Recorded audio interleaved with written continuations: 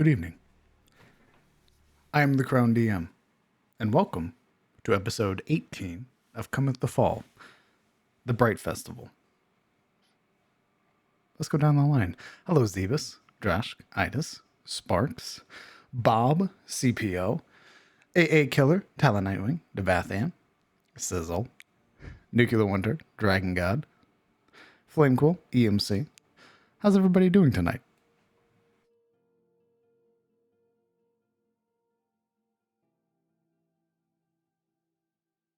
Hello, Crimson.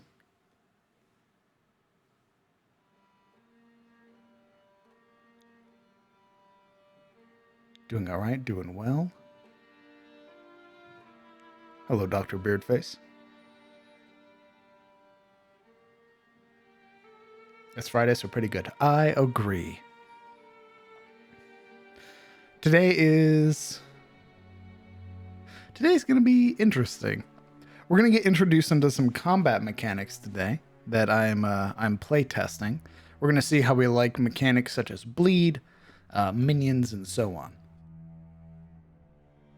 After that, we're going to enjoy some good vibes today. It's going to be the New Year's festival here in Elion's tier, and the players are going to be able to celebrate that with their new friends. So we'll see how that goes.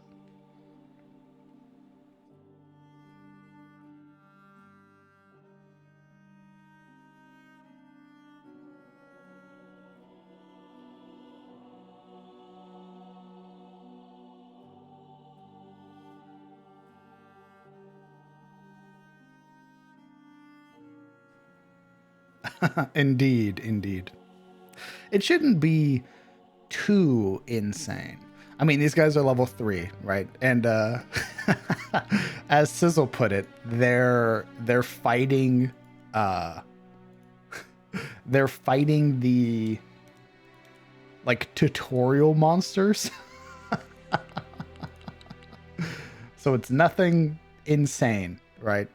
They're not fighting God, but would be funny. This is where the TPK happens.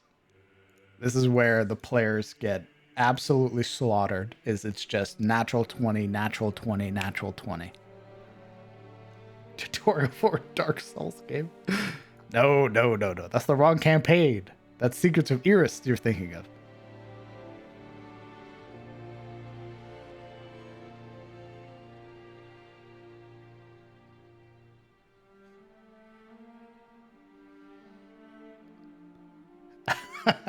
That's right. That's right, Sizzle. Somebody's going to talk shit about the Witch of the Woods, and she's going to roll up, and then she's just going to start clapping people with Blight and Disintegrate. To point down at it, they stand up, take off their little hooves, point down at the party member they just knocked unconscious, and then put their hooves back on. Over under on PK's player kills from drinking. I don't think that'll be a thing. I think this is a different group than maybe. I expect them to maybe wrestle. I expect them to maybe get in some banter. I don't expect them to fight to the death or drink themselves into a coma. But regardless, we're going to get ourselves moved over and introduced to our players, where we're going to learn a little bit about who we're playing with, and then we're going to figure out what happened last session.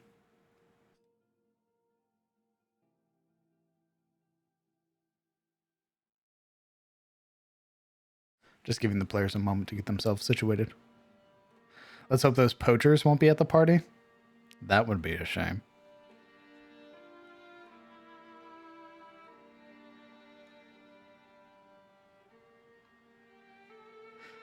And once everybody's done introducing their characters, once we've learned what happened last session, it's initiative right off the bat. So I hope you're ready for a nice musical transition. let's hop over and get ourselves introduced to our players.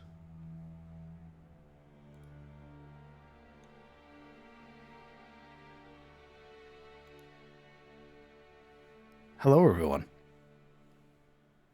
Hello. Hi. What's up? Hello. I should also preface, 2 of our party members are currently sick and infirmed. So they're a little sluggish today. We've come to die here. Okay. Oh my god, I just understood that. Infirm, like infirmary. I thought my entire life boy. that meant it, like not firm. Oh my goodness. Oh. Well, we're learning We more and learned a more with thing D&D. today. Why would Weak you- and squishy. Why would you say that out loud? Would you shut the fuck up? Why huh? would you admit that? We're learning more and more together in D&D. Welcome to episode 18 of Cometh the Fall, the Bright Festival. Here we have our lovely players, and we're going to get them introduced right away. Yuri Azari, why don't you go ahead and introduce your character, please? Sure, let me just find my fucking thing real quick. There it is.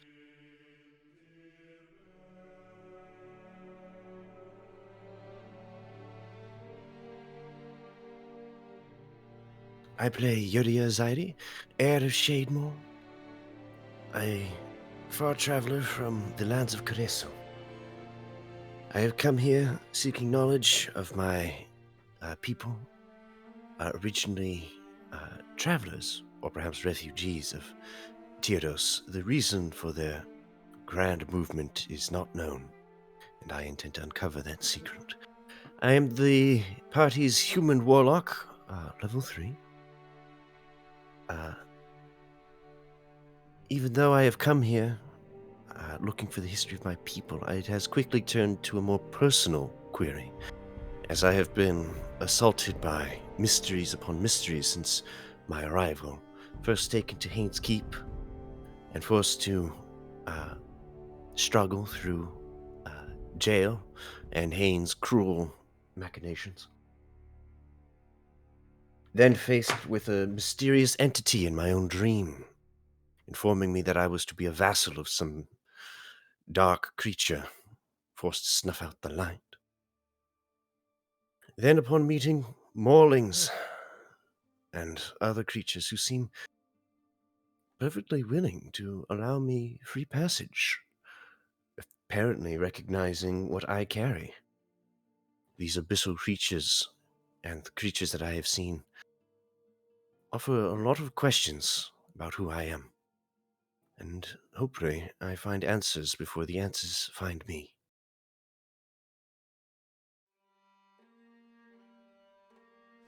Thank you. Silura. Greetings. I am Celio de Catalina, ward of House Ettenmo, the Swan Blades. I am a level 3 high elf fighter who finds beauty in every battle, and I would lay my life on the line for house and home.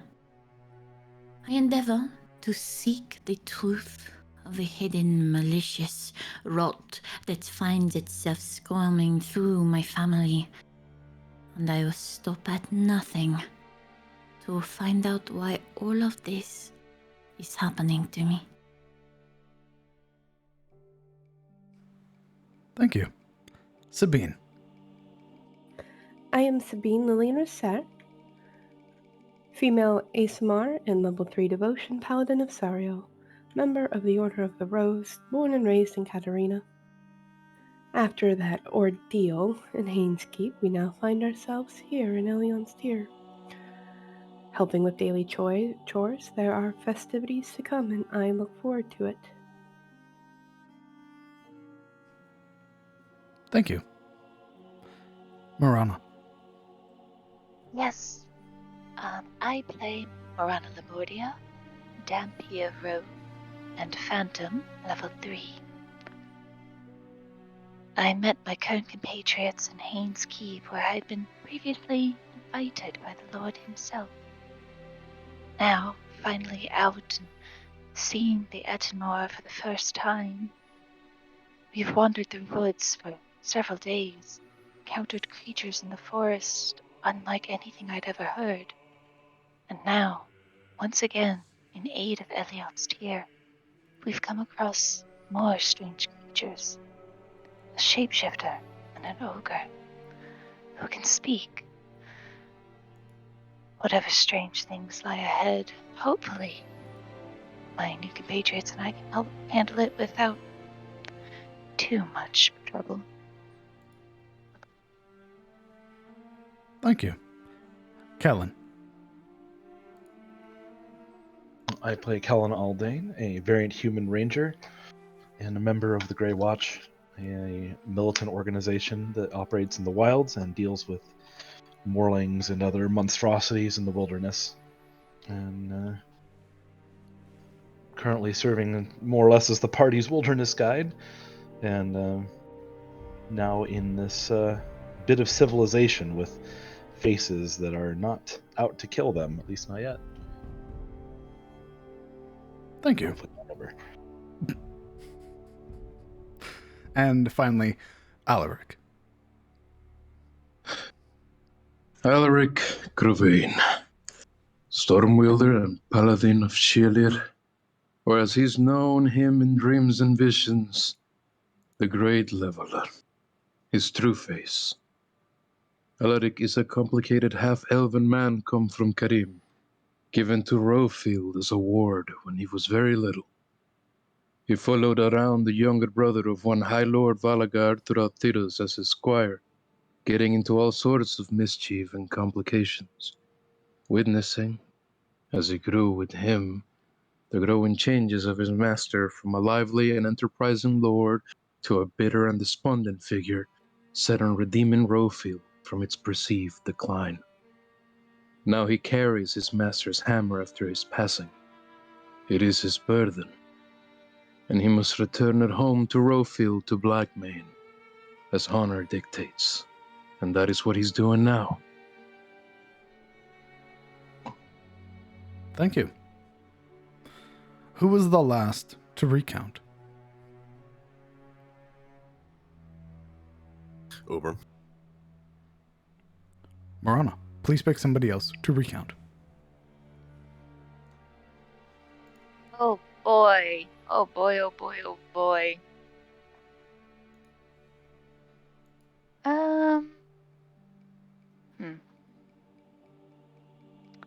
Let's go with Silura.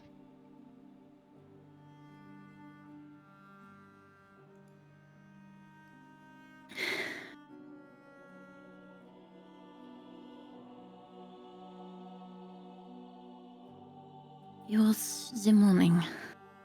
I had woken up before the others. There was something about this place that gave for me the oddest air of peace. Like it was something that I was meant to be doing. And it felt wonderful. After the night, and a much needed self-attention, I felt it normal to read a book, perhaps. Whatever normal was, it definitely was hard to return to after Hain. One by one they all woke, and we headed downstairs. It was some time before we could all gather together.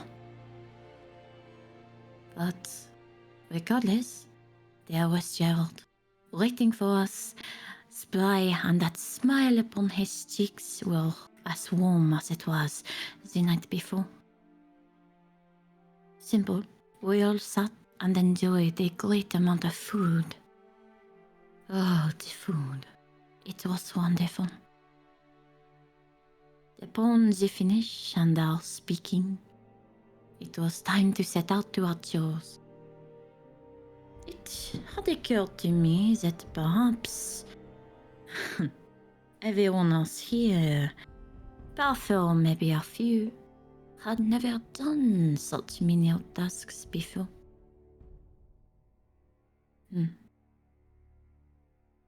I wonder how they would fare.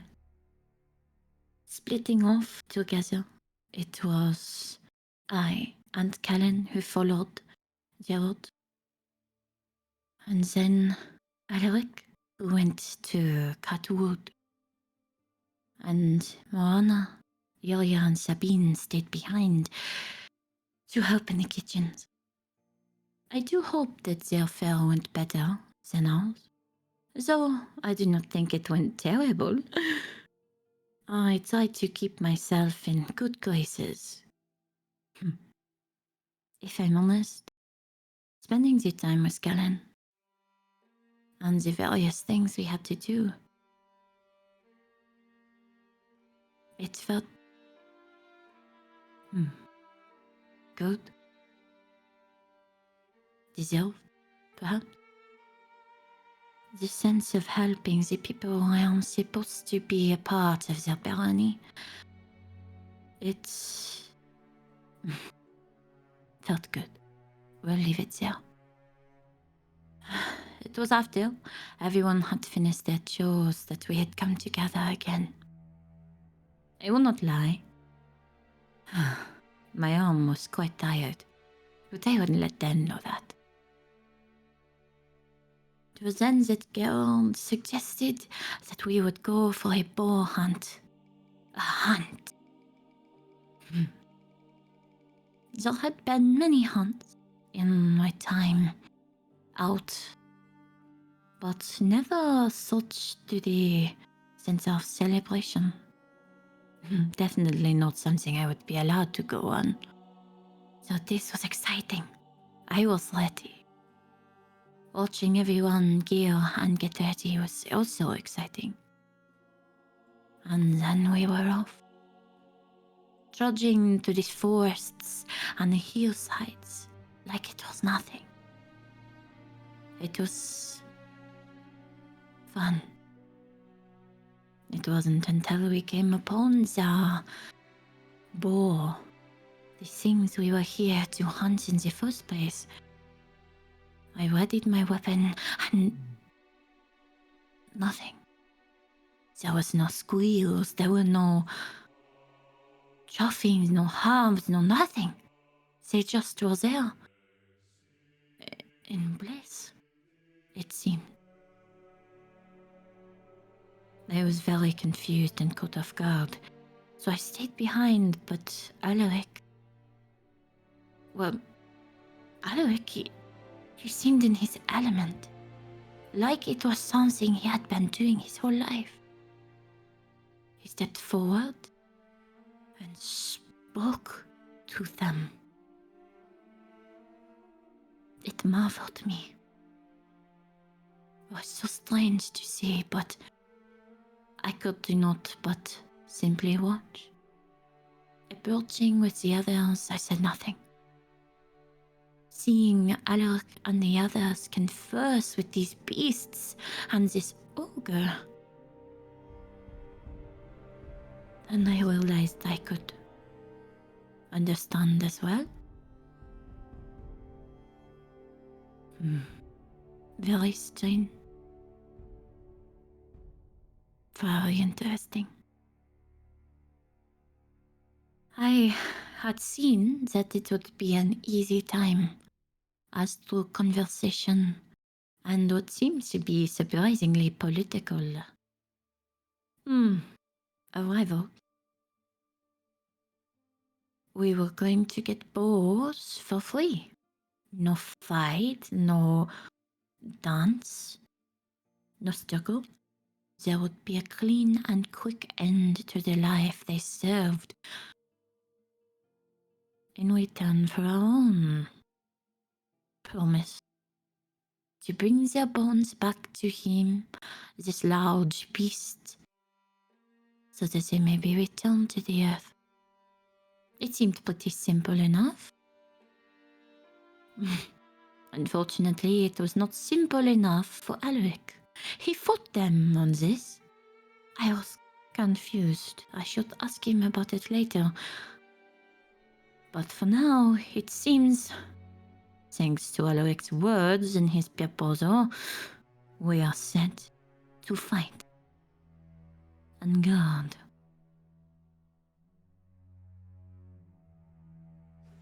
Thank you kindly.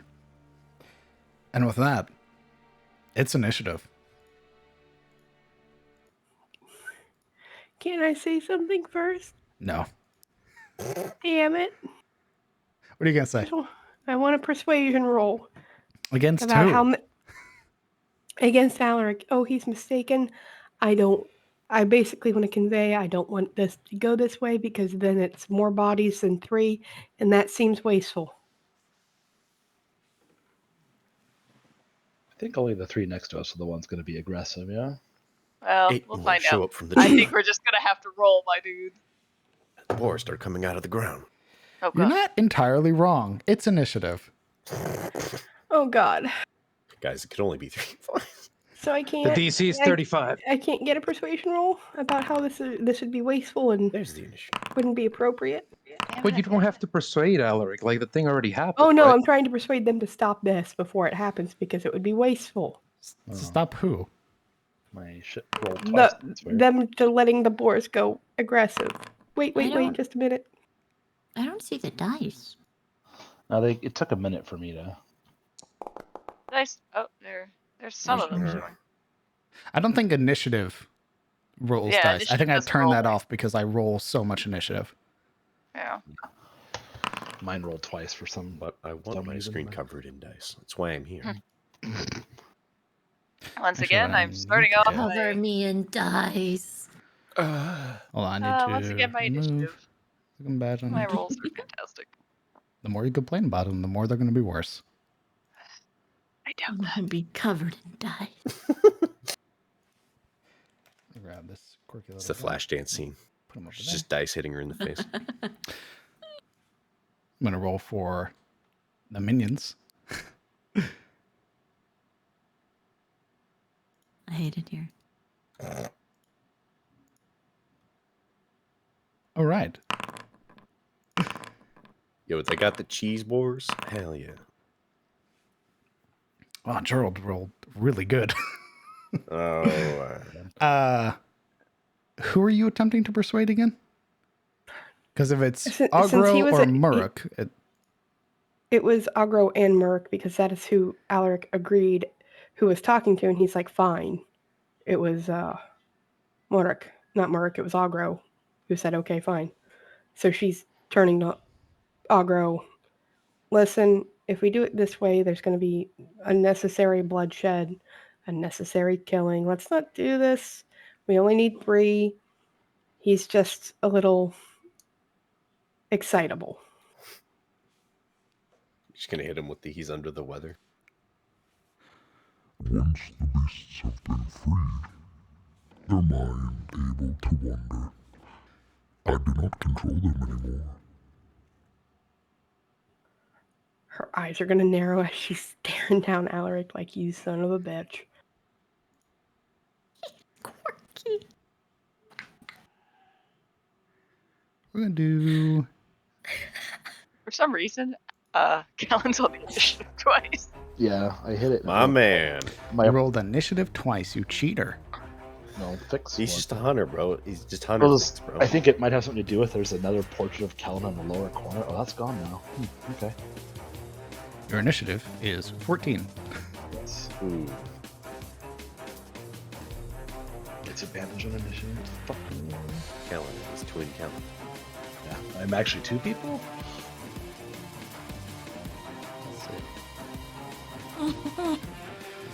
Okay. Let's see. It's because it's Gerald's turn. My man. Uh, Does he disengage and run away? That'd be funny. Nope. You watch as pulling it from his harness. You watch as he pulls out this large great axe. And you would watch as it reaches its sort of peak above his head. You would see small runes ignite along the heads of the axe as he attacks.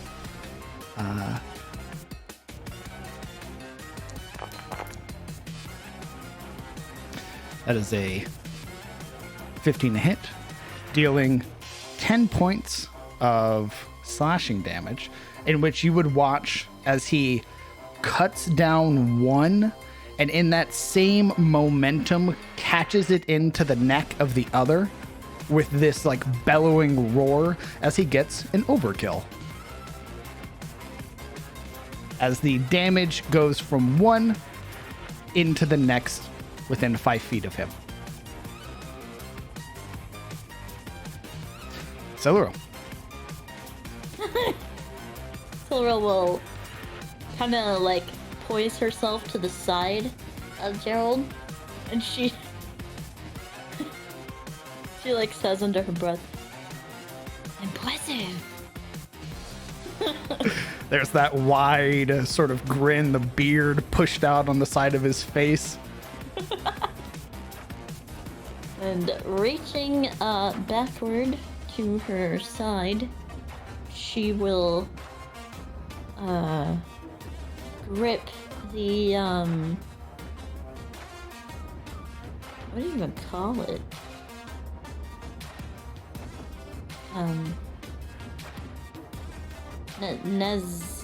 Nazareth's Wrath? It's like a flail, right? Yes, your flail. Okay, it doesn't say that it's a flail on the thing, so I didn't know what to call it.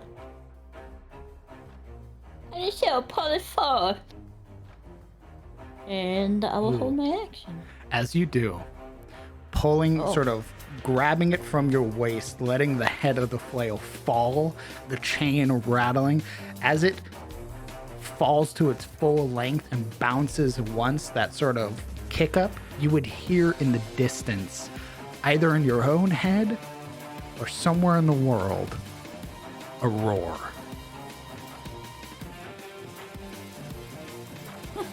Oh god.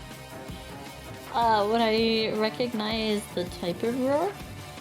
Oh, absolutely. It's draconic. Hog. What are you holding your action for?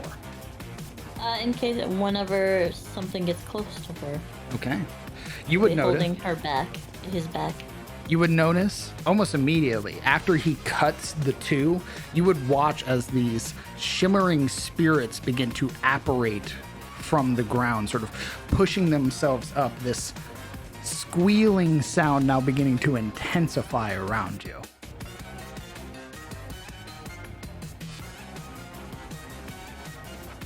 Yuria. I understand releasing the balls, but adding more balls, that seems obsessive. I'd like to do an Arcana check on these boars. Does it seem like they are natural? I can tell you that already, but you're going to need a religion check. A religion check? Oh, okay. What is the nature of these big Pretty god. 14. They are they're definitely not natural, but you would watch as they pulled themselves up from the ground, and sort of now stomp their hooves and everything into the earth. You would see that it's Muruk, whose symbols are glowing, their eyes are glowing, and they're channeling some magic of some sort. Oh. So, if I attack Warwick, can I break his concentration? Maybe. You can certainly try.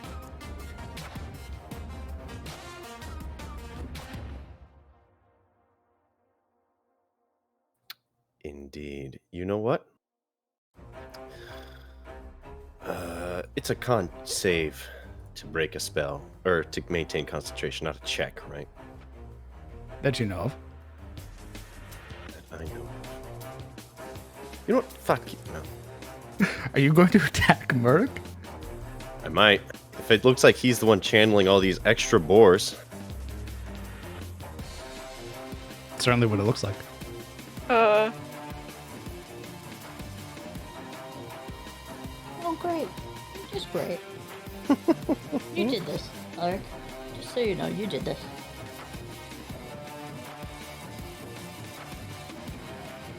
What are you doing, Yuri? Alright, she's going to see the boars. She's going to see Morik. You know what?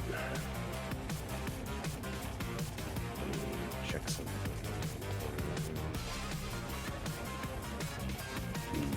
She's going to cast Detect Thoughts.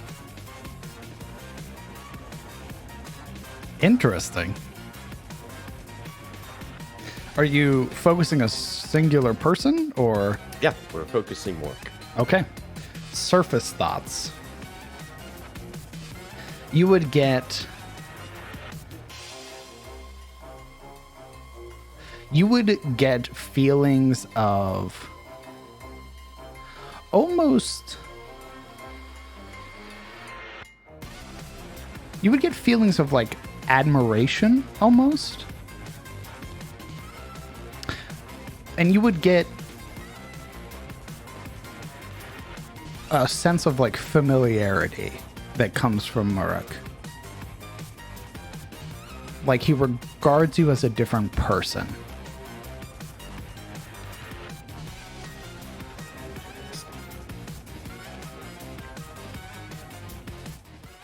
All right.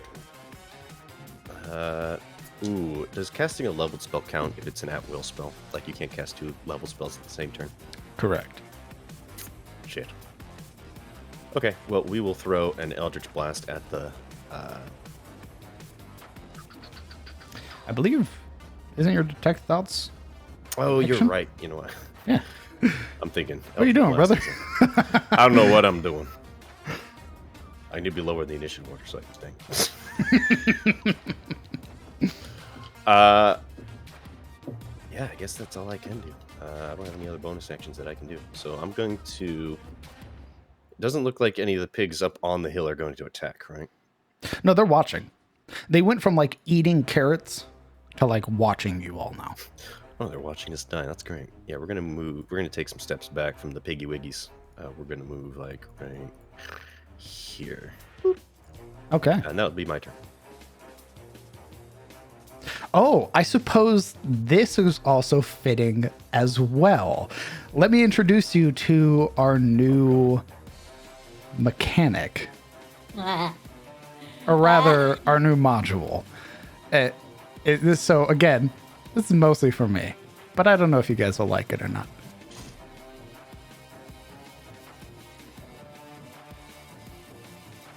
Welcome to Boss Bars.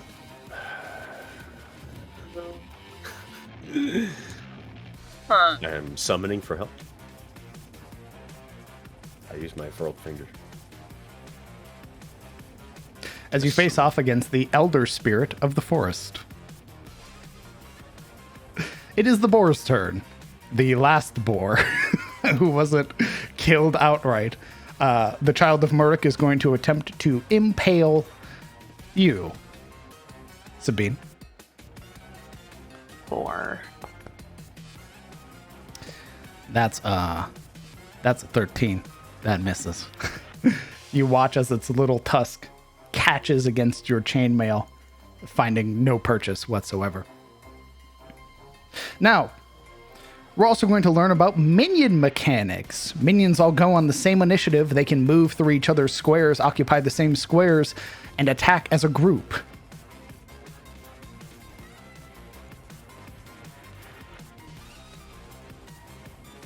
The more minions there are around you, the higher their plus the hit and their saving throws become. As soon as they move into range, I get my attack, right? Correct. It will be...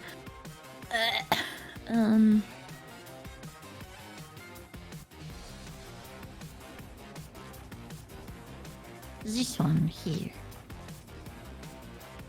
Let's see it.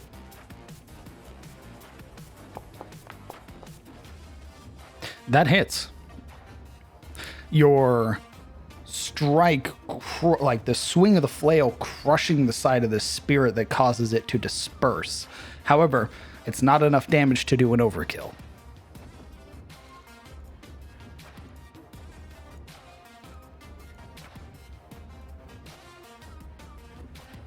All right. It's their turn. And they get their impale group attack. So this will be 2 attacks against you, Silveril.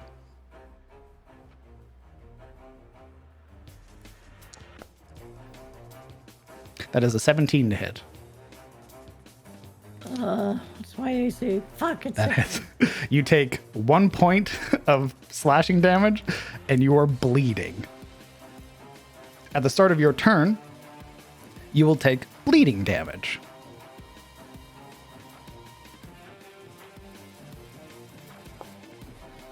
That is a natural 20. You take 2 points of damage, and you are now bleeding for 3 points at the start of your turn. Jesus. I'm getting gored over here, Alaric. You are. Is this going to be a thing? Yes. Let's see. That misses Gerald. And that misses Gerald. And then 1 against Marana. That is an 11. That misses. So, Silveril, at the start of your turn, you will take 3 points, minus the 3 that you already took, until you use an action to staunch the bleeding, somebody else uses an action to staunch the bleeding, or you are healed 1 singular hit point. Does that make sense? Yes. Okay.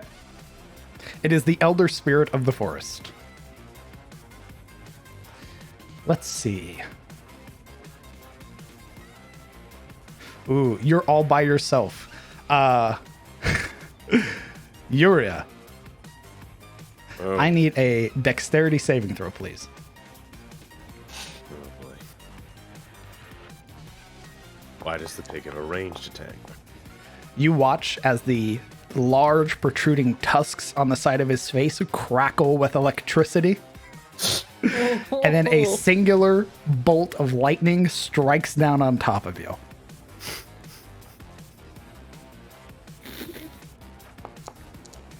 You suffer 6 points of lightning damage as the squeal rings out like the crack of thunder. And it's going to move up to assist its little minions. Kellen's on my initiative order twice for some reason. Get out of here. Kellen.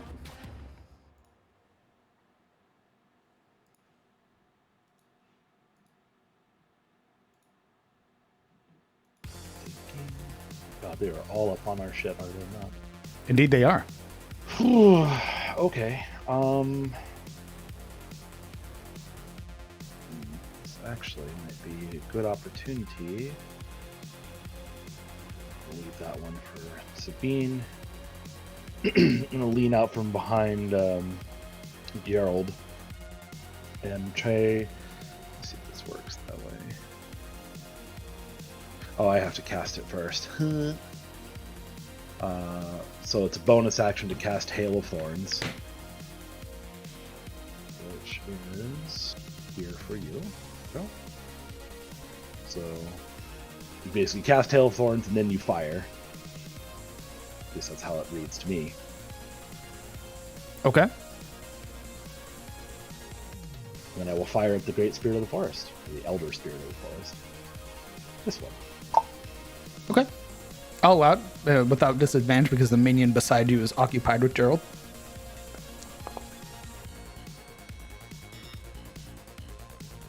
You rolled a Constitution save. That was me. I was doing a concentration save. Oh, I took forgot you're damage. concentrating on detect thoughts. Here you go. That's right. A little marker for that. Thanks, bud. So like, huh. D1000. Roll me your attack roll. 20. Yeah, that hits. Yeah. Does 11 pierce, and then it's, see, every creature within 5 feet of it must make a dexterity saving throw. Roll me a d10. 26 being 10% on a failed save.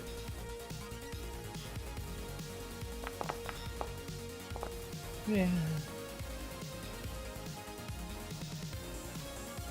Okay. You would watch. I think I still have to roll for them. Hold on. Oh, it's a spell. What's your save DC? Ooh. Save DC is 13. 13. It's kind of weird. Wow. You would watch as the arrow striking the elder spirit explodes outward. This spray of... Oh, there's another one there. This spray of thorns that go out. And you would watch as one of them gets absolutely annihilated. You would watch as that loud squeal of pain before it is scattered to the air. The others, unfazed. And does he roll? The one you hit also roll? Yes. Okay. The target of the attack and each creature within 5 feet must make a dexterity. That is a fail, so that's another 4 points of damage. Okay. That's even animated as its health goes down. That's neat. I agree. All right, Kellen, what else are you doing? Well, I'm... Oh, that one, so it's not dead, it's the one below it that's dead. Okay. On my Yeah, big one. Correct. There you go. There you go. And this one's still alive, so I will stay where I am. Okay. Sabine.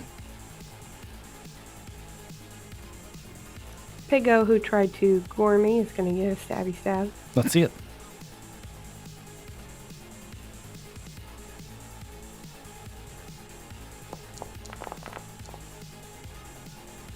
$19 hits. Stabbing outwards, you watch as it sort of pierces through the thick hide, but finds no purchase. Or it doesn't appear to do as much damage as you thought. It's still standing. Another minion mechanic. If you do not do their total hit points, which is relatively low, if you manage to do under their total amount of hit points, they're still standing. These boars have 5 hit points, the minions at least. If you do under that, they still have 5 hit points. Oh, interesting. So they don't lose HP, in other words. Correct. Okay. All right. Anything else, Sabine?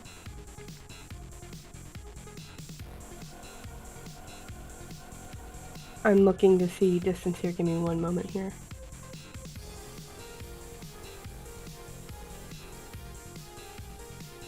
I'm going to cast Compelled Duel on Elder Spirit of the Forest. Okay. Make a wisdom saving throw. Ooh, it's real good at that. Do do do do do do do do. Do, do, do, do, do, do, do. It is compelled.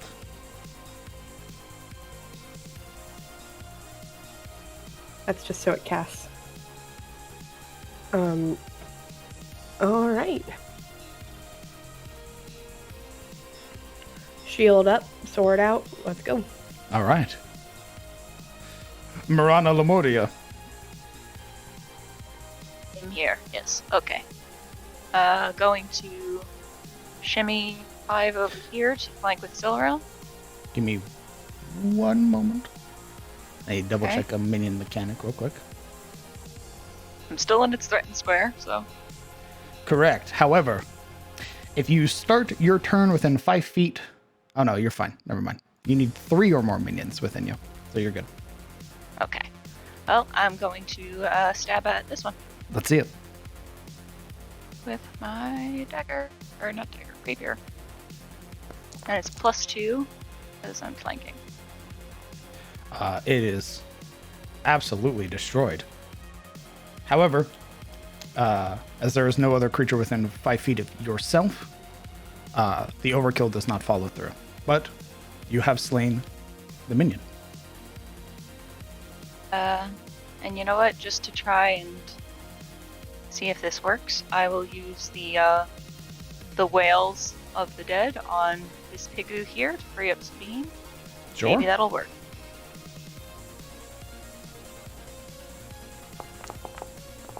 Nope, it doesn't. It's still standing.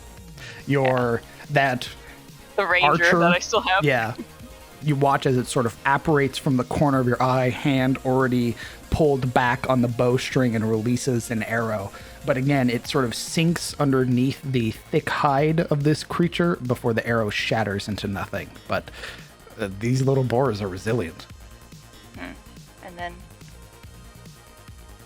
move back. All right. Alaric. Hello.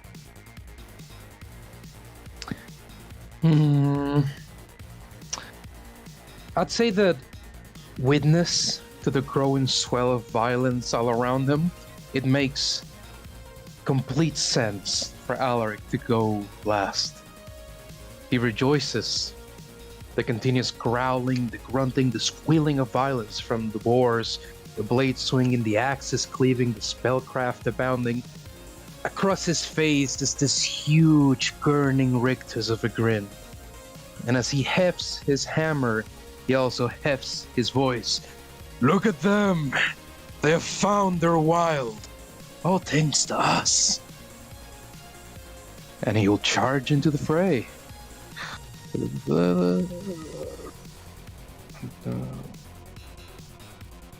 Heel gun straight for big old boar over here. And he... right here. He'll swing his hammer at the Elder Spirit. That's it.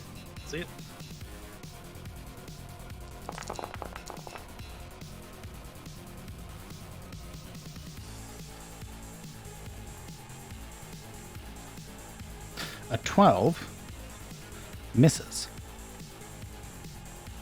Striking down onto sort of aimed at the flank of this boar, verdict, at least in this moment, almost like glancing off of steel, doesn't fully catch onto the side of the boar.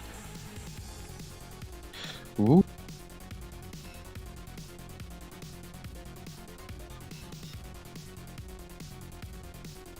It was recently compelled, right? Indeed. Yes, I You mean- also miss this armor class by 1.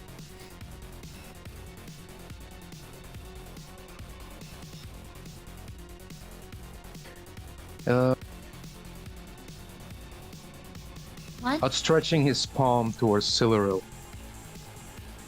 and hovering it right over her. From out his fingertips floods out a thunderous light that will cover her in a shimmer as it casts Shield of Fate.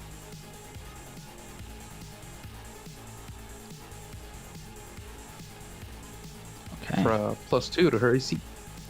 You are concentrating. And that is my turn. All right. Top of the initiative, it is Gerald. He's going to use his action to staunch Celero's bleeding. You would watch as he sort of hefts the shoulder, or hefts his axe up onto his shoulder and lets it fall back into the harness as both hands sort of come over and press themselves very firmly, holding this loose, like rag almost, to the wound that you have there. And it's in this moment as well that you would feel like there's this almost unnatural warmth that comes from like the center of his palms, like almost like a very searing heat, but not so much that it burns you, if that makes sense. It's a very apparent heat. But you are no longer bleeding.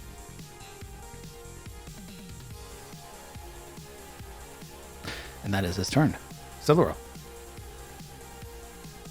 This new vigor and seeing Elric intent on the large beast, Tilric will grit her teeth and she will swing backward the flail and bring it down upon this one here.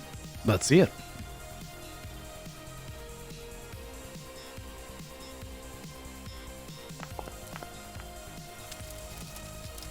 That hits, in which you are able to continue damage over to this one.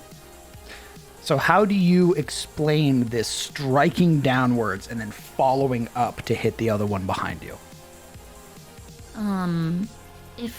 How much more would I need to move it to another target? You'd have needed, so you each one has 5, so you did 12. So you could get another one, but not a third. So you would need to have done 15. And they have to be within 5 feet of you. Correct. So it's more, he's asking, like, what's the motion that you make that kind of cuts? I know what he was asking me. I was asking because I have a way to deal more damage. She will bring it down upon its head, right? And it seems like she's going for vital points. Vital, very instant kill kind of points, as she doesn't seem intent to cause them pain. And then she will, much like in the Hulk scene with Loki, she will bring back the flail over her head and down onto the other one's head. Okay. The flight of the wings and claws on this flail's ends just singing through the air. That final crash,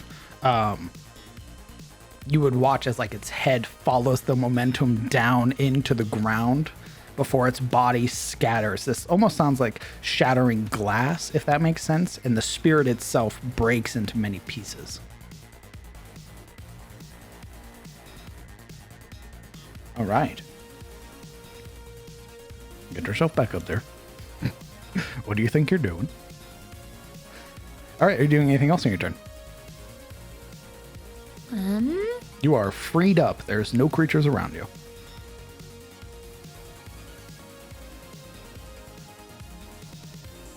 We'll move here. All right. And posture with the flail resting behind me, my hand out in front of me. You're Zyri. I'm gonna need a willpower saving? Yeah. Wisdom saving throw? Yes, from Morik. And what is your save DC? Ooh, he rolled a 6. Never mind. Great.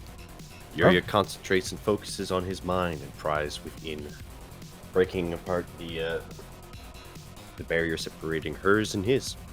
Absolutely. You would get flashes of a different time, like you're witnessing somebody reliving a memory.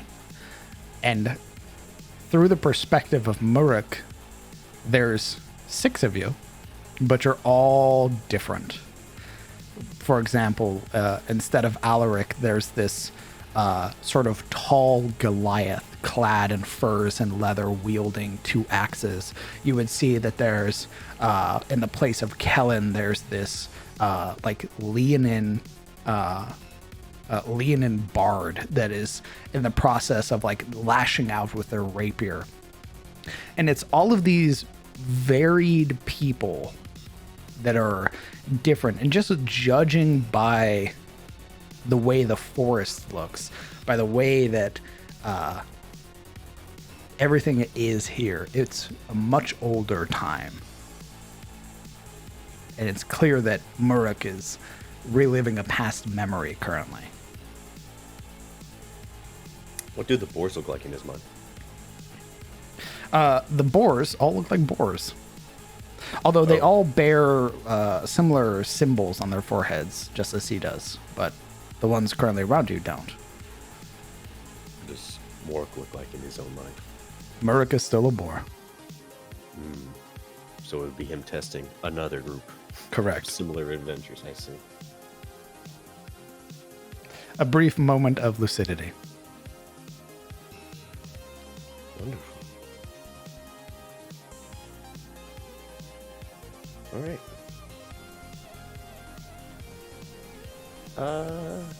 That was my action. Bonus action. We are going to turn around and we're going to hex the elder spirit of the forest. Okay. No save or anything like that, right? Nah. He's going to get...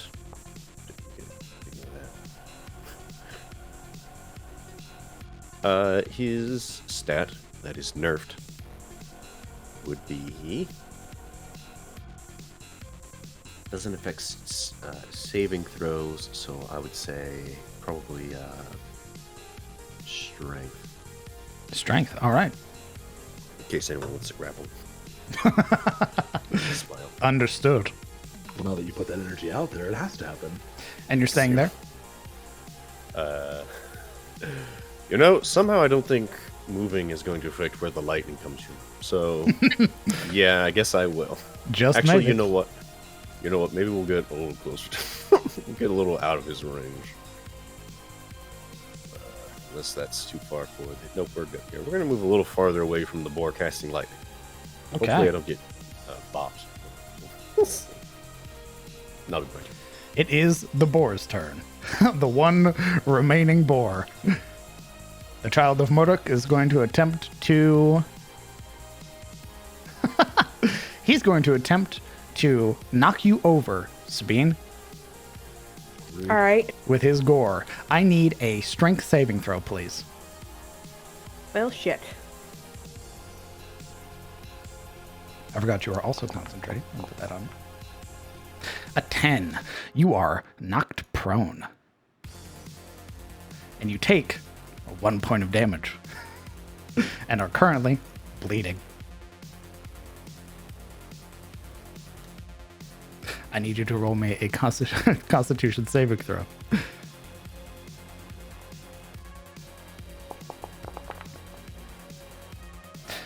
Your Jesus. Your compelled duel fades. I don't think it's a concentration. Compelled duel? It is concentration. 1 minute. Oh. Yep. You need to beat a DC 10 if the damage does not exceed 10. Roll the 9. You. Alright, piggy. It rears back with this ugly squeal. That's its turn. It is the other boar's turn, who's going to attempt to do the same thing to Gerald. Gonna knock over the 7-foot half giant. Let's go. That is a 27. Gerald succeeds. He Is. It hits him, and he just doesn't move. He just sort of stares down at it. I appreciate the attempt. It ripples off his belly. puts his hand on its head as it tries to gore him, and he's like, no, calm down. You would watch the elder spirit as its head rears back, this squeal that echoes out as it summons 4 more minions.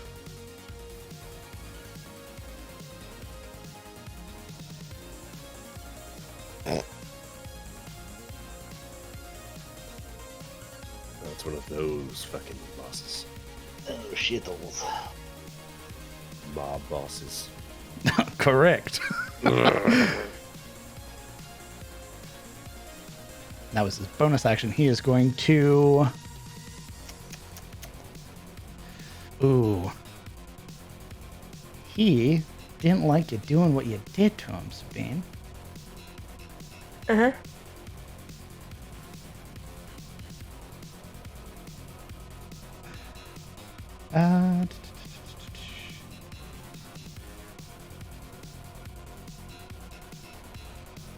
I need a dexterity saving throw from you. Let's see. I don't believe it's at disadvantage, even while prone. Well then. Okay. As you are struck by lightning. Instead of 7, you take half. So you take 3. Okie dokie. You got sapped. You would watch as its head rears up and another strike of lightning from the sky hits you on your prone form. You manage to avoid most of it, but because you're wearing metal armor, it catches and surges through your frame. Kellen Aldane. Okay. Let's see. Some actions. Boo. All right. Nothing like a good old surging. Yeah. I can't help Sabine up with my action, can I? Yeah, you can. Oh, really? Yep. I know there's like a help action just to know quite all Yeah, of this. you're using your action to help her back to her feet. But if I wanted to do the bleeding thing, That's also an action. That's a different action. That is both would require your main action. Okay. So you can either help her up or you can staunch the bleeding. Okay. I think I'll staunch the bleeding. Okay.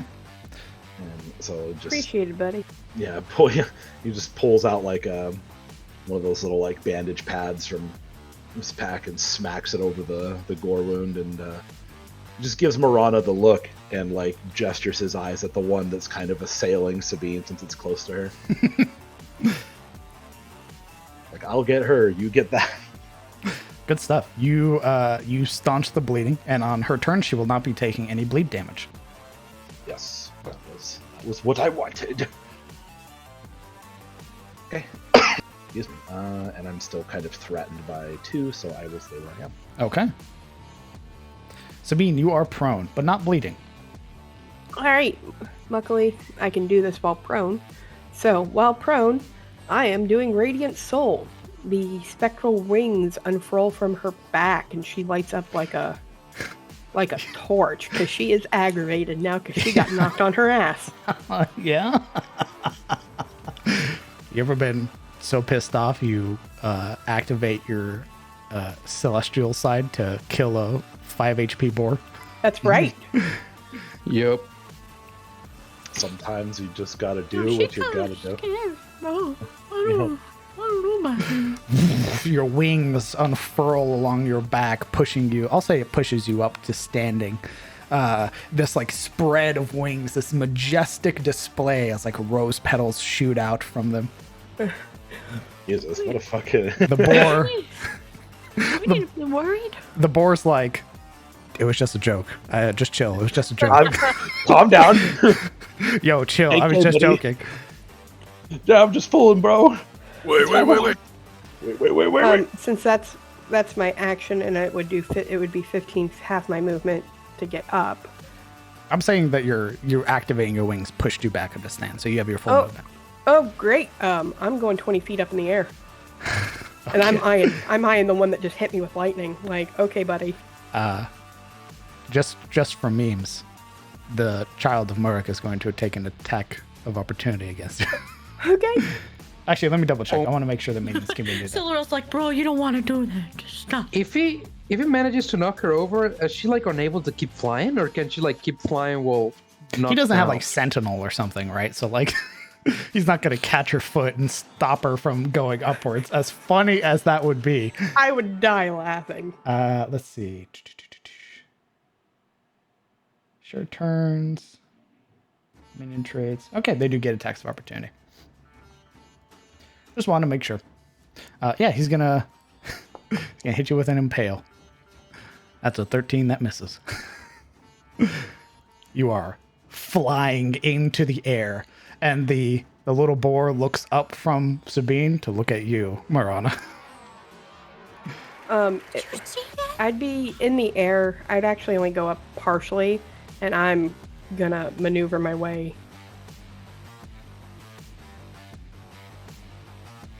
Okay. Am I the only one to shout at? Just staring at Marana. Manga-essing. It is. It is literally the living epitome of Monka S. Marana, it's your turn. And that's Fantastic. my entire turn. Going to, after getting that kind of look from Kellen, hop over here and give it the old stabberoo. That's it. That is more than enough as you skewer it through the side. This one that had lived, who had felled an angel, gets felled in turn. It all comes full circle. It's just a prank. It's just a prank. And then you stab it in the side of the head. Like, yeah. Lol. It's just watching Sabine fly away. Oh, thank God I'm staying. Oh! That was about 5, Yeah. 10. I'm about to say, can you do your, oh God, what's it called? Whales from the grave? I can, but I'm gonna hold it because, well, it doesn't seem to do much. Okay. And yeah, probably move back over here.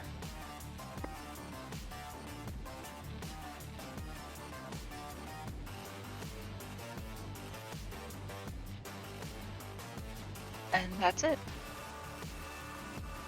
Alaric. Hey.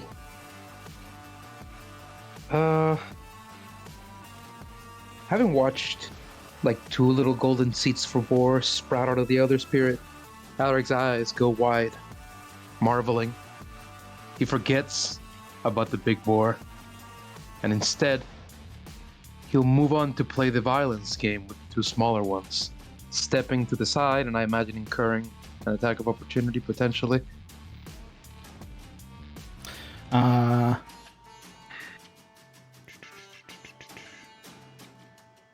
Yes. Let's see. Gives him disadvantage on ability. Okay, so like strength checks and shit like that. Gotcha. Yeah, he's gonna attack you. He's gonna try to impale you with his tusk. Ooh, that's really violent. I want them to be violent. Wow, that's kind of brutal. A 15 misses though. You are good to go. All right. As he charges to the side, around the little boar, as he sends his maul into an attack, aiming to cleave. Let's see it. Let's see. Verdict. A 17 does it, and with 11 points of damage, you can overkill. Describe how that looks. The hammer, it lands against the snout of the first one, and beneath the radiant force, Verdict snags.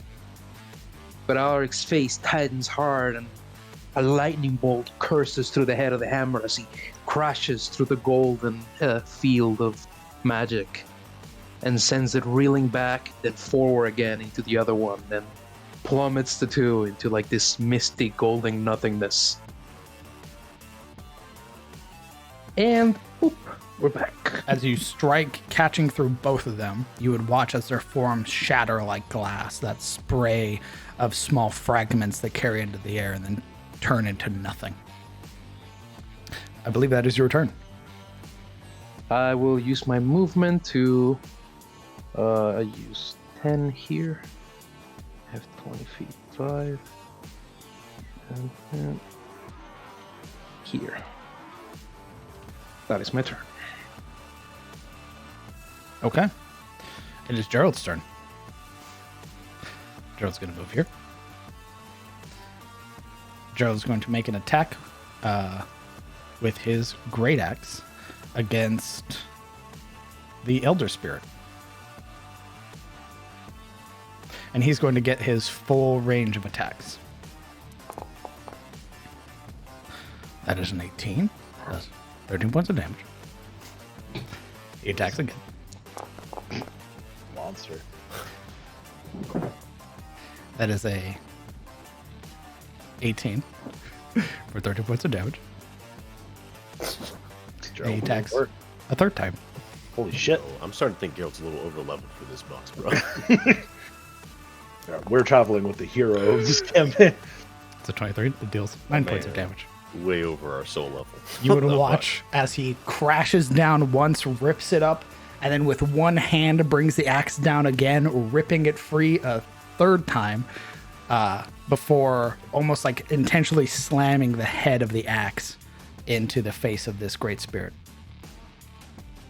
You would see as well that there's this calmness to his expression too. There isn't like a rage or anything like that. It is these precise strikes. Zilura, currently imbued with the Shield of Faith, what are you doing? The flail will come backward and over her head to attack this one here. Let's see it.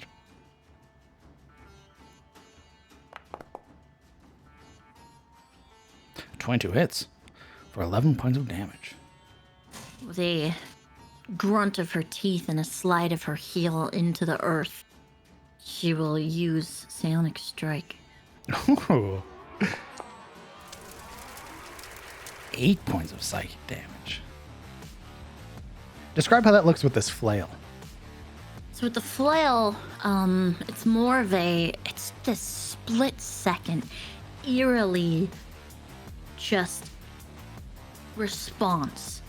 Eerily quick response that the moment it connects and there's this expression of almost unimpressed with her own actions, and she will grit her teeth and force the head of the flail downward heavier. That weight causing its front legs to buckle as you catch along like at the back of its head and its shoulders, forcing the front of its body to almost like kneel under the weight of this psionic force. And a shimmer of gold will come across her scales and eyes. All right. Anything else?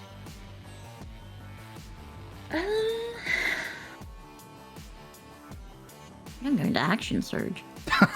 All right. Let's see it.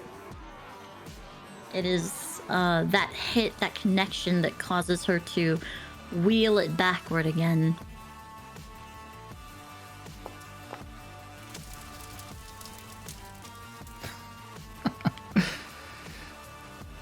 Ziluro, how do you end the Elder Spirit of the Forest? She will say under her breath in giant, these words that she learned from fighting, and she will say them, and they mean finite, end in giant. And she will let the flail fall through the air with precision down to the top of the head. The death throw of the Elder Spirit is cut off, the body cracking as you watch large spidering seams sort of work through the frame before it shatters like glass, scattering outwards. The minions are still around.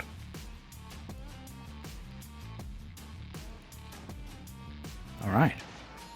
That was your action, your bonus action. Your psionic die. I believe. Are you staying there?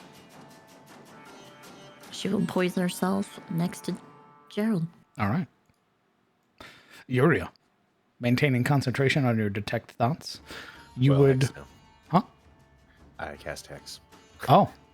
I realized that afterwards that, it breaks concentration. But the deed is done, so oops. Never mind. I'll retract what I was about to say. Yeah, we gotta remember that Hex is also gone. No, it's still up. Hex is still there. Bonus action, Hex is going to move over to one of the piggies now. The Elder Spirit is dead. And then... The little piggies. Yep. Ah. One of the little minions. Ah. Nice. Yuria with a scowl underneath the helmet and the ogre and the boar. Real cheeky. She turns on her heels and throws an Eldritch Blast at the pig that she hexed. Nice. Let's see it. That was almost a 1.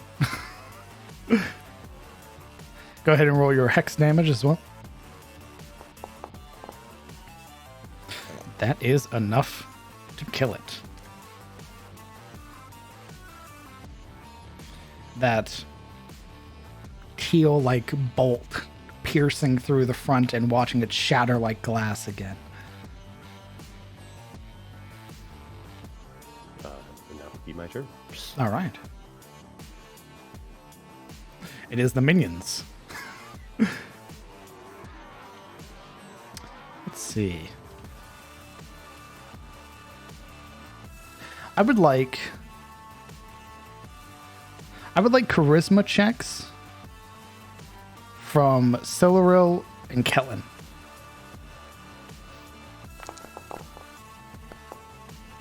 Jesus. Kellen it is.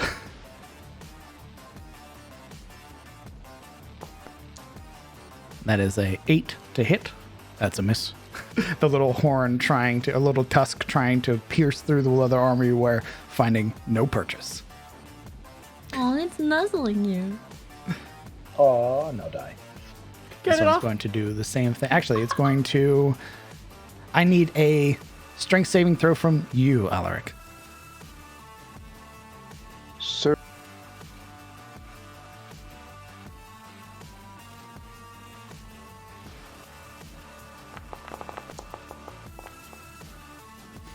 You succeed. You are not knocked prone. Nor do you take any damage. Kellen, you are being harried by a hog. It's another day in the life of. Well, I think I'm going to use my melee weapons on this. I haven't really gotten to use those before. That's it. I'm going to use an Elvish Saber. This is why I don't use them ever. It's gonna take a attack opportunity against you. Bro, dice was cocked, bro. That's a 14. I don't think that hits. Does not. All right. You strike out. It like sort of catches it with its tusk. Take that one home. It likes you. Yeah, this is the favorite one. Well, I'll use my bonus action to do the offhand with the short sword. Let's see it. Do the trick. Oh my god. That absolutely does. Yeah. If there were any other boars nearby, it would be an overkill. It's a nice sparring with a boar that probably disappeared. Ting, ting. It's trouble over there? Yeah, it's fine. Are you sure? It doesn't sound fine. It's fine. Attack, miss, attack, miss, attack, miss, and then finally the offhand. Just die, goddammit. Piece of shit. I did it, Dad. Leave me alone. Why is the pig rolling? POV, you're a Dark Souls boss. Yeah. All right, are you staying there?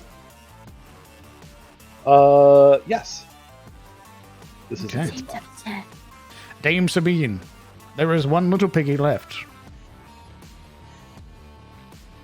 If you can picture the Damien soundtrack playing in the back of her mind because she got knocked on her rear, that's what's happening as she moves over to the final piggy. You like swoop down. Caw! Let's see it. You know the Dragon Knight from Elden Ring? Yeah, that's exactly. I was literally Yeah. thinking of the Crucible Knight. the Crucible Knight, wings out, blade forward. No. The pig turning its head at the last moment to see the natural 20. Sabine turns to And the then he pig. dodges. Sabine turns to the big phase 2, baby. Tell me how you absolutely obliterate the last spirit of the forest. Oh, look, you can overkill to Alaric. Kidding. She would sweep down, rapier out, kind of braced, as she would just, like, impale feet on and catapult off, and then plant her feet down, the wings kind of folding behind her. And she has this kind of look as she turns her head to Alaric, like, because this was completely unnecessary in her mind. There is, with that, with the final death, the shatter of glass that scatters the last spirit of the forest, combat is over. Nice.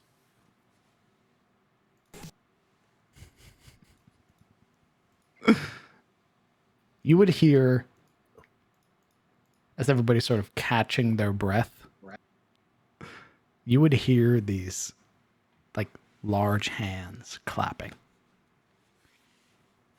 Oh my god. And you would see Argro in the back sort of just clapping their hands with a very amused expression on their face.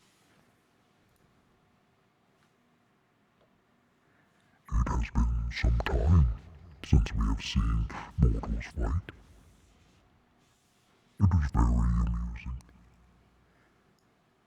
And you did so with grace. We will tell the witch of your prowess. Let her know that you are capable. Yuria narrows her eyes again at the mention of the witch. She's going to re-up her detect thoughts using a second level spell slot. This time, to detect if there's anyone around her. Oh. Yeah, you would get a bunch of little thoughts from all the little piggies. They were Nice. like, huh, neat. And then they immediately go back to eating carrots. More blood. You would watch as they start like sort of pushing their snouts into the ground to like unearth the carrots that are there. You would get a sense of pride from Murek, the sort of surface level thoughts, and the same sort of thoughts from Argro, but nobody else. She frowns and seems to relax. Though. You have your boars. You may return them whenever you are finished within a day. We will be here, and if not, we are meeting with the witch.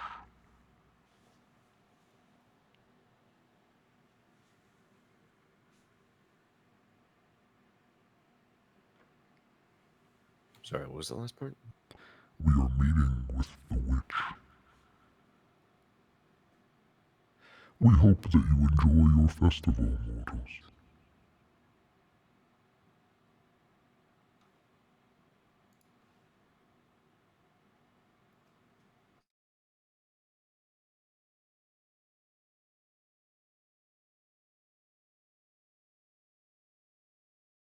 There's a small grumble from Yuria. What's everybody doing?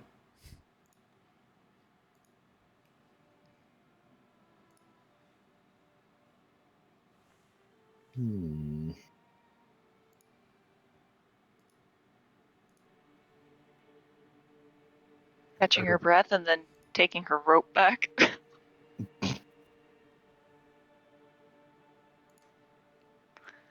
Since it's no longer going to be used as a tether. How often do you go about testing mortals, as you call us? She eyes the presumably mortal ogre. We have not had mortals in quite some time. I believe the last we saw was no more than 100 years ago. Oh. So you didn't try this little trick with the blue cloaks, then? Oh, no.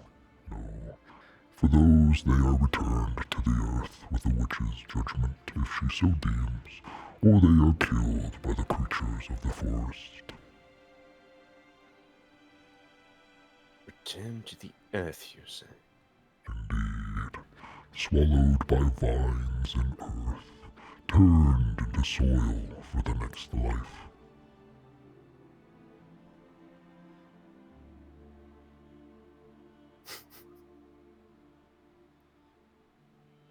of shifts in where she stands.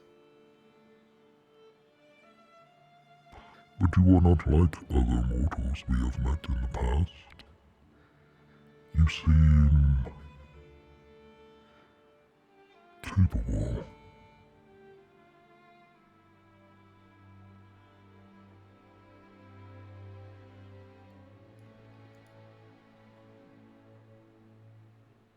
Right.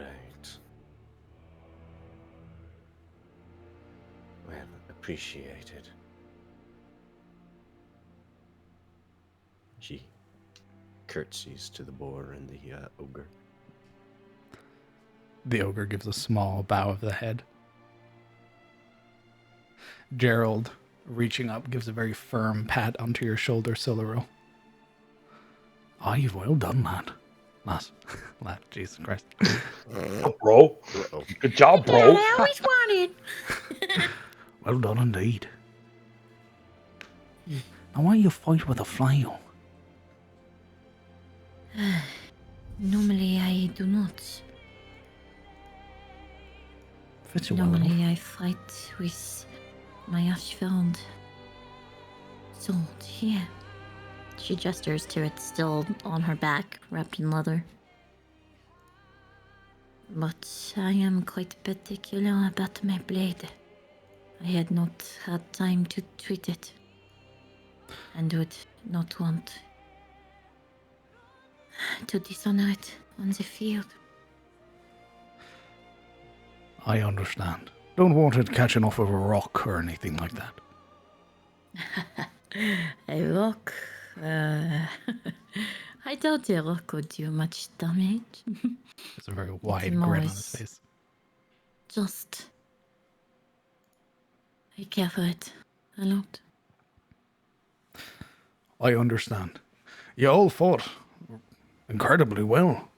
I was not expecting it for what Guinevere told me, most of you being nobles, but color me surprised.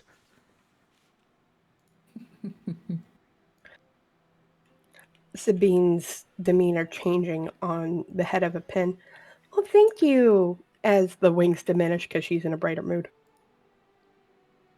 Kellen just kind of offers a scoff, like, but Does Madame Guinevere have much experience with nobility? Oh, aye. Aye, we all have. Really? Well, of course. You're leaving Elion's tier, heading to baronies and whatnot, having to deal with lords all the time. Never mind the small matter that she herself is noble. She is? Were you not paying attention to their conversation, Yuria? Clearly not.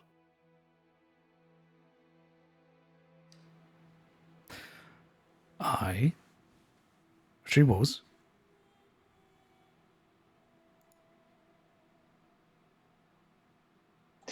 I'm sorry to say this, my friend, but she still is. Aye. He gives a very sort of wry grin. Do you not worry from time to time that her parents will send people to find her? Oh, aye, they've tried. Never really ends well. Not because I'm brandishing an axe or anything like that. Generally, Guinevere can be real intimidating when she wishes to be. Generally sends them running. With that look From- she's got, I'm not surprised at all. From where did Guinevere hail? You said it was someplace up north. Aye, we could talk about that more. Once we get these boars back, we still have a festival to tend to tonight.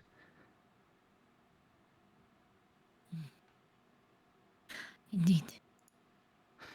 That note, Alaric leans down with a bit of a groan as he pulls an arm around one of the boars and hoists it up on his shoulder. And on his other his verdict.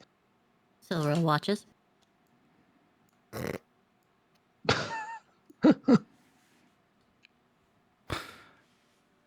You watch as, with the great axe in his back, he hoists the boar up and sort of just rests it onto his shoulders.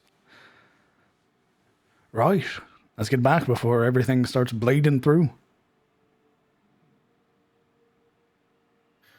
If you give me a few minutes, I might be able to help with that last boar.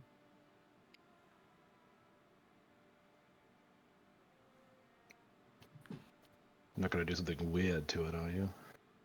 Not to it. It will take 10 minutes, though. I could just carry it. It's fine. She shrugs. Oh. Besides, Gerald wants to be on his way. In the future, though, whatever it is that you were going to do could be useful. So, something. What were you planning to do, lass? Yeah. Summon a bit of aid. Huh. Summon aid. So you were going to do something weird. I feel like you expect me to do something foul, Kellen. I didn't say that. You said that. It's in your tone. That suspicious tone that senses trouble. When you said it would take 10 minutes. Yes. Right, I don't mean to interject or not. Siluro, can you grab this last boar for us, lass? Okay. Of course. Sure. Go upward. With a grin. Size. There's almost like a... she'll go up to the boar and she'll kind of lift it. You know, bend down, really haunch down on her knees, right? And then there's like a bounce before she's like, and just picks it up, like laying it over, like behind her head. With that, Gerald brings a hand up and sort of places it over his chest towards Agro and Murik, of which they both give like a small nod. I thank you for your kindness. We'll be returning the bones before the festival is even over.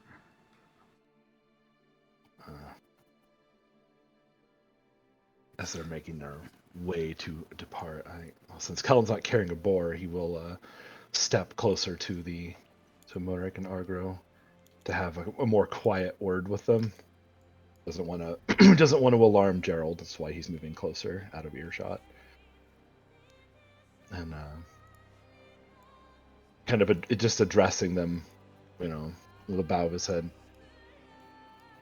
I don't think that the villagers are aware yet, but on our way there, I did chance upon the tracks of a mauling herd headed north and east. I don't know if they're headed to the village, or near it, or bypassing it entirely, but perhaps you should be warned. We know of the presence of morlings that wander through the woods. Their dark taint can be felt anywhere. Do you know where they're headed, then? No. They are aimless, wandering in circles. Do you know where they're located? You wish to take more time, mortal? It's a bit of a personal directive, a duty. And if there's a way to eliminate them before they become a problem, that's the best way to do it. I can draw my senses to the forest, to sense where they may be, but it is not a quick endeavor. It is one that takes time. If you wish to stay mortal, then we may do so. How long would you need? Half of a day. I need to speak with the trees and the rocks, the roots that burrow deep beneath the earth. And it might just be that I can catch where they're moving.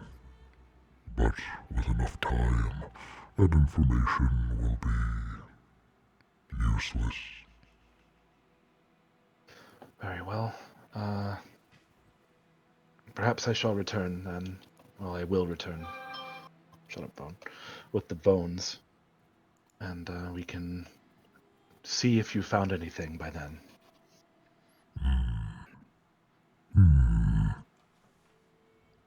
Very well. Thank you for the gift.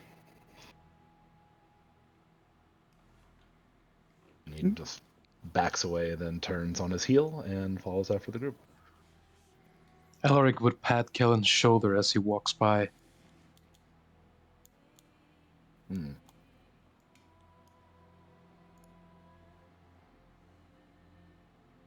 Just kind of looks at him like, what was that for? Just a gesture of friendliness. Fair enough. Argro, their attention already pulling back to the book, senses that you're still standing there. They lift their attention up to look at you. Were you not pleased with the spirits? In his humming and thoughtfulness, Alaric's expression turns from a smile to a lifted brow, slight confusion, and then he talks. I don't know who did it. I'm not sure why. But I appreciate it. Used to be here in Tyros. We'd hunt honest with a spear and appreciate what we killed.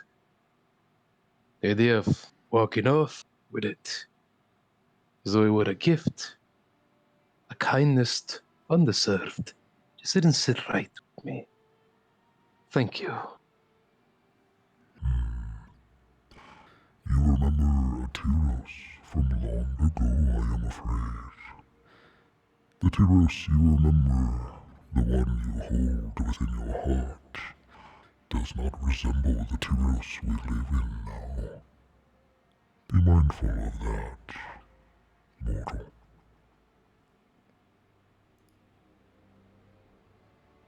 With some luck, we'll be able to revive some of it. But you're right.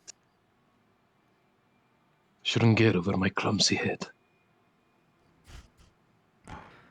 Enjoy your festival, mortal, and enjoy the bounty you have reaped. Aye, we will. Be safe, you two. Muruk's expression is elsewhere, you can tell. But it's Argro that gives the nod. Back into Wee-land. Wheelan. After that, Alaric just, after looking at Mork for quite a while, growing wistful because of it, he casts his attention around to the smaller piglets and then walks off. And now, so you all begin to walk off. There are, emerging from the forest, a number of smaller piglets that saddle up alongside the other larger ones. And they too begin to dig at the ground, much in a similar way. You would watch them. They appear to be little hogs. It's our turn for the good carrots. Indeed. As 3 that you carry away, 3 more take their place. It'd be like that, though. Wild boars breed uncontrollably, so not surprised. They're a menace. They are. Oh, menace. Very well. I turn around and kill the rest. Just helping out. Just balancing the load. Jesus. Holy shit. A 9th level fireball. Yeah. Just, oh, by the way. Oh, Columbo style. By the way. By the way. 9th level fireball would have ended that whole... Actually, a level 1 fireball would have ended that whole party. One very pissed off ogre, however. While we walk, Yuria, assuming Kellen is not way far ahead tracking, would ask...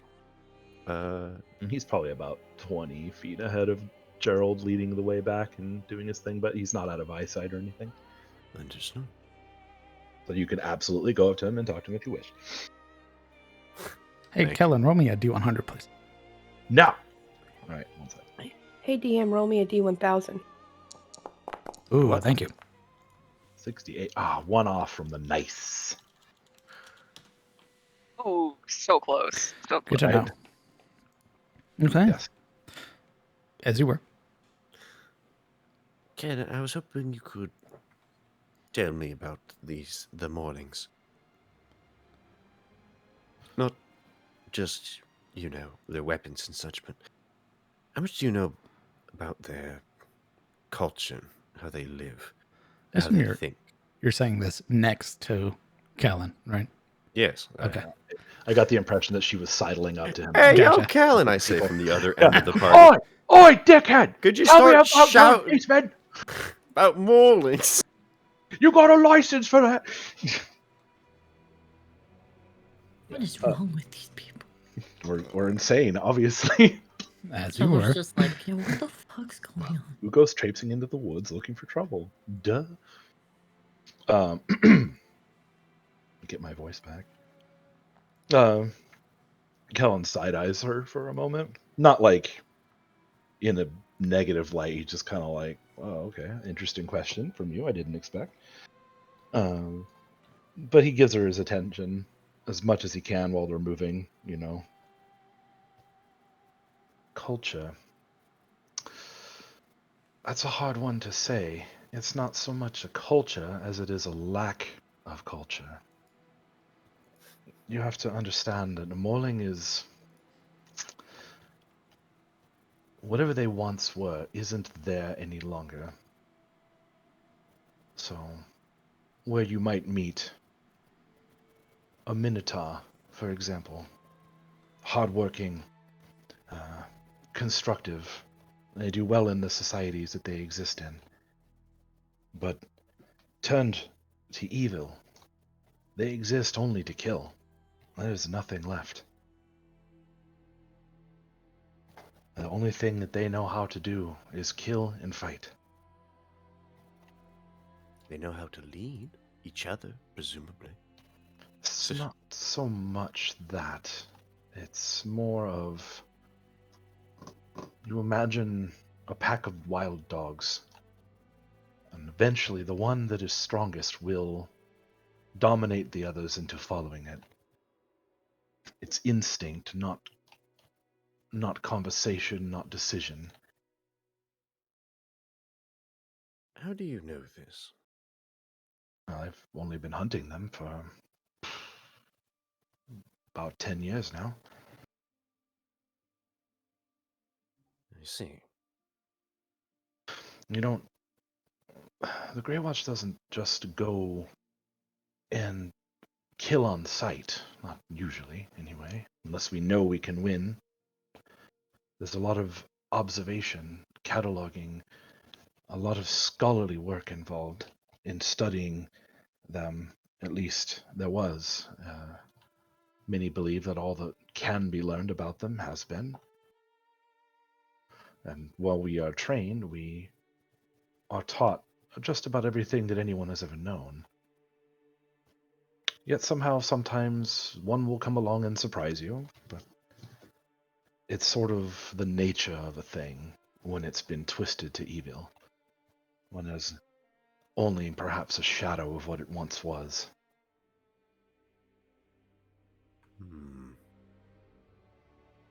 So you say they cannot be saved?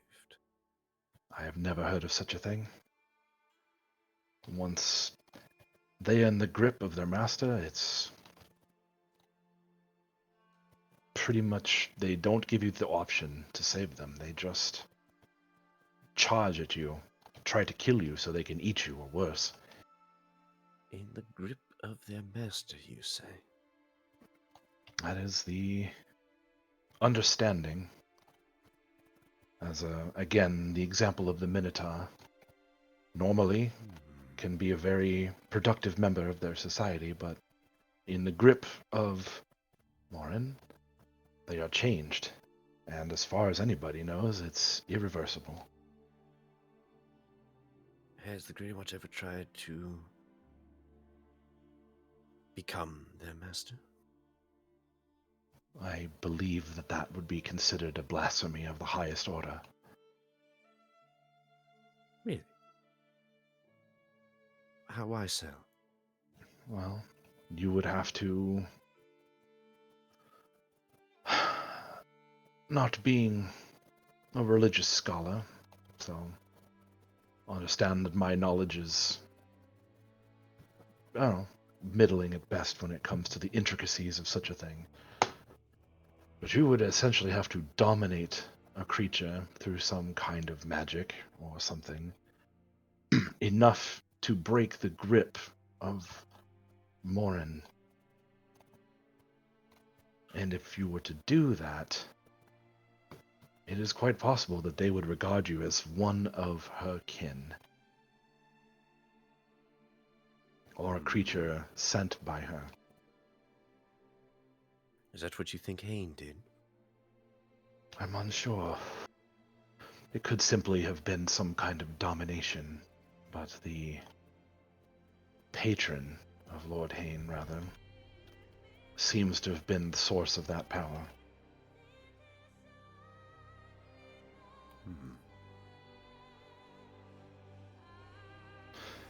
And, lest Alaric over here, I hope that you would keep this to yourself, but the moment that Lord Hain admitted and displayed his control over the Morlings, he forfeit his life, as far as I am concerned. Oh.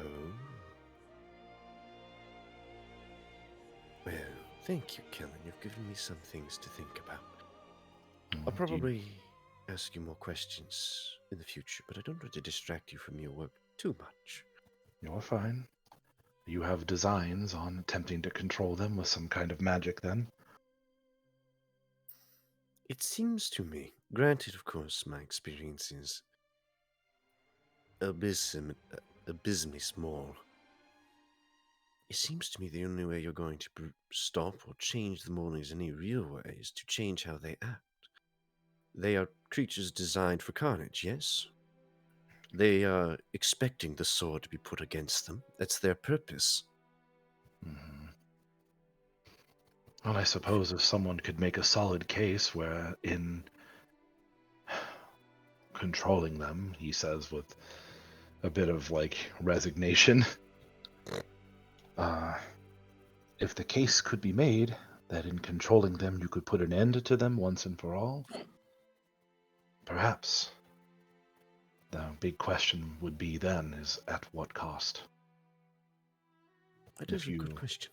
If you meddle in the affairs of Morin, she may just take notice of you. And that's not something I would wish on most anybody.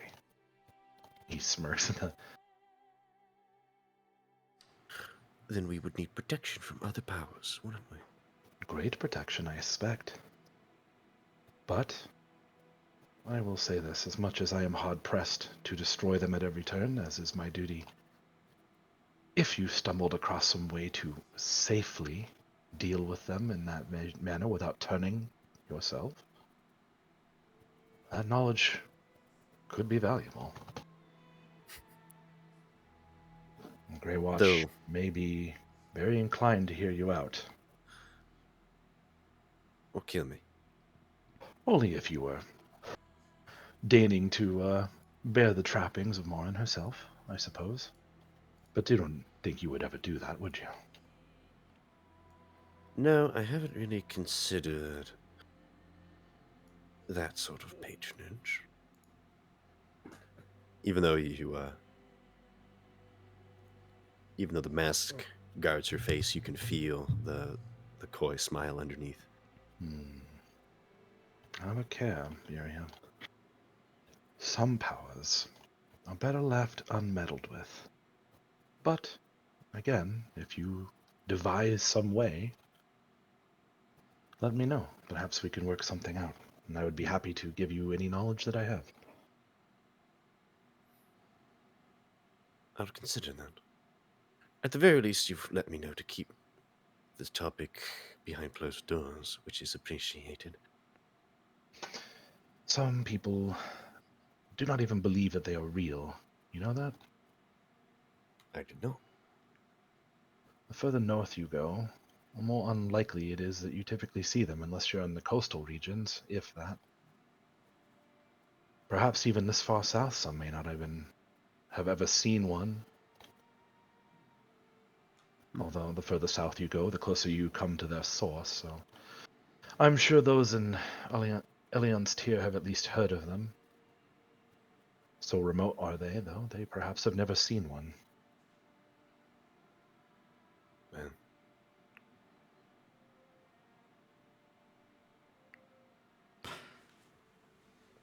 As you all are walking, And we're walking. Gerald sort of walking alongside Silderil, sort of, can you put your hand up for me, lass? Sort of like block the wind for me, if you be as kind. I can.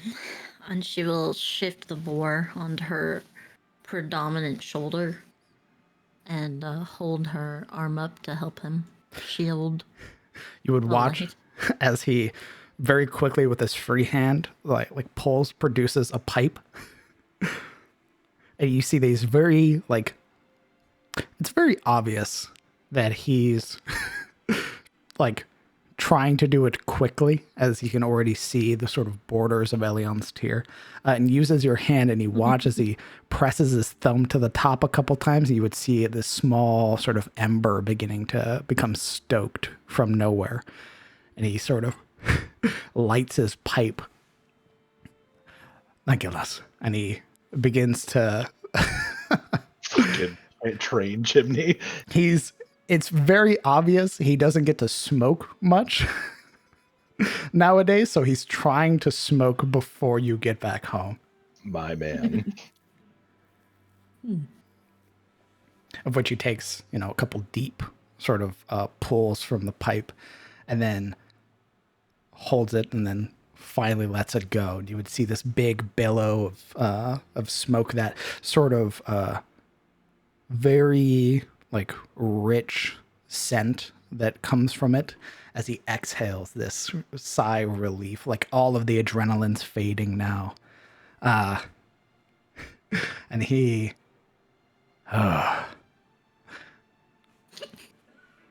you want some? Will grin and look to him.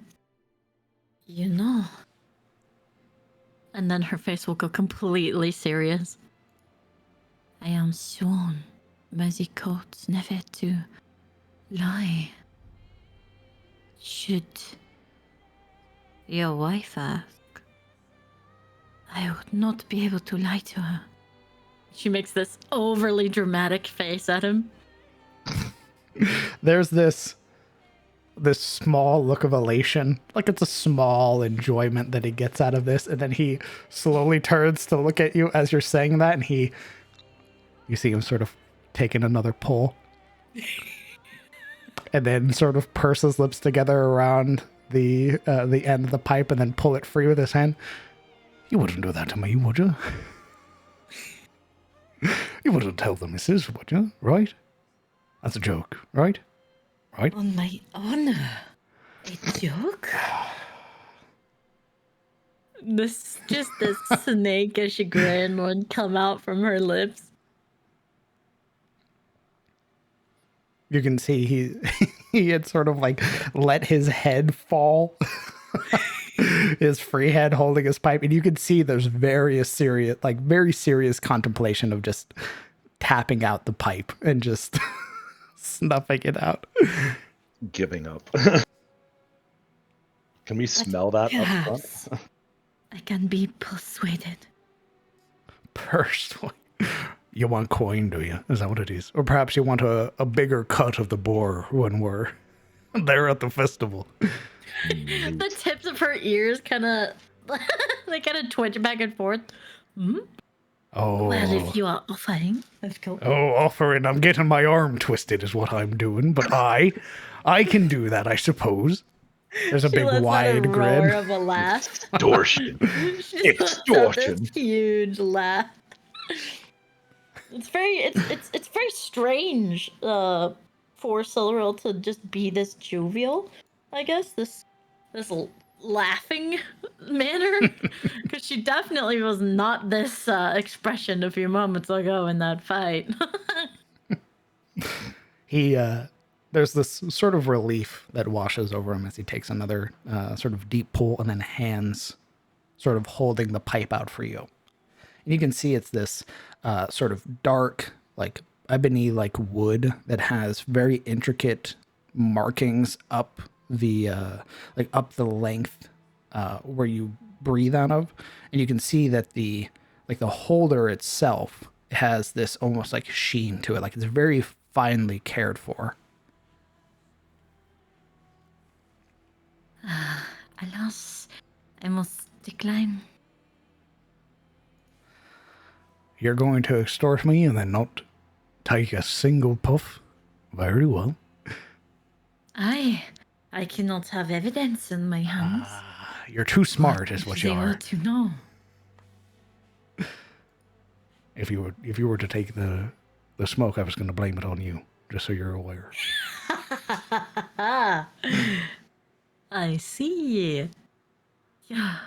Hey, Kellen. She nearly choked on her laugh. You smoke, lad. I'm assuming that I could smell and hear this conversation. Maybe. Roll me a perception check.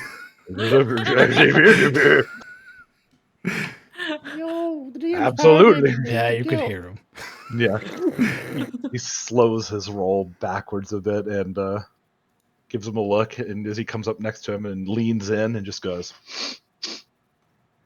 "Oh, friend, she already knows. But I'll take some."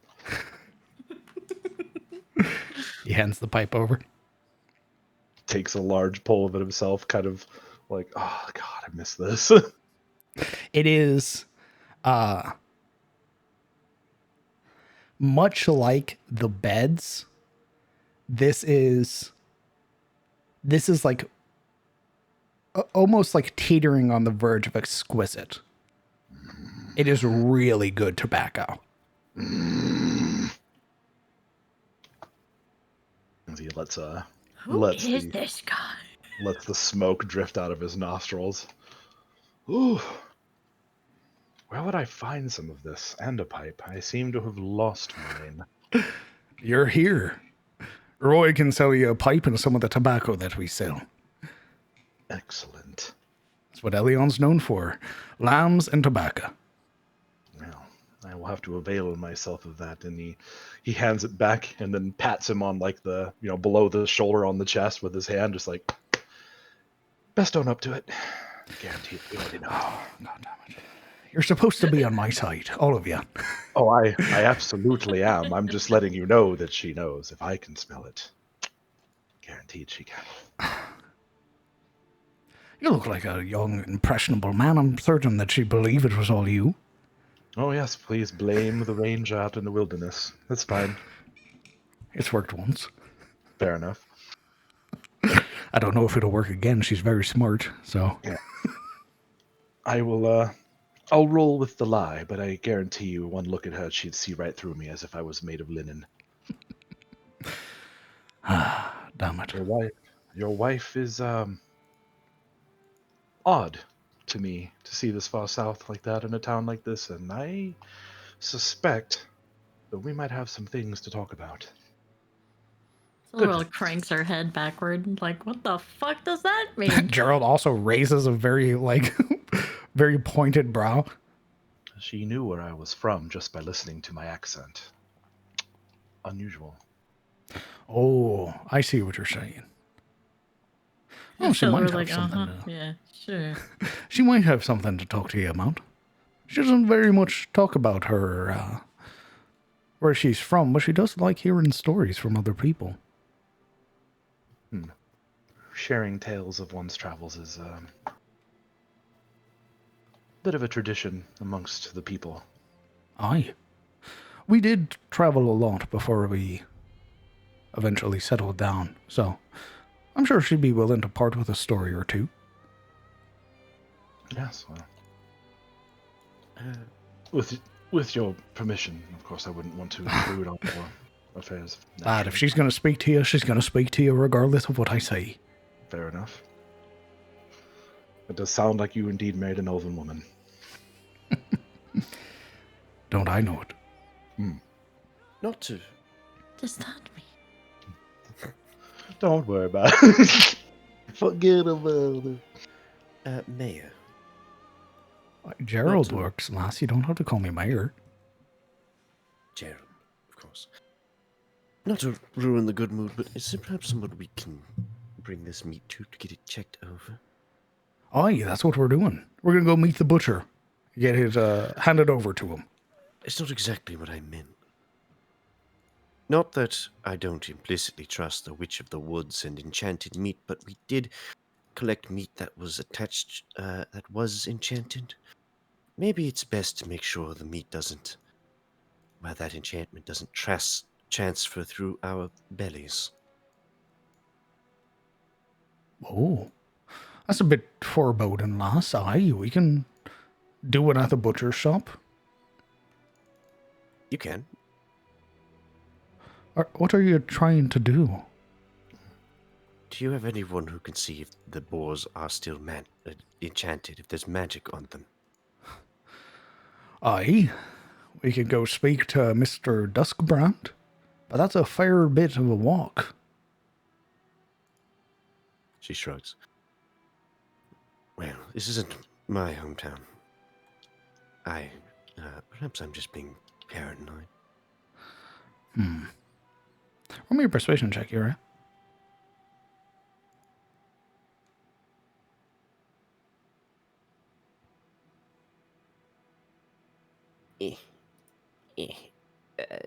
Yeah. The struggle. Aye,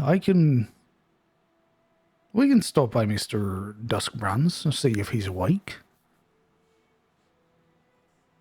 No time to hide, you said. See right through me, do you? Mr. Duskbrand, who is that? Oh, that's Alexander Duskbrand. He's the man who owns the tower up there on the river. Oh, Oh, he calls himself a wizard. does anyone else? Aye, got a lot of things that he does. A lot of niceness that he does for Elion's tier. Responsible for a lot of the things that we have at the singing tier, for example. Sounds like a nice enough fellow. Nice enough. Yes? Did Mr. Duskbrand always live here, or? Oh, no. Mr. Duskbrand moved in, settled rather, some 40 years ago, as it were. Came in offering his services. We were a bit reluctant at first, especially the wisdom, but he showed off what he knew and helped some of the people here in Elions, and they saw fit to help him with building his tower. Did he ever mention where he was from before then? I don't remember asking. He's Tarosian, I can tell you that much. Marana just kind of thinks on that thoughtfully. All right. You guys want to go see Solomon Thane, who was the butcher, or do you guys want to go see Alexander Duskbrand, the wizard? I want to go see the wizard. Everybody else? What was Gerald's suggestion? He just said it might be worthwhile to see the wizard first, then? Yeah. Well, sure. I'm down for that. Yeah, Marana's erring on the side of caution. She's been nervous about this whole witch business. How about this, if you'd be as kind. I'm going to go meet with Solomon and make sure that everything's prepared for the festival tonight. Here, if Kellen, if you'd be as kind, and he sort of shoves the boar into your hands. Yeah, that's fine. Go ahead and meet. Strength, that's fine. Go ahead and meet with Mr. Duskbrand. Tell him that the mayor sent you and that you're curious about what we got, if that's all right. Sure. Once you're done, bring it back to the singing tier, and we'll go meet Mr. Thane.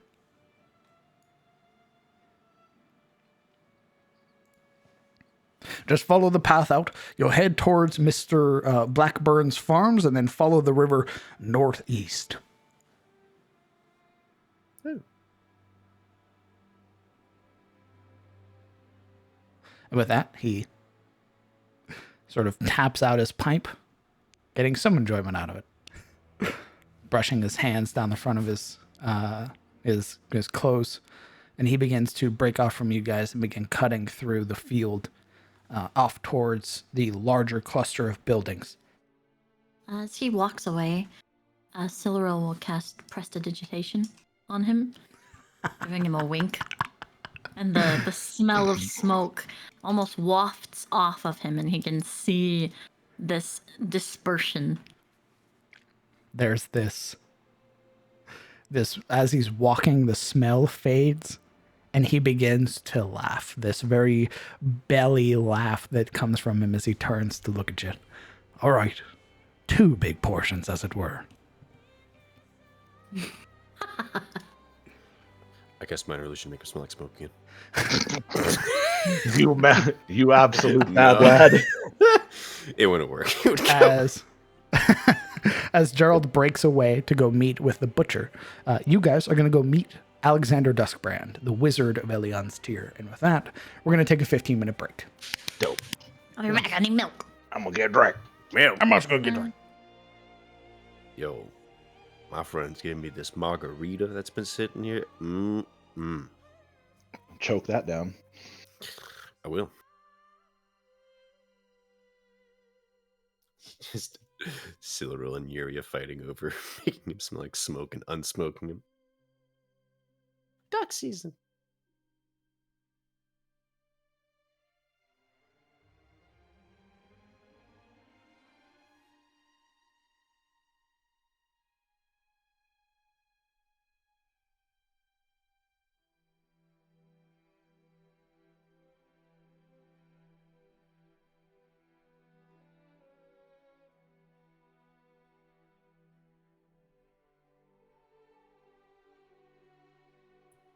I'm just meandering back with Morana. The light and the dark.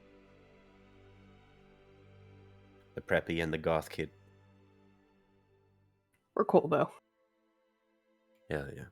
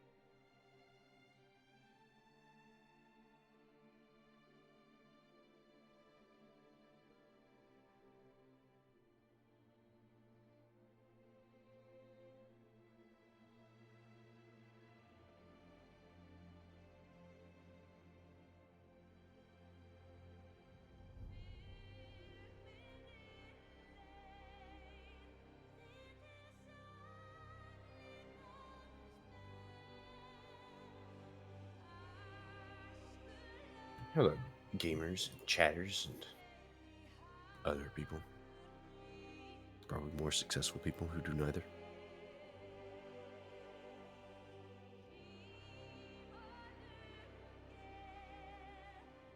Chat, while the others are gone, assuming they are gone, I want to relay to you a story I just now experienced. See, I went to the restroom like a good boy during break time, like you're supposed to. I followed orders. Good soldiers follow orders. And then as soon as I started to relieve myself, I looked to my left, and I experienced true horror as I saw, while I was trapped there, upon my porcelain jail cell, a yellow jacket staring back at me, watching me. And if I wasn't peeing already, I would have then. Yeah, yellow jackets are bastards. He was just standing there, menacingly, looking into my soul as I was trapped, unable to move. Why is it always like yellow jackets and spiders? I had a similar experience with a yellow jacket. I don't know. I was driving back home from work, windows open, at a red light. One of those motherfuckers flies into my window and lands on my glasses, Ooh, and the that's light rough. turns green. Uh-oh. And I'm like, I can't do anything. I have to keep going. Panic. Yeah, so I was panicking as there was a yellow jacket walking over the lens of my glasses. He eventually left, That but sounds like too hard. yeah, no, that was hard pass. Well, I've been stung in the eye by a yellow jacket. That's horror. Hate that. I was my junior year. I joined the marching band in pursuit of a boy. not just going after a band. Well, you went after a band nerd. And we were marching, and I had both my hands on my baritone. I chose baritone because I already knew how to read bass clef because I played cello. And like it landed on my face, and we were standing like in formation, so I couldn't move, and I was trying to stand still, like keeping my eyes open so that I didn't blink. And as soon as I blinked, it got me, like right on the corner of my eye. I hear Yeah. girls your age love piercings. And then they're like, you don't have to march the rest of the way. So I got to ride the bus to the stadium instead of doing the 2-mile march. Right. Oh boy. Hope I'm not allergic to bees. Is your eyes slowly puffing up like a piece of popcorn? Yeah, I can drive. No, I got to ride very yellow public school bus with the asthmatic kids. Nice. Was the boy there? No, Damn. Yeah, that reminds me. Yeah. Where I live, we have the fun spiders, the ones that jump. later that year I realized what a douche nozzle he was, so I promptly quit band. Yes, Upus. If it had started to move, all bets were off. But thankfully, we only stood there, me in horror and it in victory, Now, knowing the it real had successfully Your ambushed me. roommates asking how piss ended up on the ceiling. Now the real question is, if it lands on your junk, do you swat or do you stand still? I think his soul leaves his body. I pull up my pants and start thrusting wildly, seeing what it does. I rush headlong towards a fate, the worst possible avenue. Oh no. Please never repeat those words again, thanks.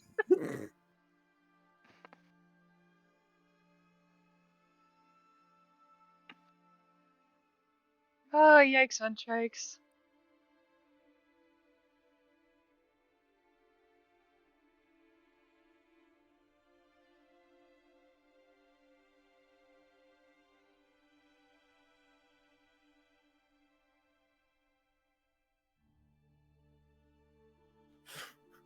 Finally, natural male enhancement.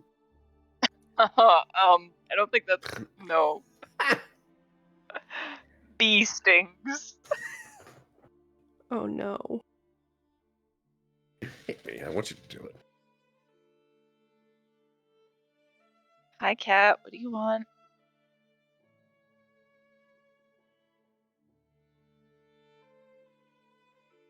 She's like, attention. You've been sick all day, and I'm done with it. Me too, cat.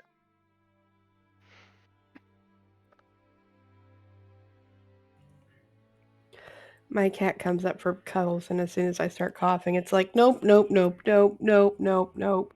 You've ruined the vibe.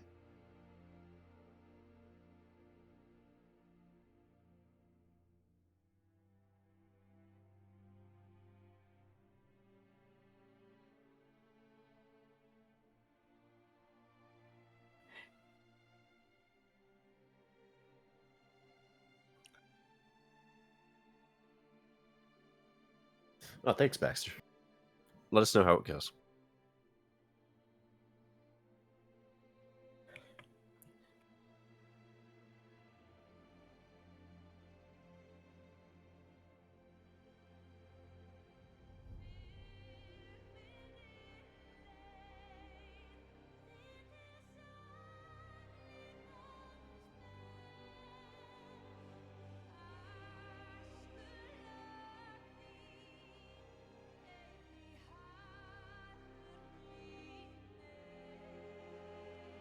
I return.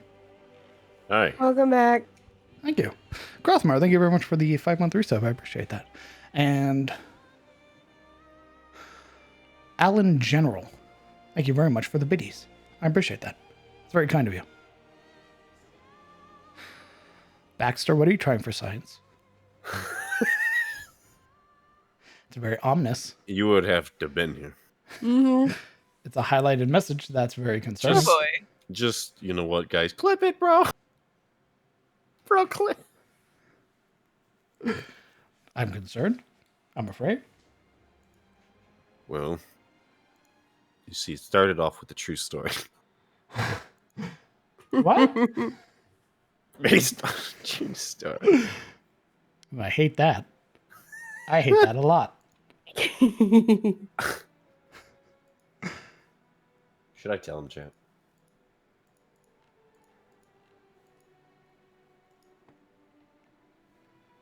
I'll let chat decide if I tell the story. Should I repost?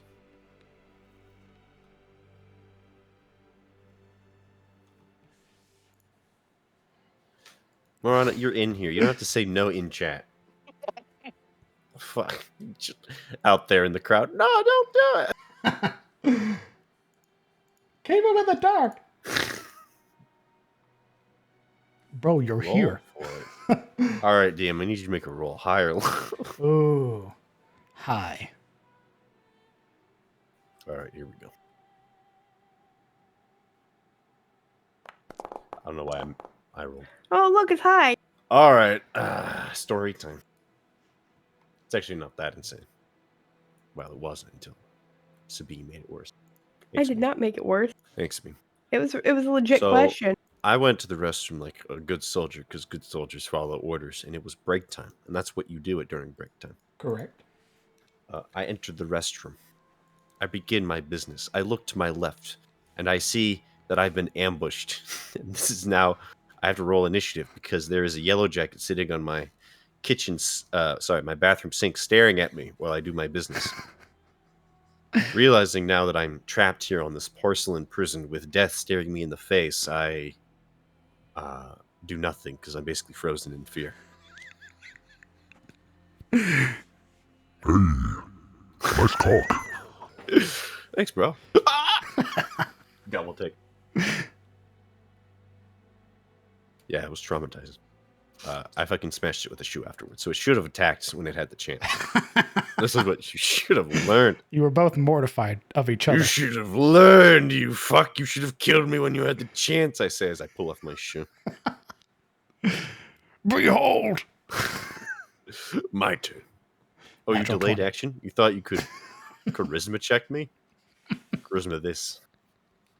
I smashed it into itty bitty bits. The crazy thing was that I raised my shoe and it like almost reacted, like it put its hands up, Oh, and I was like, "Oh God, it knows." wait. No, this is a wasp. Okay, it was not like wait, no. It's like, oh yeah, bet. Don't miss.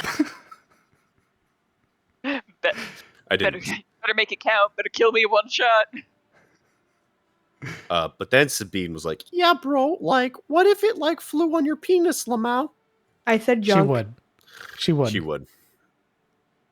Yeah, sorry. Excuse me. She said junk. Pardon me. I'm like, would a guy swat it in that occasion? She Like, I would've- was no. curious. So I, of course, The thought it in. Yeah, exactly. Continue. So she made it bad, and well, you know me, I had to make it worse. So I said I'd zip up my pants and start thrusting wildly, encasing the bee within my junk, I hate that. declaring it natural male enhancement as it stung. Finally, 5 inches. I'm dying.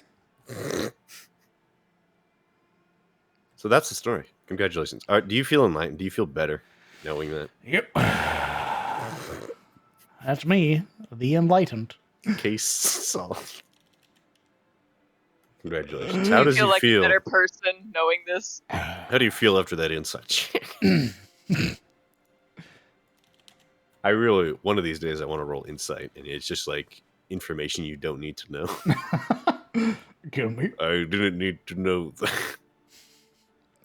It's like Bloodborne with insight, right? Like sometimes you just don't want to see things. You It's realize just Call of Cthulhu. you see this really weird dude like sniffling in the corner. I roll insight on him. He's looking at your breasts. I wish I didn't know that. God Yeah. damn it. Yes. Oh, May Sirik have a glass of your tea? Why are you asking me? Because he's in the kitchen right now looking at it. Oh, yeah, he can have some. staring at. He said yeah! How much Okay, you I want to bet? told him. Yeah, he said yeah! How much you want to bet he already poured it? What was he going to do then? Just staring at this full cup. He was going to lie to you and say he didn't, and say Tristan did it. Instead, he was Oh look, pulling I up an brought alibi. you a drink. Yeah. You just come around the corner and he's holding the glass. He's like, I was getting you a drink, but I don't like ice. Oops. Whoop-de-doodle. Oh, Just well, a- if you don't like it, I can just drink it. Just a little accident, that's all. I already made it though. Someone has to drink it. It should be me. He just slams it I'll back. volunteer. No, you fool. I'm sitting here sipping tea right now, trying to keep my voice from pooping out. Gross. Why would you ask if you already Your ate? voice from pooping out? What did I come back to? That's what I'm she said. sick. I'm sick, Hey, me too. Let's go. so I'm trying to keep my voice Sick from session. disappearing. Everyone Suck. cough on 3. I was really nauseous earlier. I'm sick. No, I'm more sick. Why are you making it a competition? What the fuck's wrong with you? You're so weird. I'm more sick. Oh, okay. I deserve the great pizza. Are you okay? Do you need something? No, just pity me more than everyone else. Just want you to know. I'm dying more than you. I'm on. It's like Dark Souls, right? Well, I killed the boss with a broken straight sword and no HP after 6 million tries. I hate that shit. Especially if you're like saying like something that you're so incredibly proud of, like something you've been like trying really hard at, and you're like, hey guys, I did this today. I did this thing, and somebody's just like, oh yeah, yeah, I did that like 3 weeks ago. You leveled for that? Gosh, you leveled for that. Everybody pointing and laughing. Not even a level 1 run. Oh, slap Hate on it. the knee. Hate it. Is that like that? Or I don't know, my ass will do that kind of stuff on accident, not the bragging thing, or just like I'll say something that I did and someone will be like, you did what? Bro, I'm, like, you just summons, bro. Cringe. I'm trying to think of the last time that happened. We were playing Valheim, or whatever, and I was like, oh yeah, I killed the elk boss, or the big deer. And Caleb's like, oh, how many arrows did you use? I was like, I used a spear. And he's like, what? Respect? Holy shit. I was like, oh, I was not supposed to use a spear? What the fuck? Apparently just failed upwards or something. Oh, that's okay. Cool, neat. All right, is everybody back? Go. Good I'm to know. here. Pop circle. Yep, very cool. It's cold. Alaric, Hi. Marana. Hello. Perfect. Gerald has just sort of pulled himself away from the party. Going to go meet with Solomon, the butcher. What are you all doing? Well, I think we've been given a task. Yeah, we should be headed towards the tower thing, right? Unless somebody would like to not do that. Am I still carrying the boar? Yes. No, I am Okay. also carrying one.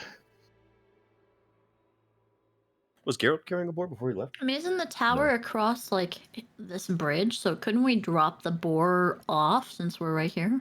Well, but the whole point of going there was to have it checked for enchantment, so we probably need. Oh yeah. Ugh, God. Drop it Gerald off.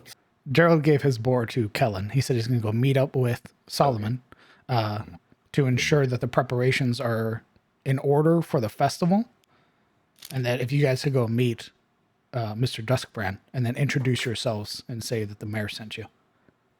Sorry, I just can't stop giggling at just like leaving boars in front of their door like Uber Eats. Enjoy, bitch. Just Where's my raw tip? meat.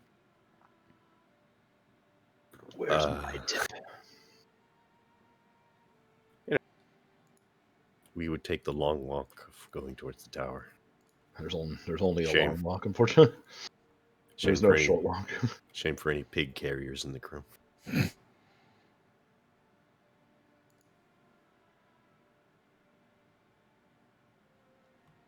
Okay. So we're walking. Yeah, walking through the center of Elion's tier, you would see that there are people already outside. They're setting up these long, like wooden tables in the center, and they're like multiple sets that are stretching across the length of the street. There's more and more. You can see people are in the process of setting up what appears to be this sort of elevated platform that you can see that they're hanging things off of. There are people already setting up like lights and everything like that. They are preparing for the festival tonight. And you would see that compared to when you guys got here, this Elion's tier is like alive right now. There are a couple hundred people just moving through the center of town.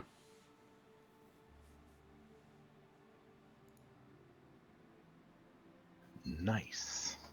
We're going to a party, y'all. All right, but real talk, is the wisdom anywhere around? Can we get scorned at while on the way there? Roll me a perception check. Do we get glared at on the way? Let's go. We get Karen'd upon. She's off in like one tiny window somewhere in the village. Just Darren. You would see Shit. Miss Calvert and several other older women, long braids over the left of their shoulders, sort of hanging down. And you would see that they're in the middle of a discussion. And as your attention like sweeps past them, her eyes lock with yours. And there's that moment where she takes you in from head to toe. And then a very subtle scowl forms as she turns her attention back to whoever she was talking to.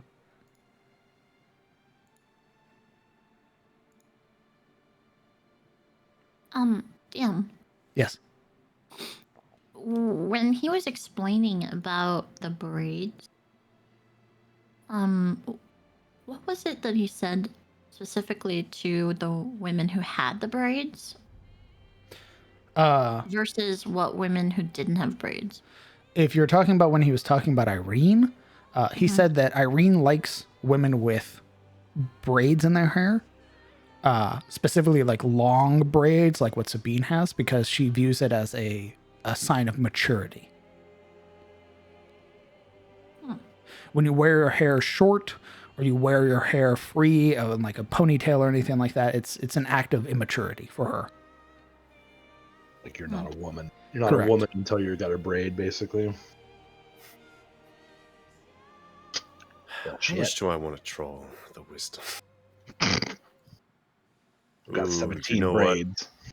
What? All right, we're doing it. As Oh, Yuri no. loudly says, how close are they within, like, not shouting range, but like, can they hear us if we talk loudly? No, this town it's a hustle and bustle currently. The only reason you saw them is because they're on the platform that's up. Damn. All right. Well, we'll pass up on the opportunity to be petty. Your time will come. Ooh. Very well. Okay. And we're walking. You pass into the eastern farms and then begin to make your way off the path up towards Mr. Duskbrand's tower, which as you're walking, you would notice that there are a number of hills here that begin to rise in elevation. Even where his tower is sort of at the top of a hill. There's no real path here. There's sort of like loose cobble or almost flagstone around the base of the tower, but no path that leads to it. You were saying, Alaric? So there's no trodden natural path that leads up to the tower? No.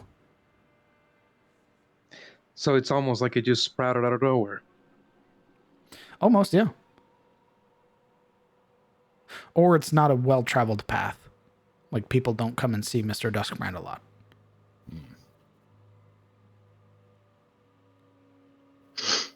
I'm assuming there's a door of sorts. The tower itself appears to be several stories tall, capped with these multi-stacked, like, deep blue tiles. It itself has these free-flowing banners that are just more so like color, like adornments to the tower itself, rather than having any real meaning to them. You would see like smaller little side towers that are connected to the main, the main. Oh God, I'm fucking fumbling my words today.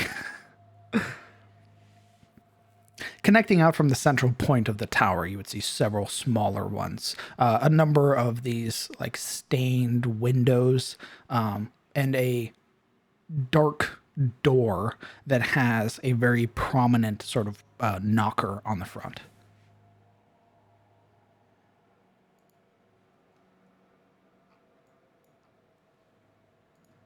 This music's too eerie. Now what I was going for. Lightning in the background. You all are outside of Mr. Duskbrand's tower. Somebody who is not carrying a pig, be so kind to use the knocker. Too late. Already Alaric is walking up, and with his hammer, he will bang on the door 3 times. Or we could hit it with a hammer, I suppose.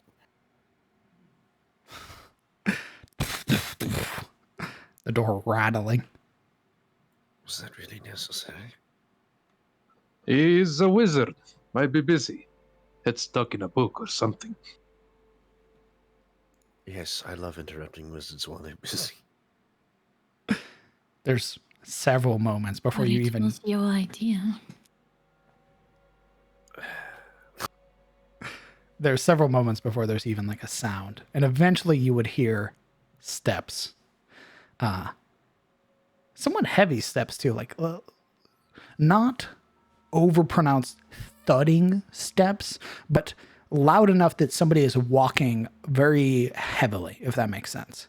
God, I was thinking Hagrid for a second. I'm like, what are you doing? And eventually the door would open. You would hear the creak of the door, the sort of groan of protest as it swings open. And you would see nothing at eye height. And you would instead have to look down and you would see what appears to be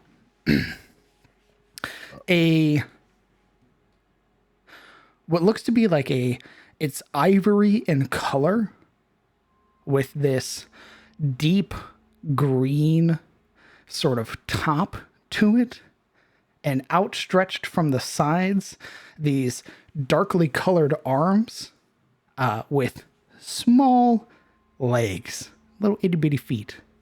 It appears to be a pot.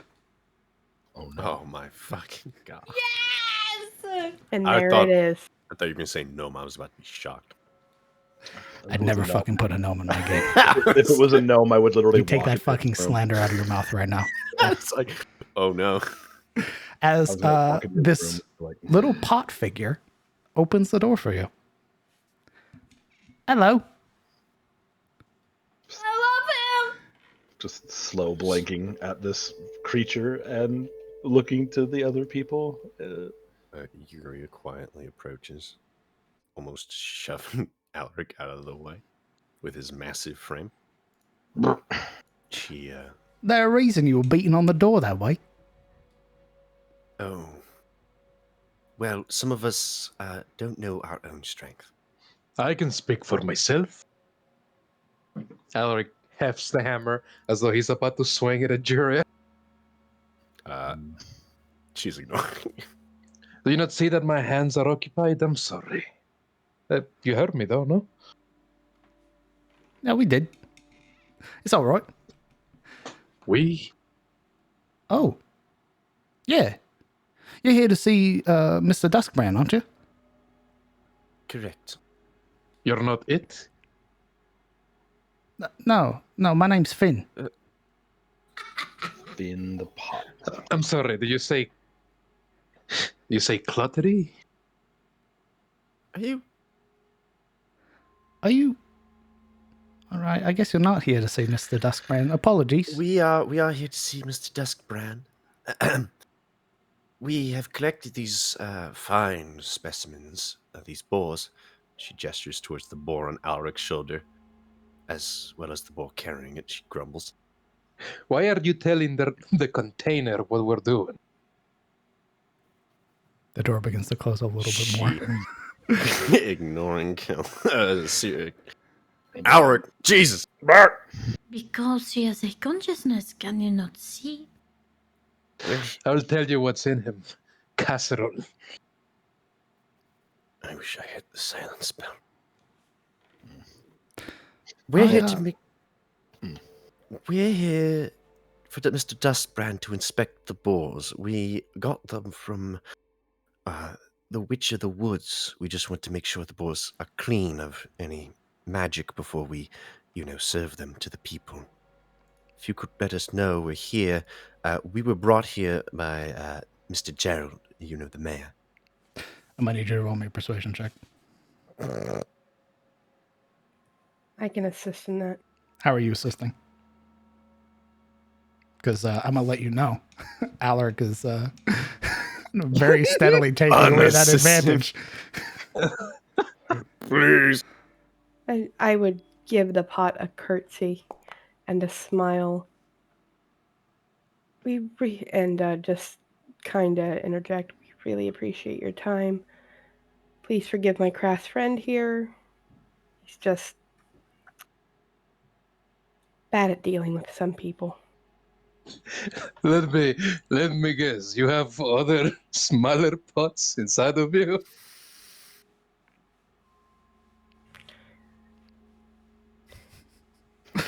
Give me a moment. Oh my god. I need to roll.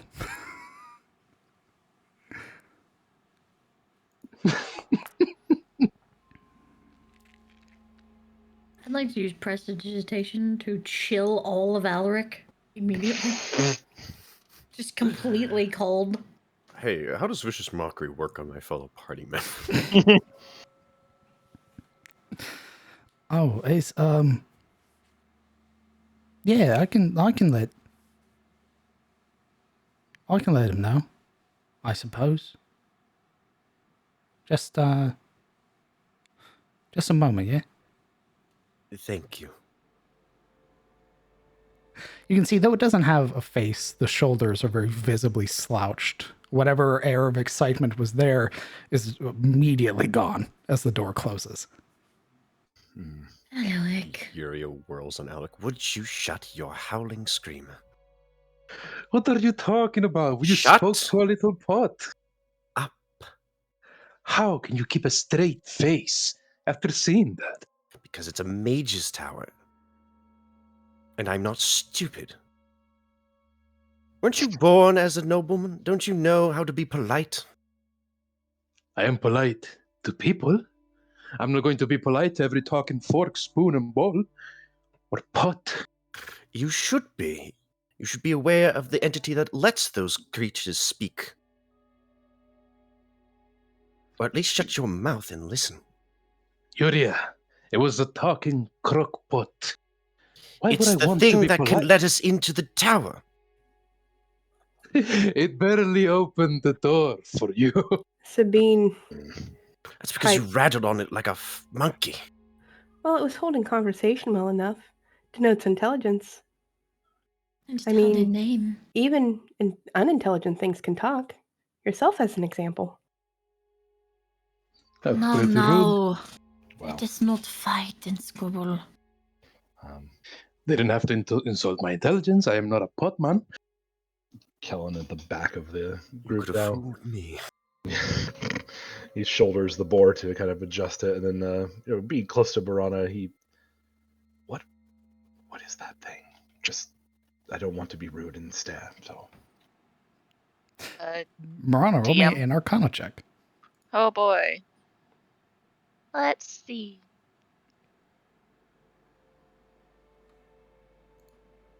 Nope. As it takes. Yo. Oh, I've told you my dice continue. Jesus. I don't think Malgrove would have them.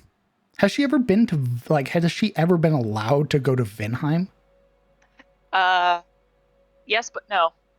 Yes, but no. So, like, a very curated experience in Vinheim.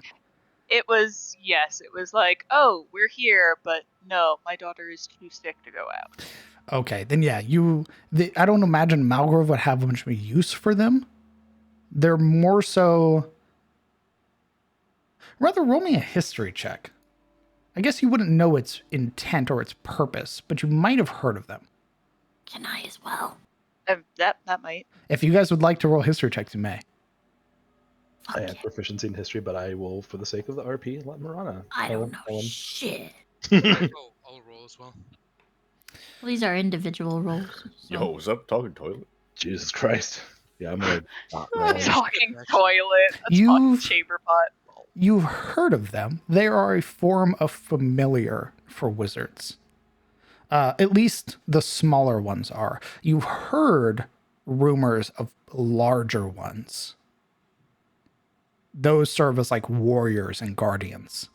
But to how they're made, to what their purpose, even really what they're called, not so familiar with that.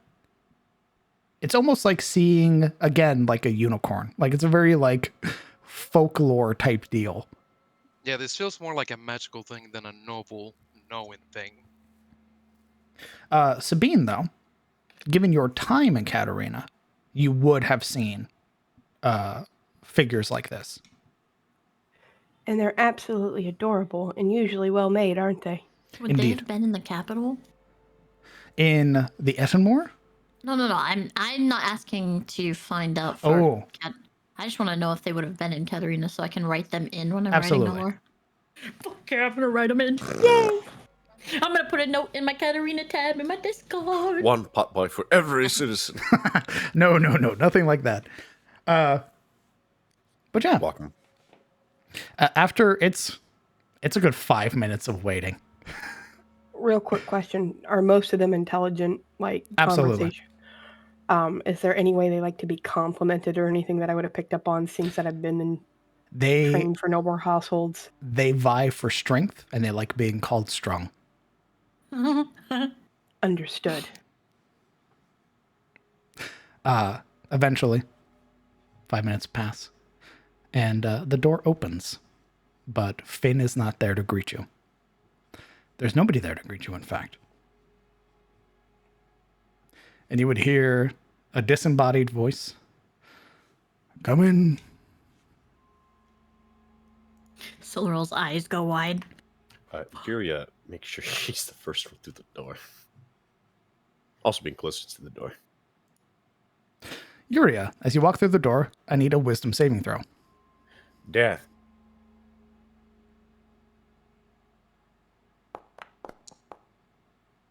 We're fine, baby. You would feel a very subtle wash of light over your person.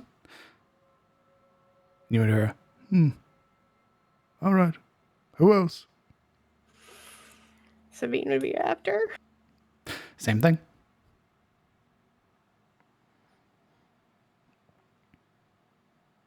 Wisdom save, please. It takes a minute.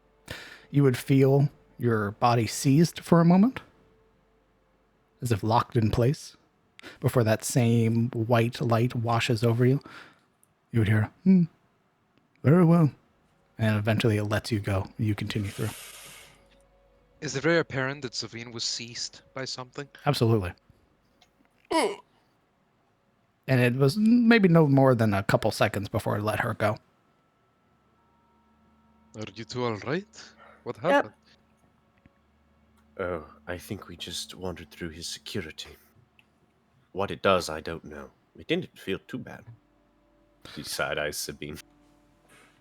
It just took me a moment. It was just like, all right. Unconvinced by these assurances, Alaric looks back to the rest and then kind of takes a step back laterally to let them through. Oh, you sure you don't want to wander in after your words of bravado? What? I can't make 2-3 jokes about a talking little pot now? Ooh. No, I'll come in last. You sure you don't want to insult the door first on the way in? Yuria, I will put this hammer through your head.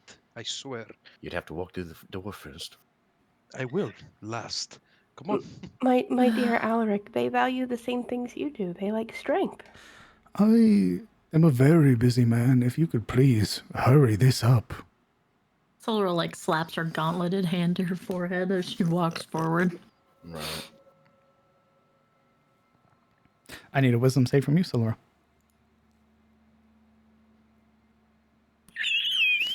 You are seized. You are dead. You have died. And you are inspected. Probably all the scales. Okay, it's fine. Indeed. There's this, for you, you're held a little bit longer, but then eventually let go. Yo, the metal detector's going whack. She'll really ham it up, like she couldn't breathe, and she's like, she'll kind of she'll look back at Kellen and have this little sharp grin in the corner of her mouth. Kellen will just smirk with the scar pulling at his lip a little bit, just like, you must have been with the theater. Morana, shall we? Hey, no. Oh, Yes, I'll go. right. And Ladies first. head on through. Wisdom save, please. It's not giving me the option. Give me a second. Pop out the character sheet. Oh, yeah, I forgot. We have to do it the roundabout way. We've been doing this for a year. I had it. Holy opened differently. shit. Okay, neat. You Nice. are seized for a moment. The light flashing over you. And you're able to walk through. But you would hear a very particular sound. This almost like sharp grunt.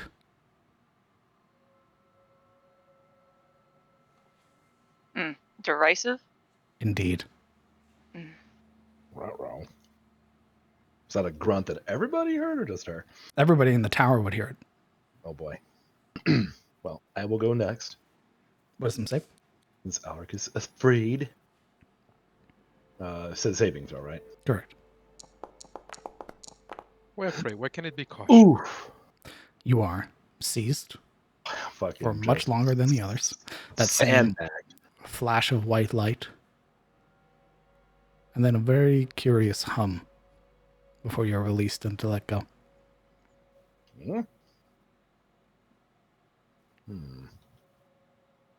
He'll just step forward, like looks at Sildaril and then kind of like uses his free hand to like clutch at his chest. He's like, "Oh!" That is terrible. And then smirks at her, or when with his back to the door. Alaric kind of leans in, sticking his huge nose through the door. So big that if you caught him swimming backstroke, you'd think it's the shark fin. You look up to the ceiling and then step in. Roll my wisdom save. Uh. At disadvantage.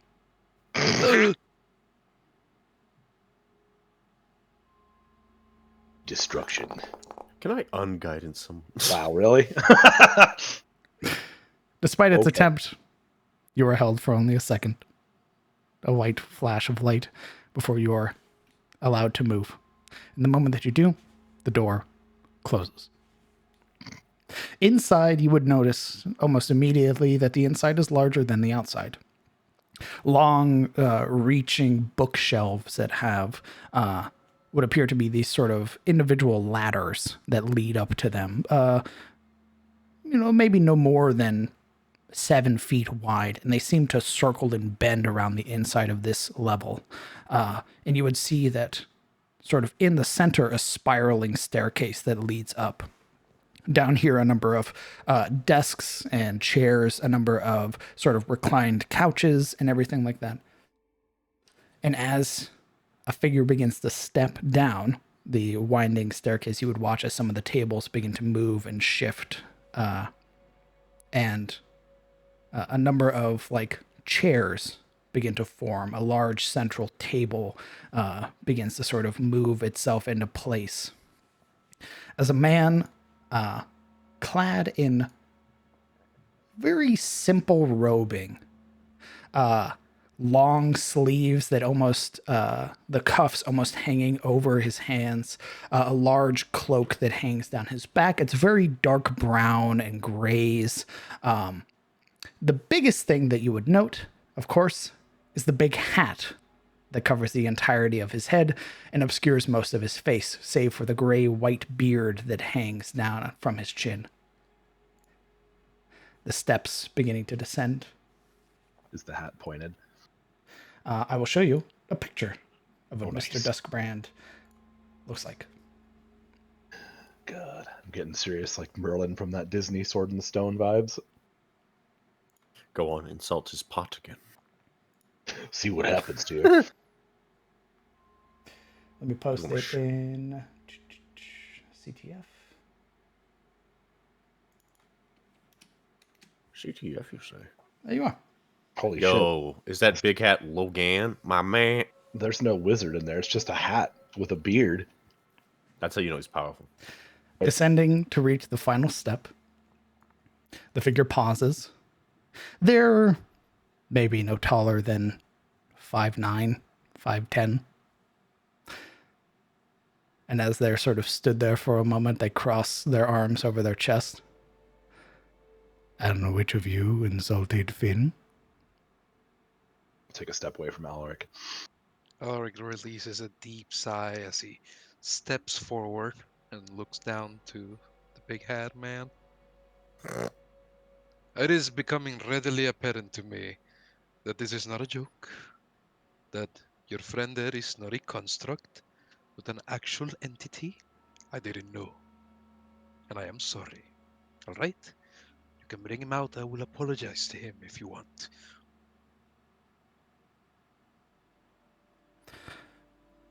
Finn will make his own choices. If he so decides to accept your apology and come down here, then he will. If not, I'm stuck with you. Damn. Fair enough. But really, I thought it was some sort of animated object. Didn't think he could think. He greeted you. Gave you his name, said hello. I've seen quirkier things from wizards. I thought you were Quirky. speaking through him. Quirky. Oh boy. Right. What's the adjacent range on chain lightning again? I'm gonna. Oh, you cricky wizard. Please set your bows down onto the ground and take a seat. Thank you for taking the time, Master. Don't thank me yet. I would give him the appropriate curtsy and or greeting that my training would have taught me in regards to dealing with wizards. That is quite all right. You're dealing with just a wizard. I belong to no order. Please, sit. Settle, lays the board down, and then waits for other people to sit before he takes his own chair. As Alaric sets down the boar, I'm not sure you even belong to this town. So no footprints or anything coming this way. Finn is very good at upkeeping the outside of our tower. As such, I've taught him some modicum of magic. He's able to regrow the path to make it more natural. It feels more at home this way.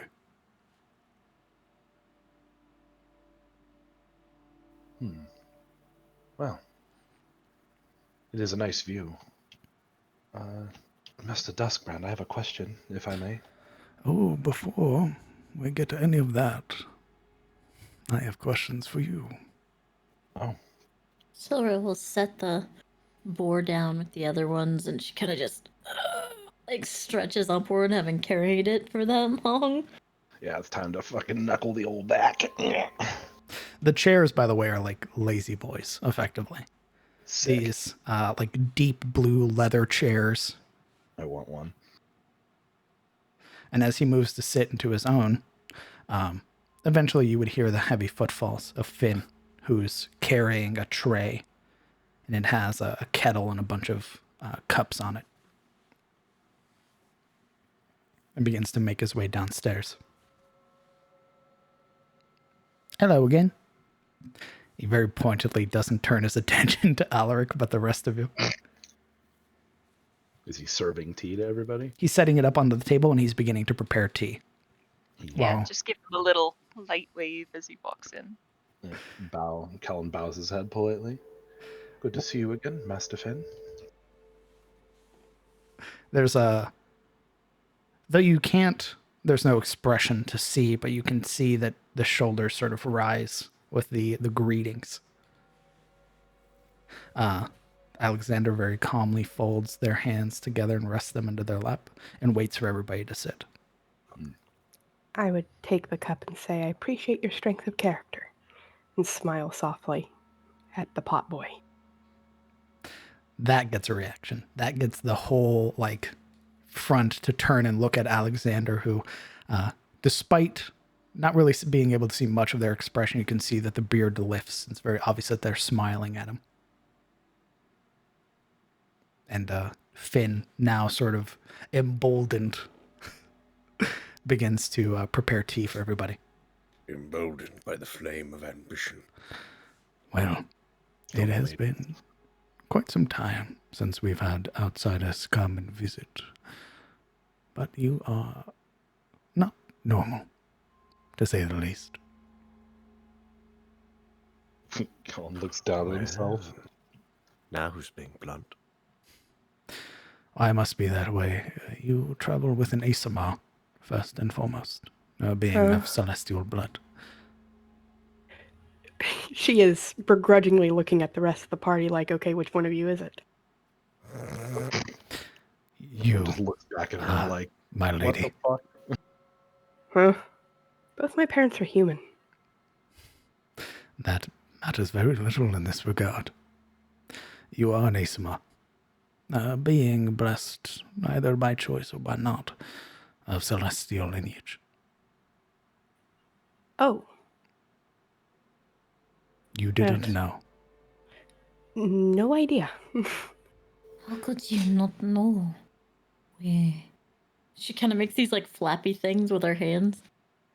I thought it was part of the vow that I took.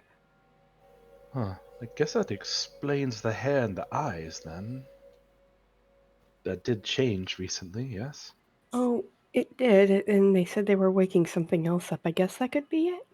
Oh, you had your awakening just recently. That explains why you yet taken to it. As for the others of your party, they are very curious as well. My lady, he gestures to you, Marana. You are aware. Marana seems preoccupied with the tea. Like, It's this. anywhere but here. It is this lovely, lovely tea. Very, has like ginger and shit in it. I don't know. Stuff. Yeah, ginger and shit in there. It's horrible. You know the DM doesn't know shit about tea. Just one fell swoop. That's It's iced tea. beautiful. That's right. It's got Arnold lemon Palmer. in it. You're getting Yo, treated we got- to Arnold Palmer right now. Hell yeah, we got Milos in this bitch. Let's go. Yeah. He gestures to you, Marana, and you would She hear is as mid-sip as she stops. as you're sipping and sort of preoccupied with your own mind, he would say, and you travel with an afflicted. That doesn't sound good. Do you mean? Well, exactly as I've said. I assume if your ASMR was not aware of their own lineage, then it's safe to assume that this one here is not aware of theirs as well. Of what lineage? There's a very pointed look at Siluril and then back to the wizard as she straightens into this in this chair. Roll me a persuasion check. Oh. She was just gonna be like, well aware of my condition. Thank you.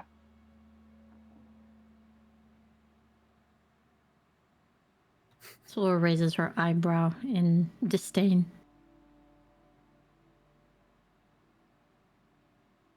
Quite unimpressed. You can see a very subtle tilt of Alexander's head in your direction. They don't know. But you know.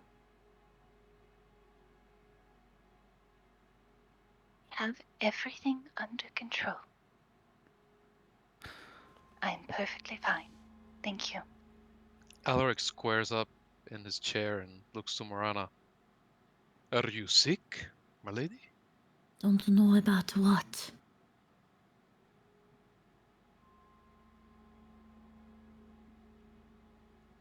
Finn, if you would be as kind as to gather some snacks from the kitchen for our friends here. It's going to be a long night.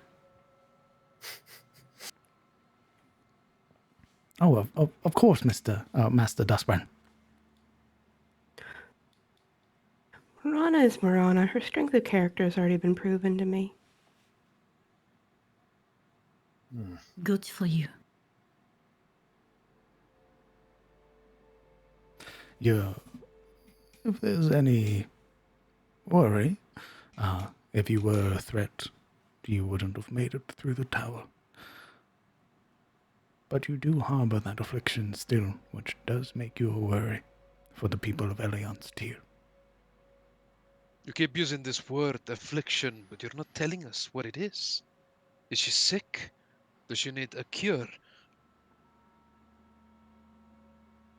I do not know if such cures exist.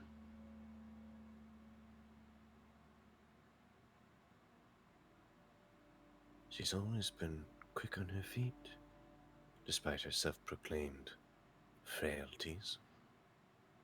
Well, I confess as much curiosity as anyone else, but, maybe it is not right of us to talk about her as if she's not here. All right. I'm just. If she wants us to know, she will tell us. But she doesn't, Kellen, if it's been this whole time. If she's sick, my lady, I beseech you, tell us. We can help you. I am unwell, but I don't think there's anything you can do, Alaric. Try as you might. I remembered you spoke of medicine. Perhaps we could buy some? Pool our resources. The only person I know that has made my medicine is my uncle back in Vinheim. I imagine that we will be here for a while. Perhaps we could send letters. Reconvene with him, somehow. Vinheim is several weeks' travel.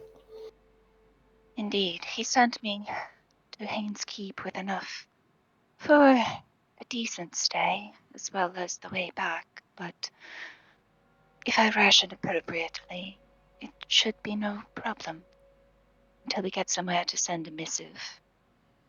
Either have him travel to me or vice versa. Should be by boat. It'd be far faster.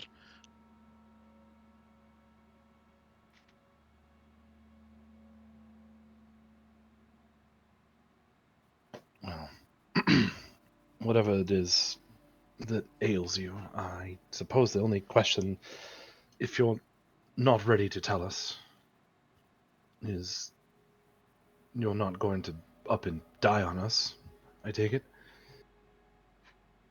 You're not going to up and kill us either, I presume. Whoa, what is this? If she What do you hasn't mean, yet, killers? then I suppose you're fine. That was my assumption. I would Forgive me, Lady Marana, but there are certain creatures in Shademore that like to pretend to be humanoid. They usually eat families. They're quite the boogeymen where I come from.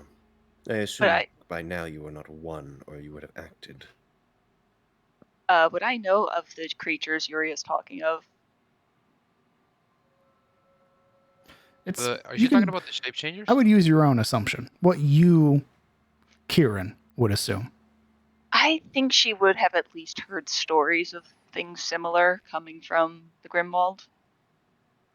Things that, pose as injured soldiers trying to come through and then try and take out the garrisons.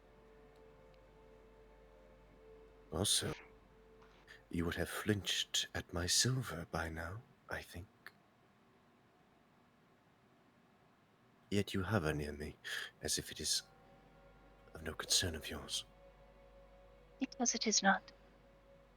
I am not some skinwalker or shape changer.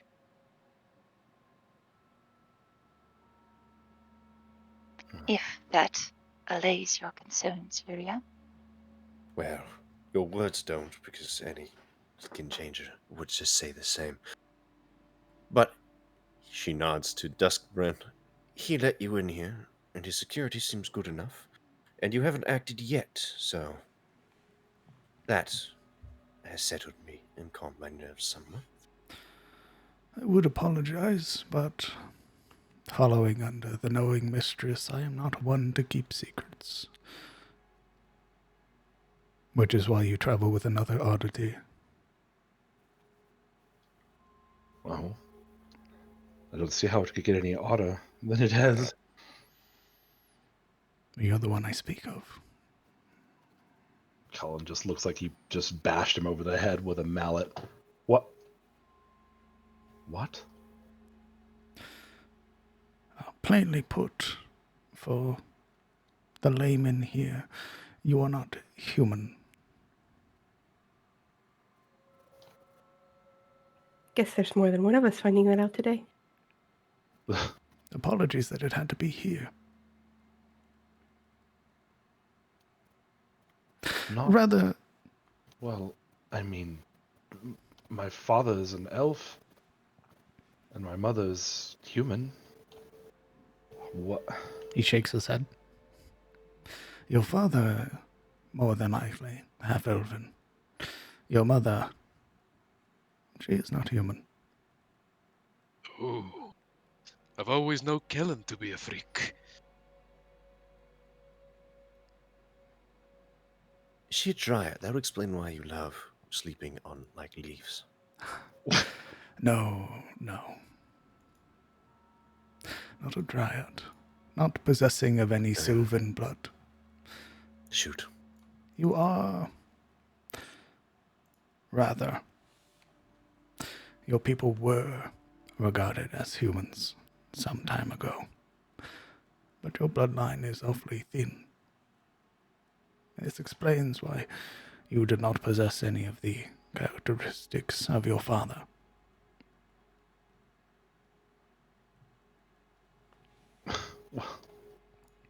Very kind of like flabbergasted or just in like a weird shock. I find it rather amusing that fate has ordained a meeting. I have been researching many things in regards to the locations in the Southlands. You are known very plainly as a Thorian. A what? A Thorian. Men of the First Age. Huh.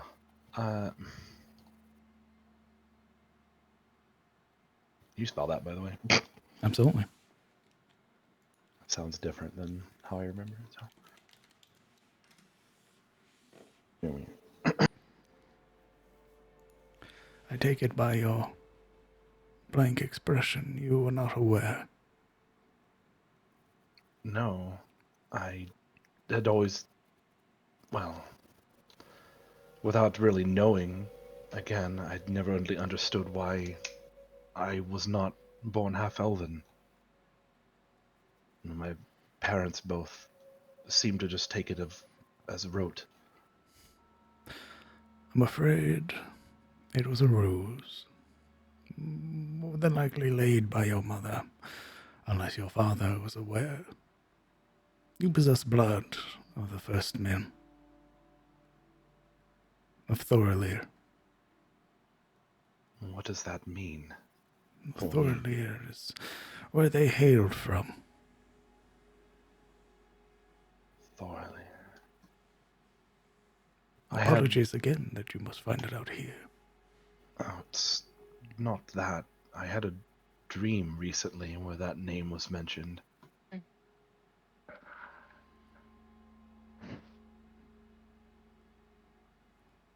He doesn't appear. Whatever expression he has is hidden very well by the hat. Just for the sake of brevity, he'll kind of give the TLDR of the dream that he had that he told Marana about and everything. His expression, the wall behind him, the ceiling. Yeah. All hidden behind the hat. Alexander giving very small nods, of which Finn eventually returns another tray of like small foods, like little pieces of like sweet bread, like various like candies that are on here. It's very obvious that Finn chose this and it wasn't Alexander's choice.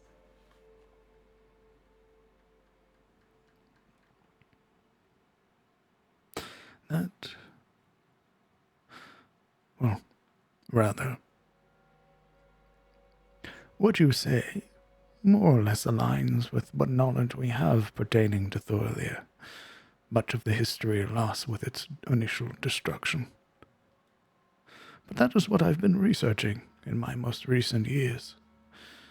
The fall of Thorleir and its people. That fate should be so kind as to place you here. Well, you're not going to cut me apart, I assume. You think me a barbarian? I was mostly joking. No, I have no intent of cutting you apart. I'm able to observe what I desire from afar. But you all are very curious. Some of you possessing inherited traits, others harboring powers. The head sort of turns a very passing glance on you, Siluriel, as he says that. And then moves to look at Yuria and Alaric. Tell me, what is your purpose of being here in Eliance, dear?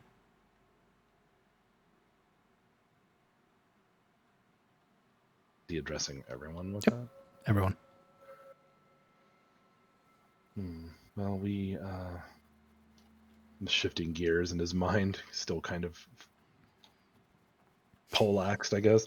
Yeah, he's very blasé about the whole thing. Like, Clearly. We came by way of the southern coast after been dropped off there by way of Haynes Keep. All of us seem to have been captured in one area, nearby, taken as prisoners, and then we escaped, or rather staged a breakout.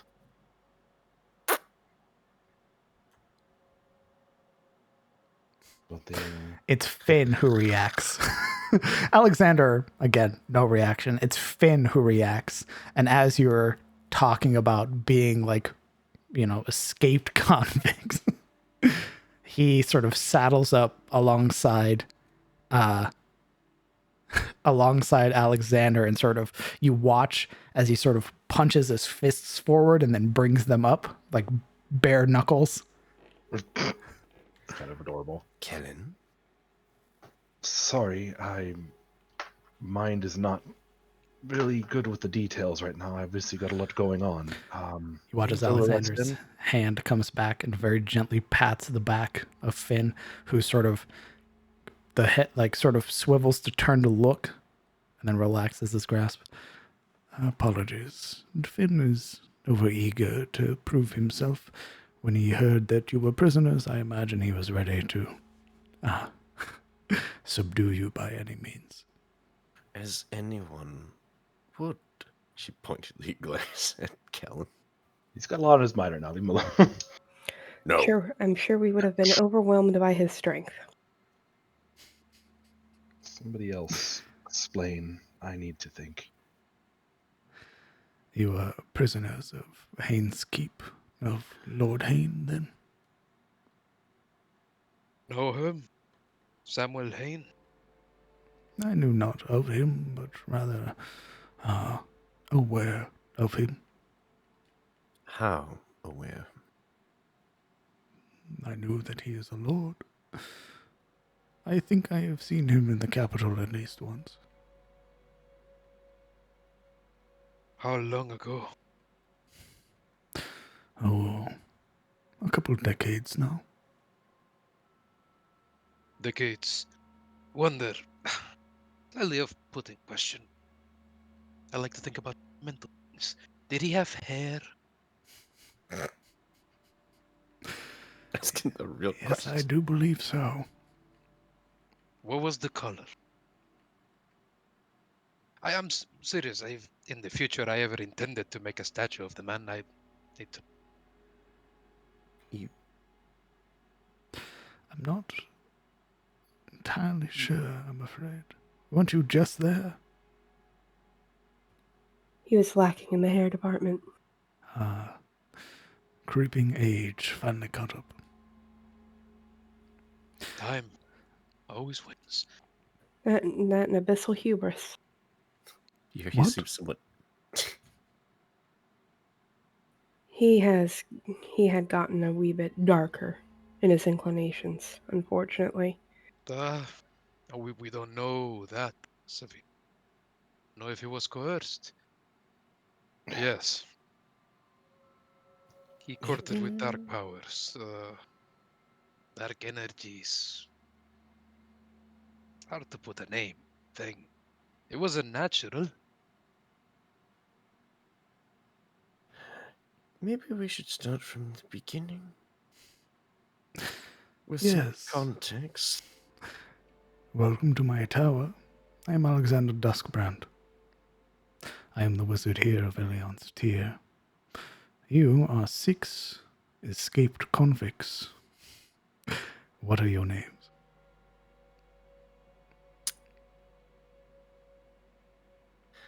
I am Yuria Zairi.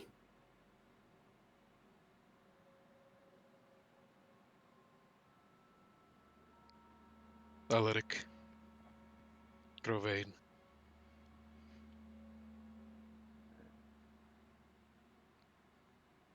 Marana kind of puts her teacup down and just kind of holds it in her hands in her lap for a moment before nodding to the wizard. Marana Lamodia.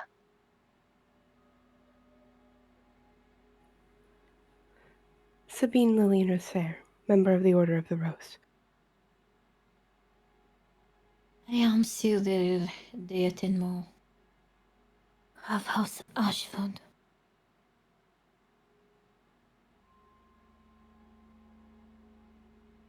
It probably takes a moment for him to realize that he's supposed to say something. And I meant kind of, oh. D. Ashford. Sorry, my It's all right. brain It's all was good. upset. I know what you meant. I flipped him around. Breaking the law. After a moment, Callan realizes that he's probably supposed to say something and shakes his head. Callan Aldane. A pleasure to make all of your acquaintances. This is Finn. He is my apprentice. Now, you find yourself in Elian's tier, the day of the Bright Festival, bearing 3 boars and the scent of magic on your person. I don't imagine that Lord Hain gave you those things. No. Then you found them during your travels here? No. We went and hunted them with the mayor. And he wanted us to bring them here so you could check if they were tampered with. Poison, perhaps. I meant your magical items. Oh. I can sense them. What do you mean? Magical items, you mean? Your things on your person, they give off a very peculiar scent. You can smell magic? That is what I said. I hear what you're saying, but I can't see your face under the big hat, so I'm not sure if you're teasing us.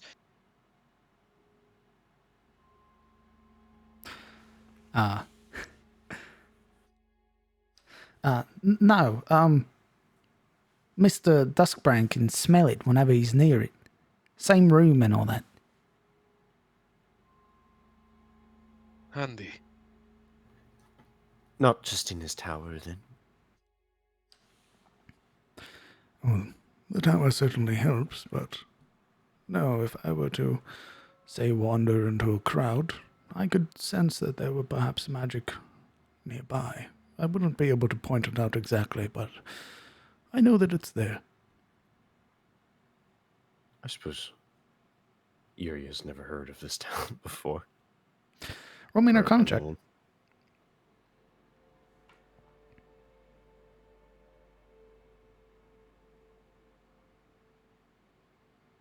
Bazinga.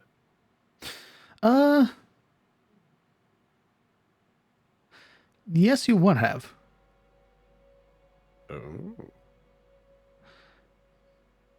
Your father possesses a similar talent.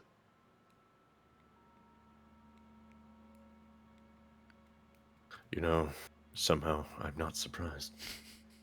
And in another world, your brother possesses a similar talent.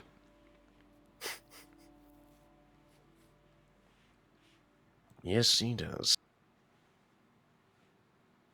Yuria leans back in her chair. Oh. You mentioned that the Witch of the Woods gave you these boars? Yes. They were gifted to us under the pretense that we would return the bones the day after. And you actually conversed with her? No, just her agents, I suppose. Pity. I don't believe anybody has seen her in quite some time. Very well. I will check these boars for you. But I will ask a favor in return. Before you do... Oh? Before you do, tell me, do you actually suspect she would have cursed these boars? How much do you know of the Witch of the Woods? The rumors, mostly. Old wives' tales. The Witch of the Woods is known as the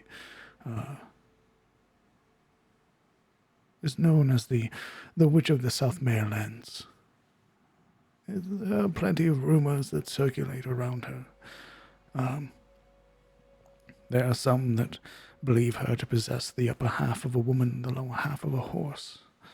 Others believe her to be just a very old, wizened hag. But nobody has seen her in quite some time. Chill goes up your spine at the mention of hags.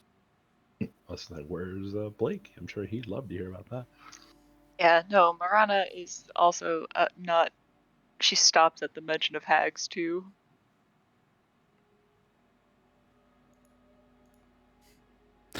How I get most of my trade, or my ability to survive, is by offering similar services to the people of Elion.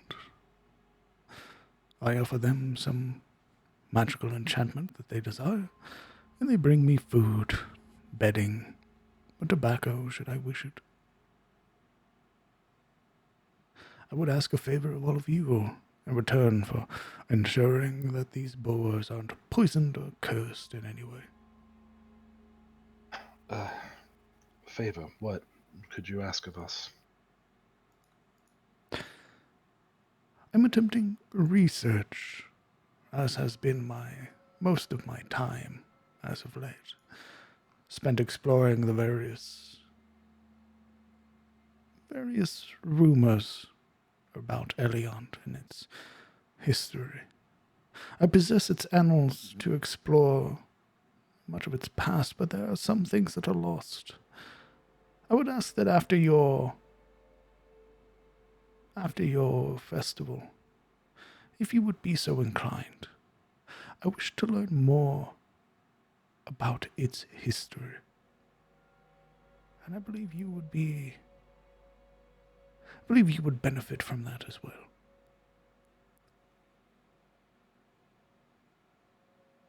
You want us to ask the people about the history of the town? Oh, no. You would, as you can see, I am far too old to be gallivanting through the forests. I would have you, once I return to my research, have you explore some locations in my stead.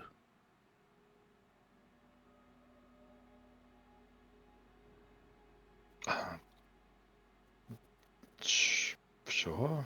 Do you have a map or anything? Or? You needn't worry about it now. This is your festival, after all. Enjoy it, and then once the night is over, and you've returned your bones as to not draw the ire of the forest and the witch, come back, and we'll talk again. This would not be without compensation either. How perilous are these locations? I'm not certain. I don't know what lies there. It's more so rumors. Oh, the maps that I've managed to gather through my time here in Elion's, bartering with old families. There might be something there, or there might just be nothing. Reclaimed by the woods. But I must know. So if you are so inclined, and wish to earn some coin, and some means of identifying the items you carry on your person or any others you find in the future, perhaps something can be discussed after this festival. That sounds more than amenable to me. Insight check. Please roll me an insight. What are you attempting to discern? through his big fat hat, I want to discern if there's any there's anything he's holding back about visiting these places. You know, Sure. there's any? It seems like details he might be intentionally leaving out. Roll me an insight check. Man, I think That this is hat- a great deal. That hat obscures any chance of reading a facial tick. It is whatever if they are hiding something, you wouldn't be able to tell. But they are very like neutral in the way that they're talking, right? Their hands are still folded into their lap. Their attention is always pointed towards whoever they're talking towards. They don't hold that, that air of aloofness, but then again, they're really hard to read.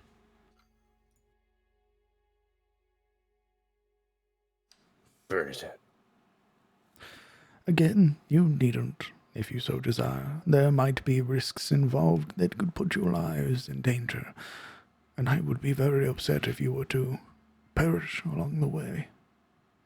But there is coin, there is knowledge, should you so wish it. But I imagine the people of Eliond also have need of your help. There have been a great many things happening here as of late. Like missing traders and caravans. That is correct.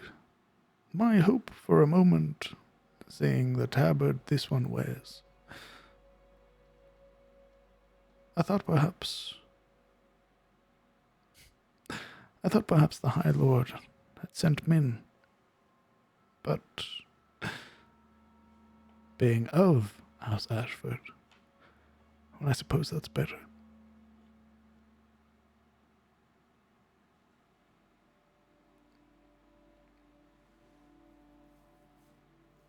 Might I add how far you are from your home? That is said towards you, Alaric. Ulrich perks away from Finn and looks to the side. Back to him. It's not that far. Yuria is much further away from her home than I.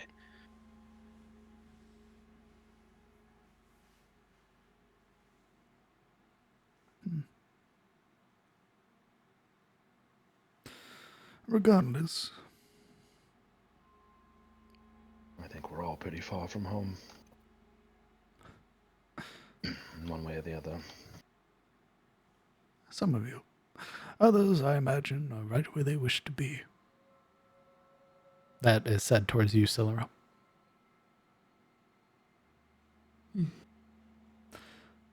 Very well. Give me but a moment to check these boars, and then I will let you return to the mayor and the others as they prepare for their festivals. I hope you're ready. The last bread festival went until the sun rose. Are you not going? I participate. I generally like watching the fireworks. What about drink? Do you like? Drink. I'm far too old to drink, I'm afraid. You mean to tell me that if I come here during the night with a barrel of ale, you're not going to drink it? You'll be met by a closed door, I'm afraid, as I've more than likely been asleep already. What about your sturdy friend? Elric motions to Finn. You'd drink ale, wouldn't you? Oh, yeah. Yeah, I'd drink ale. We'll He have can't. a competition then. He can't drink ale. Yuri's head slowly tilts to the side. Just imagine him pouring it inside of himself. Shake him up. Of which Alexander very gently again places a hand to the back of Finn. We've talked about what happens when you put things in there. You'll mess with what's already inside. Be mindful of that. Of which Finn's sort of like, it's this, he's been built up this entire time by like Sabine constantly commenting about his strength, of which he's reminded, oh yeah, Ooh. oh no, Mr. Duskbrand's right. If I put anything inside, I might die. Die. Oof. Ah, you'll get tipsy at best. Doesn't really get any further than that. I won't let you get too drunk. No, Alaric if looks. anything opens the lid, there is a chance that the contents inside may fall out, and with it, young Finn. Oh, well, this sounds a lot more serious than I thought. Sorry, Finn. Oh, it's all right. You don't gotta apologize or anything. He's sort of like pushing a finger into the floor, sort of like moving it around, very bashful. Son of a bitch. Give me but a moment. And Alexander ritually casts Detect Magic. His sort of, you watch as he flicks his wrist, a very like practiced motion as a book appears. Like opens it down the center, sort of sets it in front of himself, and then begins to ritually cast this movement of sort of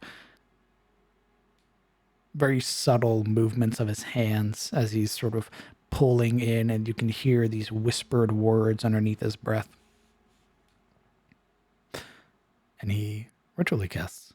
Are you guys doing anything during that point, or are you just waiting? Alaric would keep talking to Finn. Yes. Sabine would also keep talking to Finn, accepting the treats that he brought. Again, it's very obvious that Finn picked all of these. They're all sweet. There's no like meats or anything else other than like sweet rolls, candies. Like it's very obvious these are things that he wishes he could eat. Yuria would be watching the wizard go to work on Detect Magic.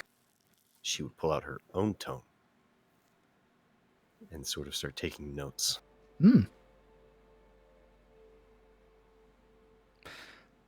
The dark book with teal pages. Very teal ominous. Pages. The very ominous black book. Ooh. You would learn, Alaric, that Finn was made about half a decade ago. And he's made through a process of which something called a potentate is put inside of the jar, which gives it its life and sentience. And the potentate was made by Alexander.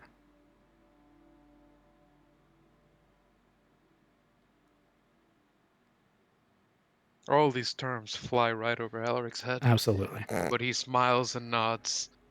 And it's that excitement that a child gets when they're very eager to tell a story that they think is great. So he's regaling you, and there's these very like bombastic motions. His arms like are moving a lot when he's talking. He's very like animated and very energetic when it's something that he's excited about. And it appears to have completely forgotten your absolutely horrific introduction. What about throwing ball? Can you play that? Oh, yeah. Yeah, there's a... Well, there are some of the others that they come around the other farms, and they, well, we play ball and stuff sometimes. Now, this is a very important question, Finn. Do you use your hands or do you use your feet around here? Oh, a bit of both. Well, then we can play. You seem rather strong. He sort of... Again, that sort of building a reputation with him. Like you could see, very visually see the +5 Finn rep every time you call him strong. But eventually, Alexander finishes this very subtle flash from the top of the book, pushing the hat back just a bit, where like the front of it sort of lifts up, and you see the very aged features of Alexander, the sort of very long, wispy eyebrows that almost look like they like meld into the rest of the hair that's there before the hat settles again. No, no. Your boars are not tainted, not corrupted or cursed in any way. It appears you got a genuine gift.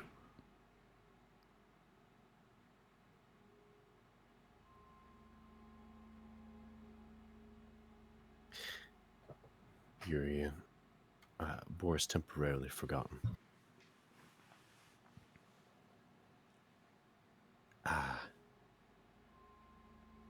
Duskbrand, Yes. is there some time perhaps that I might be able to drop by and learn how you did that? Oh. Why, it's been a while since we've had somebody interested in learning.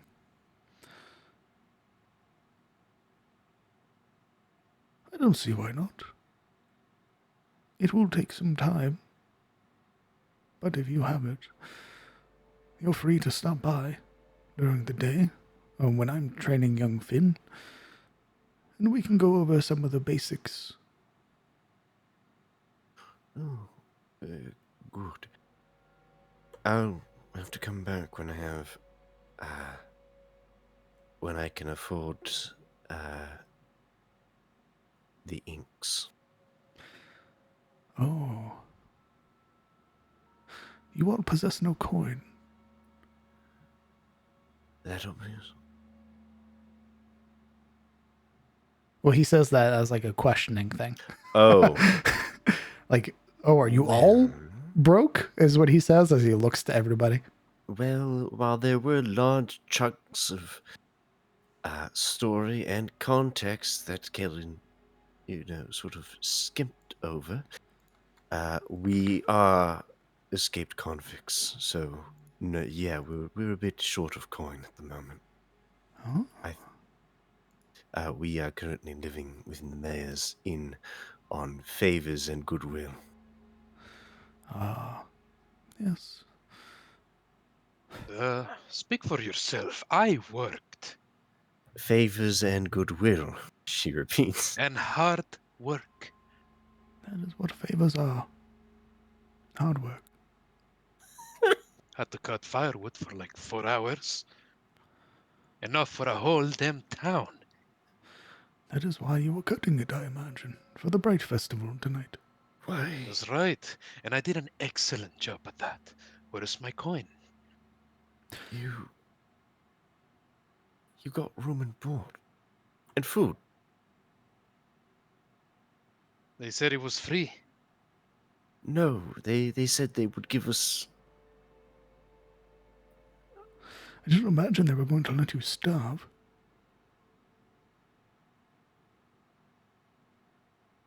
You're telling me that I cut all that wood to justify where we stayed? Yes. I would have slept outside and grabbed the coin. I don't think they were offering coin.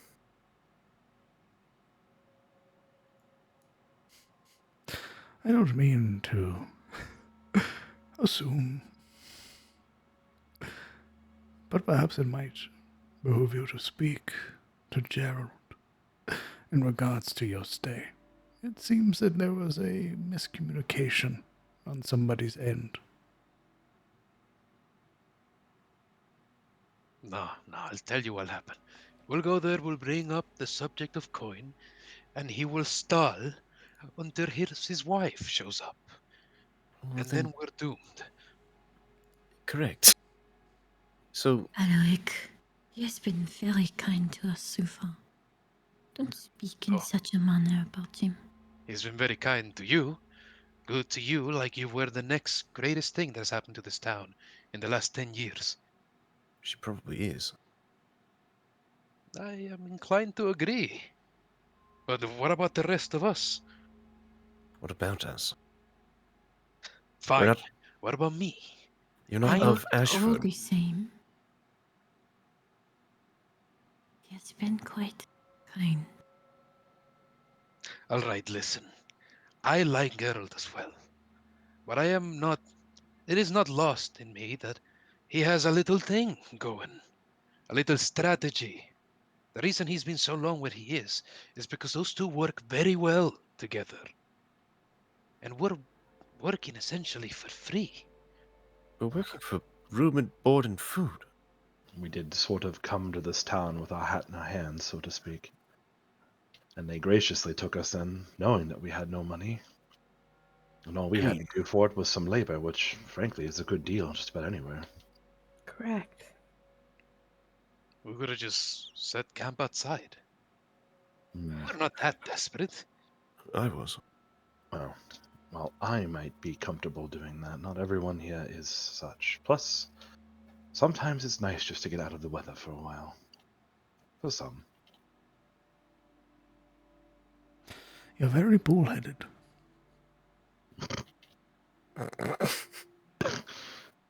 Elric takes a deep breath, and when he exhales, it sounds like a bit of a.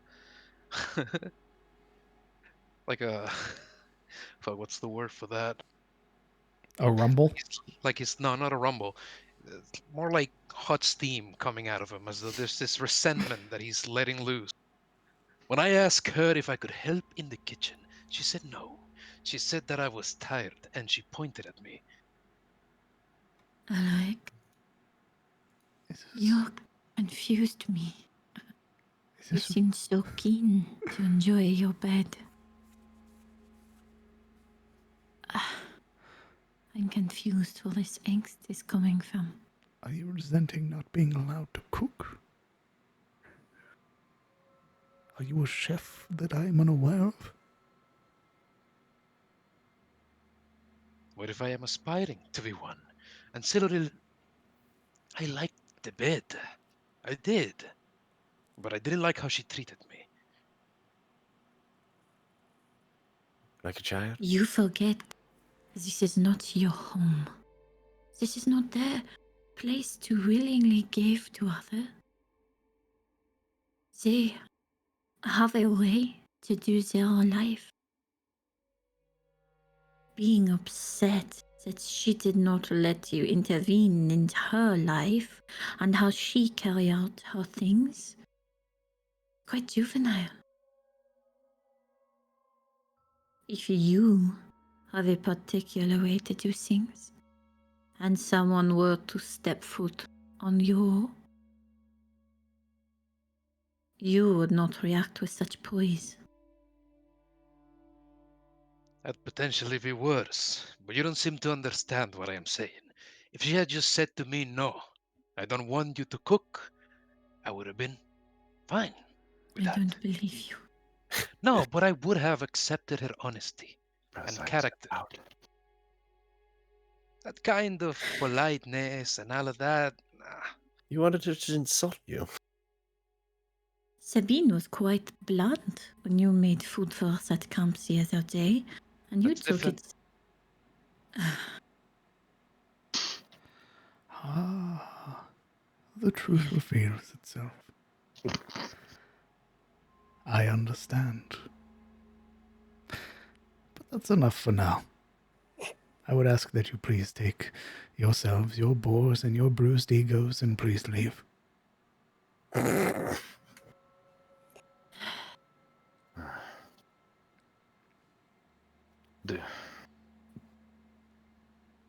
Could we get a map also of these places you wish for us to go? Oh, no. Come back after the festival, after you've returned the bones. We'll discuss it then. I wouldn't want to part with the maps just yet. You said you were researching these people of the First Age. What you are, yes. Right. Do you have any information, book, or Much scroll? like the maps. You can come and get them after the festival. you will find that I am very hesitant to hand out what knowledge I have cultivated here. If you wish to read it here, you may. But at leaving my tower, no. I do believe he's kindly asking us to get out. He probably has other things to attend to. And he's trying to be as polite as possible. Probably. Has a headache. Sure. Well, Yuria would get up, rise, sort of trying to signal the end of the conversation before it starts prying on Duskbrand's goodwill. Sabine will turn to Finn, do a hand over the chest, symbol of strength. And I hope you have a good day as well. Finn, if you would be as kind as to show them out. Oh, of course. And Finn sort of waddling his way to the door. Pulls it open for all of you. I do hope to see all of you again.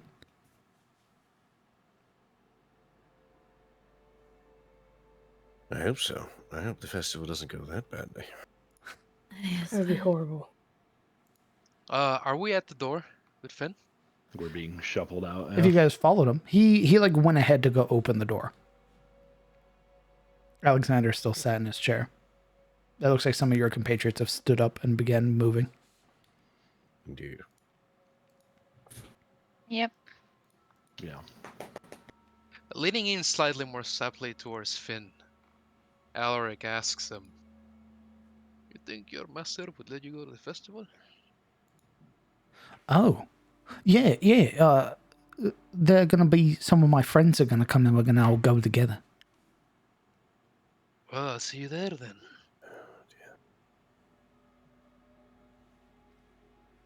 Did anyone actually grab the boars? Yeah, well, I think that's what we're doing. Nope, you left them all on the floor.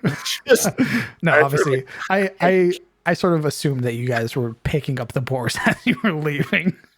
If there wasn't, Yuria was going to get excited and try to do quirky things with her book. 10 minutes, guys. 10 minutes. 10 minutes. Just let me cast. Hold on. I beg of you. I beg of you, let me do weird shit. Don't let this spell go to waste. I'm gonna look at your character sheet to try to figure out what the fuck you're doing. It's so stupid. What's everybody else doing? Picking up a boar and Yep. being So we'll grab both of the boars as Elric left one behind. Hey, what? No, I didn't. You said you went to the door to talk to Finn. Yeah, after picking up the boar. Okay. I assume it's your friend is what Jesus. you're trying to get, Yuria? Yes. Okay. dejectedly will be carrying his boar towards the door. Kind of set down the tea and the cup. Take one more snack for the road. Some little like wafer. Yeah. A little hard candy. Oh god, he's an old man. It's Werther's. Absolutely. Yeah. There's like a Werther. little bowl in the center A that's little all old strawberry people. one. Yeah. Strawberry one. And Yeah. old people candy. They have like Alright, the strawberry foil on the outside. Grandma candy. Yeah. Abso-fucking-lutely. Oh, God, he's been Alright, around yeah. since the beginning. Yeah, no, I take one of those grandma candies for the road. Toby demands we kidnap the bot. If y'all are gonna be at the festival, I hope I see you there. He's like a little Why? kid. Yes. We hope to see you there as well, I'm sure. He points a finger at you, Silro. This long arm sort of pointed at you. I challenge you to an arm wrestling match when I get there. Yeah, is that all right? Sure. Oh, yes. That pot's gonna make a crater of your ass, just say. Look at him making challenges. Very nice. And Finn sees you all out. waves goodbye, and closes the door to Alexander Duskbrand's tower here in Elion's tier. Probably just take a Tylenol right after. I want one. Oh, for fuck's sake. Get out of my shop! Sold! Got those like liquid tablets of Advil. Just hardcore dropping morphine into his eyeballs. Like, fuck these They're guys. just in the other candy dish. Yeah. Taking them by the handful. Fucking millennials. all right. And now you all are going where? Carrying these boars on your shoulders. To the butcher shop. Okay. Oh, no, first to the singing tier, and then to the butcher shop. Right. Wait. Good soldiers follow orders. Right. Right. What? Yeah. Huh? It took me a second. I was like, oh, right at the end. And You would see that it's sort of pushing later into the evening. And there are already like music that's already sort of beginning to permeate from the center of town. And you can hear the sort of laughter of children as they're sort of like running through the streets. And you would see that there are people on this eastern road that are making their way up, and there are like long sort of carts that they are pulling behind them, a number of like horses and buggies and everything like that that are making their way down the road, and a number of people that are walking, talking to each other and everything like that. And it seems like this celebration is really starting to build up.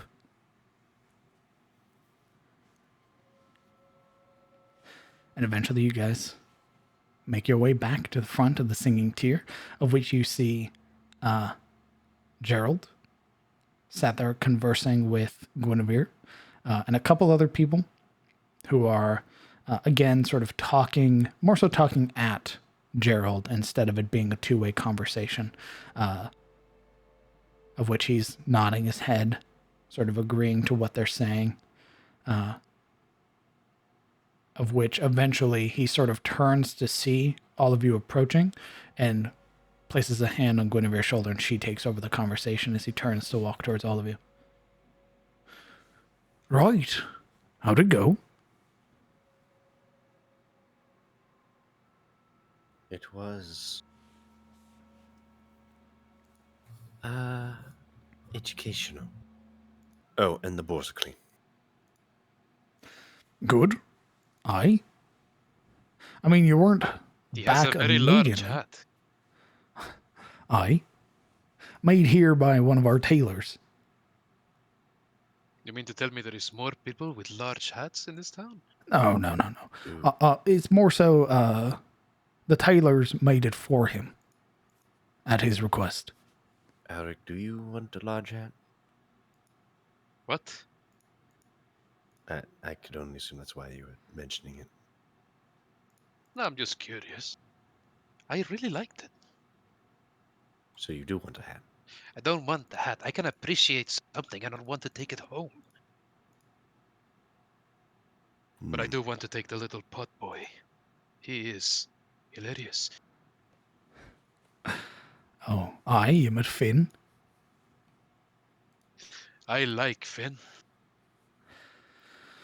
That's good. I think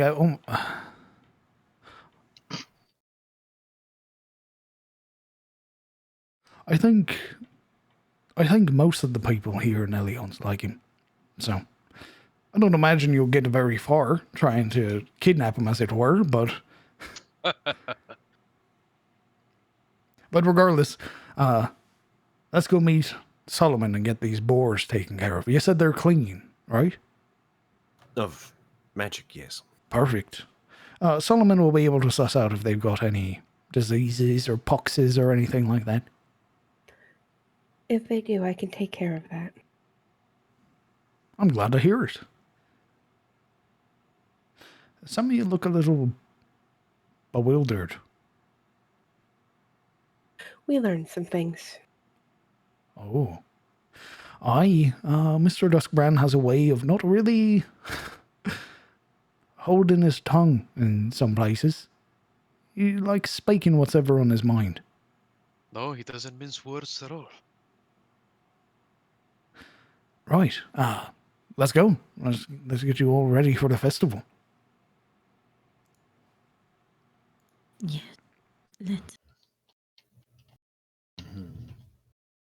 I need more uplifting music, goddammit. He yells at his band that's following him. I don't have any uplifting, happy music. It's all very that's what serious happens. or all combat. That's what happens when you keep stealing things from Darkest Dungeon, Dark Souls, Elden Ring. You don't get no happy music.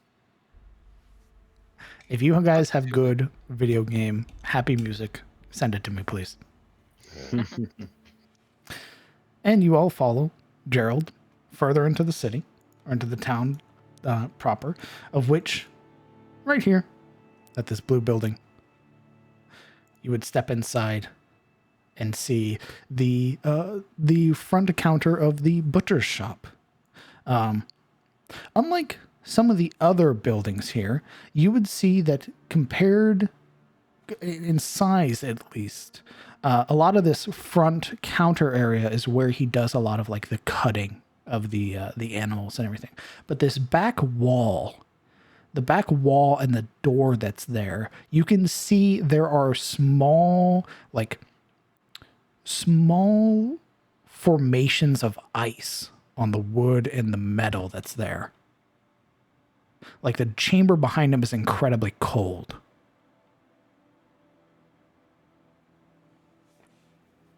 Yo, they got fridges in this world? It appears, at least in terms of like modern technology, it appears to be like a freezer, a walk-in freezer of some sort. But done via magic.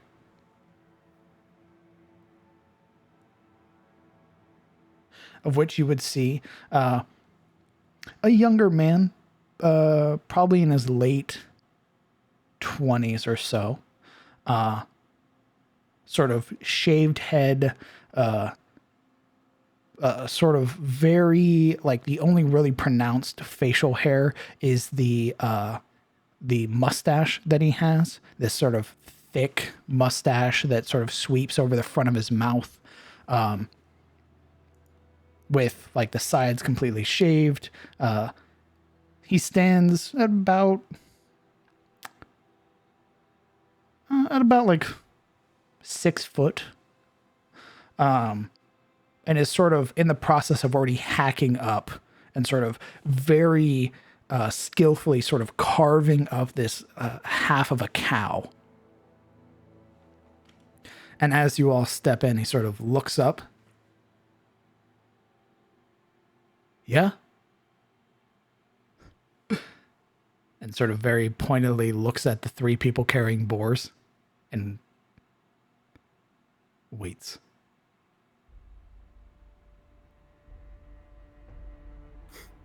Greetings.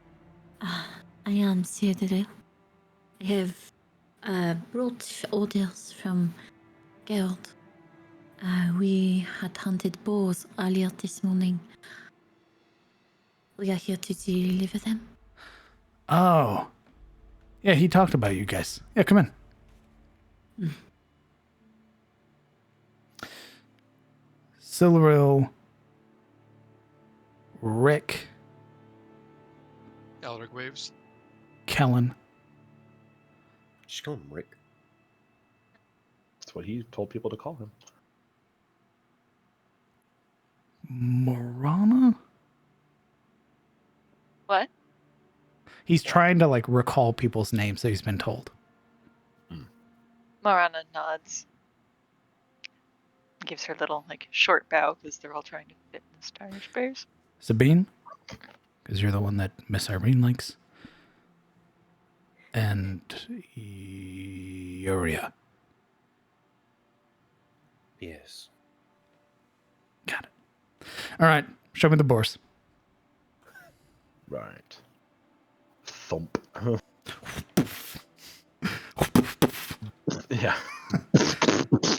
Oh, well, I was expecting 1 boar, but yeah, I can make 3 work. Who amongst you is any good with a knife?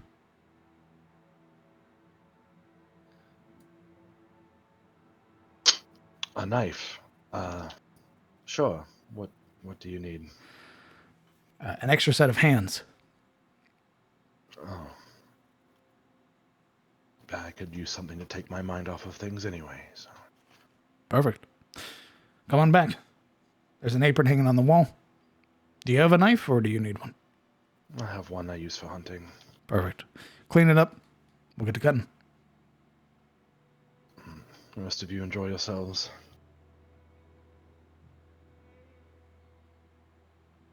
Oh. Well. Be seeing you. Ever the helpful man, Kellen. Don't overwork yourself. It's for the best right now anyway. But, unless you want to stay and help butcher boars, probably, should go and see the festival. I think the festival's going to happen after you're done. You're not getting out of the festival. Oh, the festival doesn't happen until midnight. Oh. Yeah, we kind of need that meat for the festival. Right, well. But we will be probably going back to the inn, I would think. Yeah, you guys aren't even dressed up.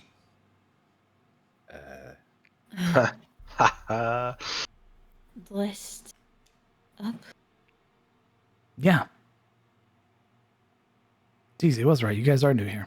Yeah, everybody dresses up for the festival. Just Sunday best on. Well. You know, nice clothes. Your hair gets done. You take a bath. Get your herd in. Sabine's eyes gaze at the ladies in the party. I hope this isn't hungrily falling on deaf ears. Everyone's eyes just glaze. Wii theme music starts playing. Oh. Have you guys never been to a festival before? I mean, yes. Just never Commoners Festival. What? Nothing. Sorry. You're right. We should get going to the inn. I'm gonna try and get them all out before they say something. Come on. If one of you ask if they could have a bath for me when I get back. I'm probably going to be bloody. Oh, don't worry about it. I have a bath at my place you can use. Oh. Thank you.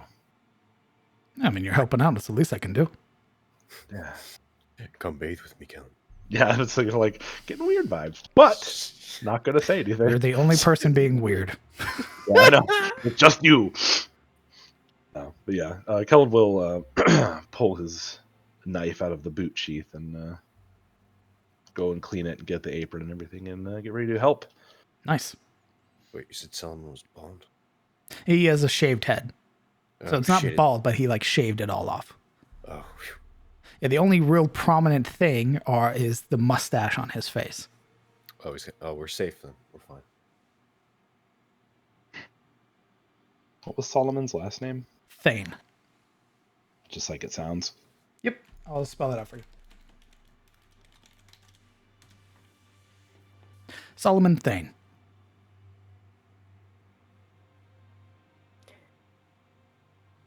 Sabine sounding like a kid on Christmas.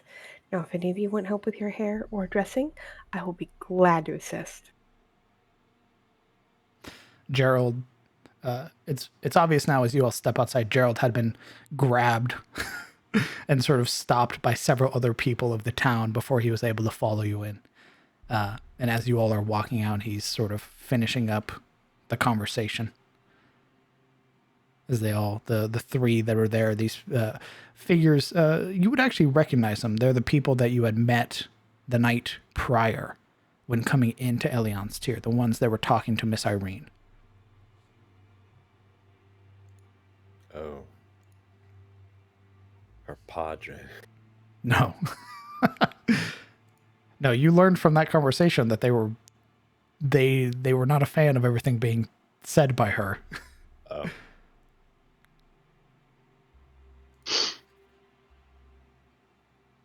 I see. But yeah, they would sort of like as they're walking away, sort of stop, and you would see the one that had talked to you, Bertram, is the one that gives you guys like the up nod. Nice guy, that Bertram. And then departs with the others, and Gerald sort of gives a soft sigh. Right. Reaches up to sort of rub at his brow. Right. Let's get you dressed. Made you all right and proper for the festival. What if we do not have attire for that? I mostly just wear my tabard and this. She points to her ridiculously oversized shirt and leather pants. You needn't worry. I spoke with Guinevere this morning, and we went ahead and we got some extra clothes for all of you. I don't know if they'll fit, but if not, the tailor here can get them fixed up right proper for you. I hope it's all right.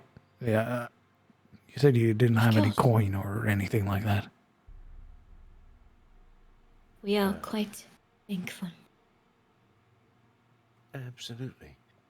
Yuria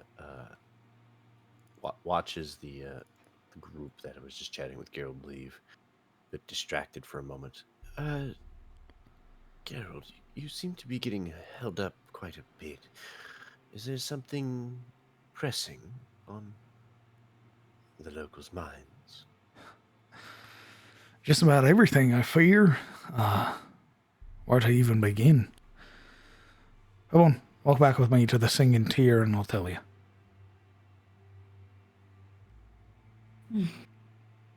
I am eager to hear.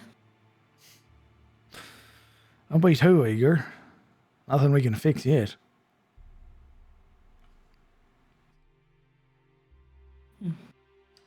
Taking you all back to the singing tier, there are a few people that are already outside, sort of enjoying drinks, talking to one another, and you would see that there are several people that are in the process of like tuning instruments outside, and they're sort of chatting and talking to one another.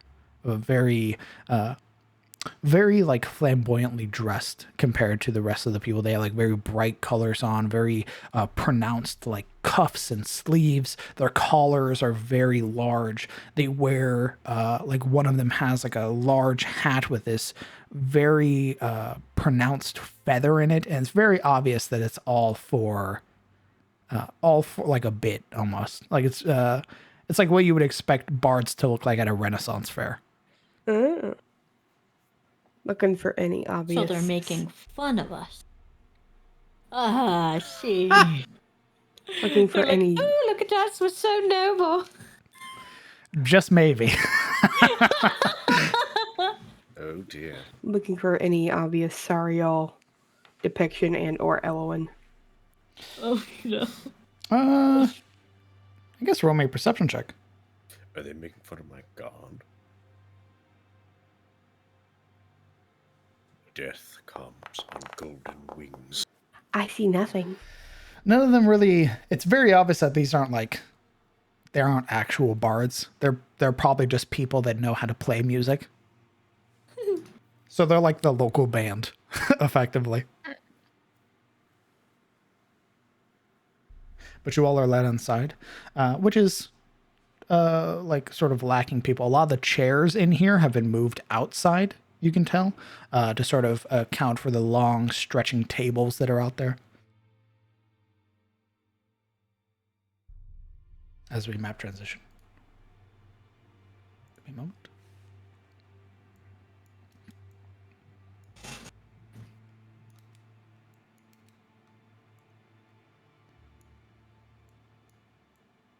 There is no Kellen, but we're going to put Kellen off to the side so we can still see. He's here in spirit.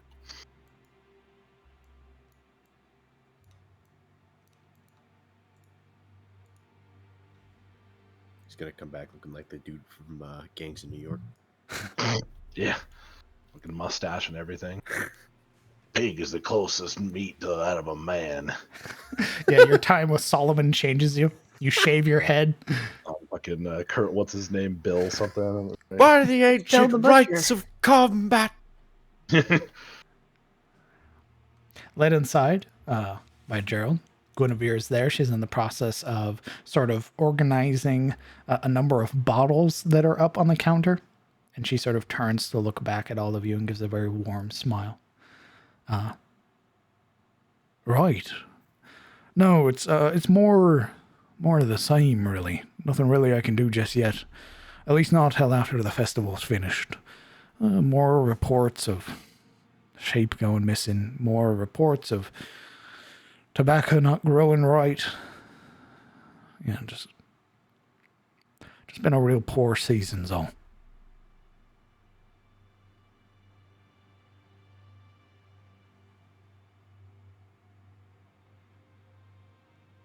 But I'm hoping, with this bright festival, hopefully to uplift some people's spirits.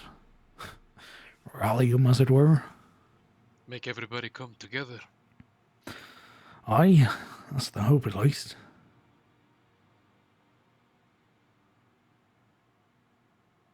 You see any hope of that at a glance? Well, I imagine I get a mug or a flagon, and my own spirits will be raised. And then I imagine I'll be able to talk to them and, if nothing else, inspire a few. Hopefully. We were supposed to be getting proper bards for the festival as well, but they never showed up either. I'm sorry to hear that. I appreciate your apology, but you needn't do it. Go ahead, get yourselves situated upstairs. We'll bring the bathwater up to you.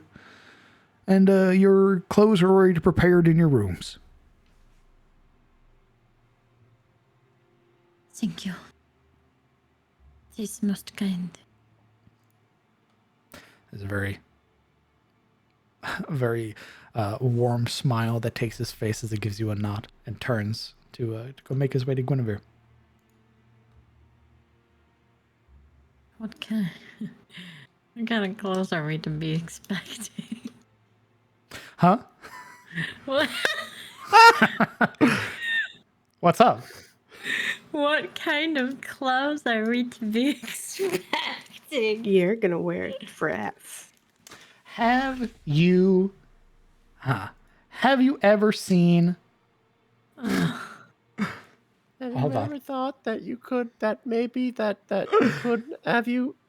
Hold on. Hold on, he says. Is this gonna look like Bells of Notre Dame? You know, the scene with the jester? Or are you gonna all look like fools? Is it? God damn it. Hold on. Count Frollo, there's a hot single gypsy GF outside with no shoes on. Send her in. So imagine the most. Have any of you ever played The Witcher? Yes. Yes. No. Through the games. There's You're not a about scene where Oh, boy. Geralt gets summoned by that southern kingdom, and he has to change his clothes, and they make him wear the really puffy sleeves. Oh, those billowing sleeves. Yeah. So for the Oh. men, it's that. For the women, Oh, wait. Amazing. Love it. You mean when he's in like the presence of the emperor and he has Yeah. to get like dressed like the very beginning of the game? Yeah. Bro, we looking with like all the black and shit. That's it's not black. That's- there is black in it, but it's Son of a more bitch. green and like light green colorations for the Okay. clothes here. The women have corsets that are brought that all like you have like products for your hair. It's very it's Literal hates this. it's you can't. it's as close to court clothing as you can get here in a country bumpkin town. You can't bait me with the Nilfgaard drip and then be like, "Ooh, but it's green." I don't have any proper pictures, I'm afraid. All right, it's fair enough. Oh, I too am angry there are no pictures. this might work for the Waymans. Hold on. I had a picture. The Wayman. Hold on. I had a picture that I really liked because it was like Southern Belle, but with like too many belts, which is exactly what you would wear. Ah, it's nothing like what you wear. God damn it. Like a Final Fantasy pro tech. You're trying to be like Lulu? Almost. Is my fine dress better than this fine dress? Yes or no? Is my fine. Your noble knight clothing? No, I have a fine dress. It was part of my stuff that I had. Oh, definitely not. No, their clothes is definitely not nicer than your Order of the Rose dress. Then I will wear my Order of the Rose dress because I will be blinging. And this is not the fashion. Shit. What do I get for my entertainer background? Hold on. Entertain. Oh no! You tell me. I do have a. Oh no! I have. Hey, any got the clown clothes. suit? Oh. But yeah. Put on. Yeah, no, bitches. I also have fine clothing. If you would Nice. like to combine your fine attire with what they've given you, you can sort of make an amalgamation of what you want your character to look like. Oh, I'm already working on it. No. So that I can look better than everyone, but also thankful that they gave me clothes. DM, you remember that doublet we wrote for Erasmus?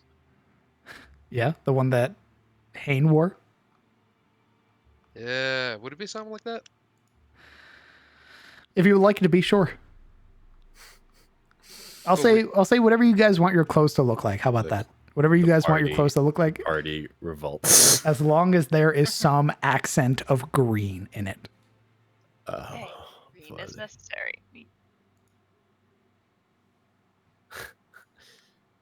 30 minutes later. Okay, DM, look, I have... Shut up! Shut up! Just wear the clothes! I've painted it in MS Paint. It's literally just for theater of the mind. Yeah, but my theater of the mind is important. Nice. But yeah, baths are drawn for you guys. The outfits are laid out for all of you. And again, if you would like something, and even going so far as to ask Guinevere for like certain things, you would find that like she would lead you into their bedroom and then open up this massive armoire that is just full of elegant clothing. Damn, she'd be an elf though. That is exactly what I would expect. That's a 21 to put together the best outfit possible. Unnecessary, but sure. Unnecessary for you. I have to be one of the best looking. But tastefully so. Otherwise, Swag Jesus will be upset with me, okay? I hate that you call them that. That just I felt that like land into my brain like a fucking lawn dart, and it just stuck there. It just lodged itself into my brain meat, so forever now. Swag Jesus. Got him. Fucking dead. It just took me out of the goddamn knees. Fuck. Hate that. Yeah. I'm dead. I am gone. Easy. You have, it's currently, see, you guys left an hour's worth of travel, back and forth. Combat wasn't that long. It's pushing about 8:30, 9 p.m. right now. We still got some time. Yeah, you guys still got some time to get yourselves ready, and then sort of mingle, which is what this whole early portion of the festival is. It's like going out and meeting the various like heads of the farms and meeting the farm hands and meeting out all the other people in town and stuff. I'm working on the dress right now. Sure. let's go ahead. Let's take another 15-minute break Okie dokie. before Can we I have get address? into the Bright Festival proper. Time to go. Why is it just now showing my prime? Ha! Okay. Good, I can catch Oh, up with it this. probably because today is the day that it re-upped, I guess. Oh, yeah, but my anniversary is like 3 days ago. It makes no sense to me. Oh. Prime doesn't automatically re-up. You have to click it yourself. Oh. Oh. To say Prime does whatever Prime wants, there's nothing you can do about it, but that also. Yeah. Bezosville just does what Bezosville will want to do. Momo, can I have address too? No. If you find me one that is appropriate, I can Photoshop your character into it, yeah. That's what I'm doing right now. Getting, I gotta go now. are you doing, Adventures to me. are you doing a dress too, Kieran? Yeah, no, I think Marana has one. I'm just trying to find appropriate pictures of what I imagine her. I found one that I was like, yo, this is Marana. Show me. I wish Oh to my see god, it was kind of fucking insane. I was like, is this Marana? it. Like, what the hell? Is this just Marana? Hold on, let me find it. Look at this. I was like, holy shit, Oh yeah. bro. Oh yeah, no, that is Oh, literally that's where I drew info from. Yeah. I think I recall that being one of your. Yeah. Yeah, that was pretty. That reminds me, I already have saved images. What am I doing? Yeah, I actually have that as one of the inspo pics for her. Let's look at dresses by Yennefer. I'm sure you'll find something, Yuria. Oh, I did. I already did that already. Hello, it is I, Yuria. Yeah, I need a cape, obviously. They put that in there, right? Jesus Christ. Oh, I saw that one No, too. no, no, no, no. This... We need belts, brother. We need belts and silver. We're gonna come out with, like, clothing that's, like, worth 3 times as much as they put in. Where did you get all this stuff?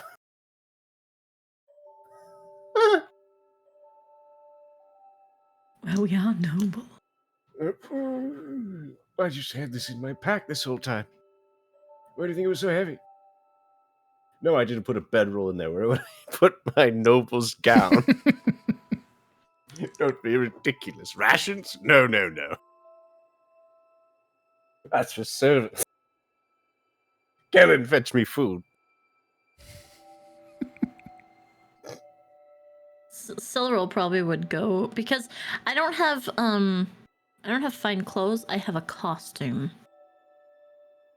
Nice. So she probably would have gone to Miss Mommy Elf. Kiss me. Please help me. I desire.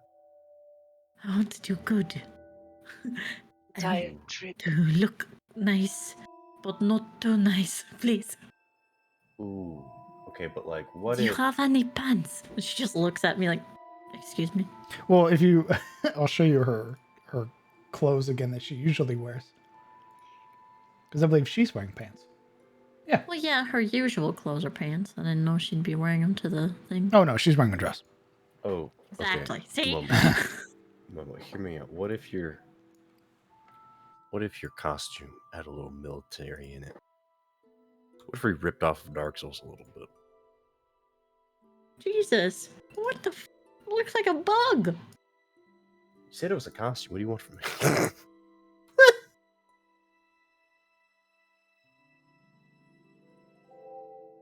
Jesus, woman.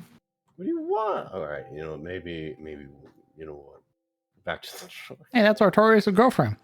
I know. Jeez, she's calling Artorias' call her a bug? wife a bug.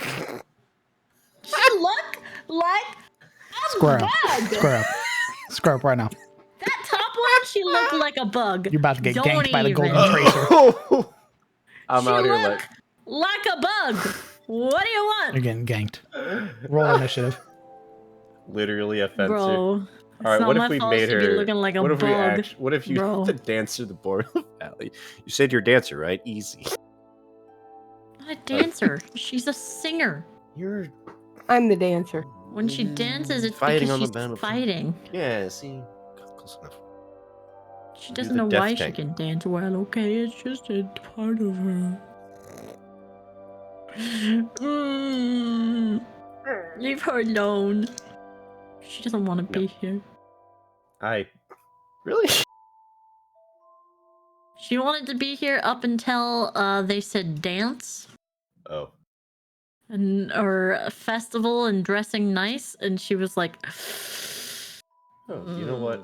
I'm Here's not like- feeling so good. Here's like a more traditional dress. Like that's pretty.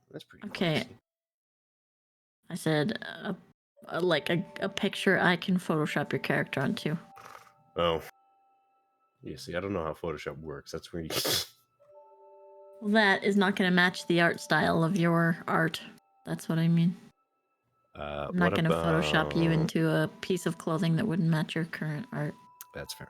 What about the first one I posted? Nope. Nope. Okay. It has a background. Oh, we need one without a back. Gotcha. It has a background, and a lot of things that are painted like that only look good with the background they have. Because color theory, and it's bullshit.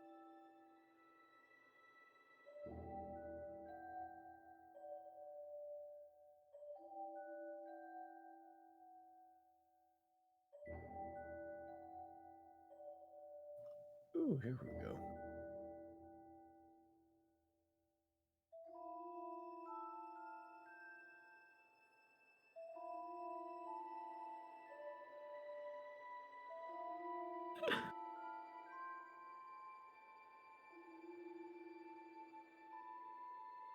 That's a little quirky.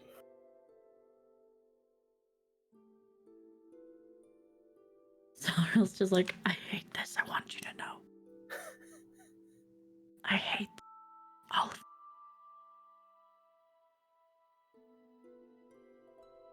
Just so you're aware. Like, I'm being made to be fashionable, and I'm going to make it everybody's problem. What do you mean? She hella fashionable. She fashionable. Yeah, armor's fashionable. What do you mean? Be like.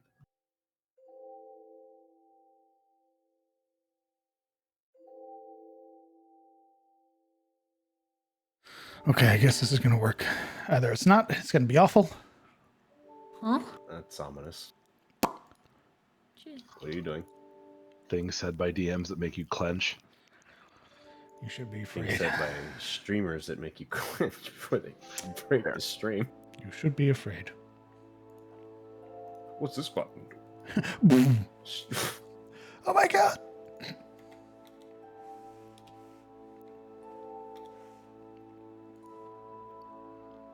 Oh, we're dying. Okay. Just kidding.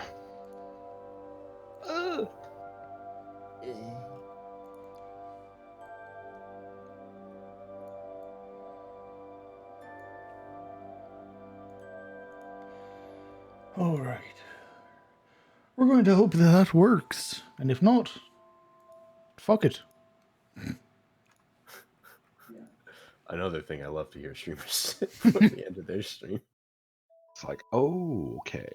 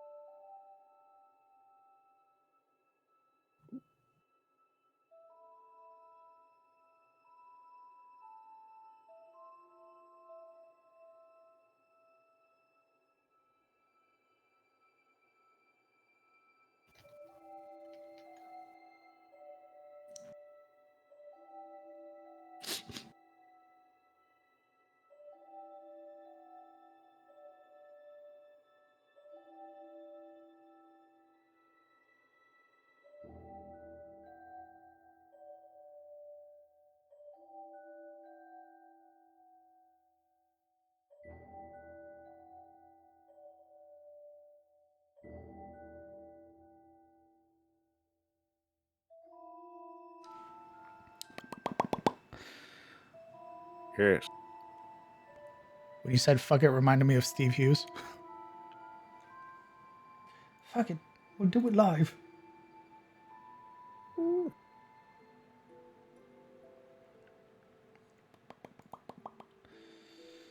Ooh. What are you about to break? The world. Your Sure, spirits. Yeah, your spirits, your very souls. Ah. So the party is going to get crashed. I knew it.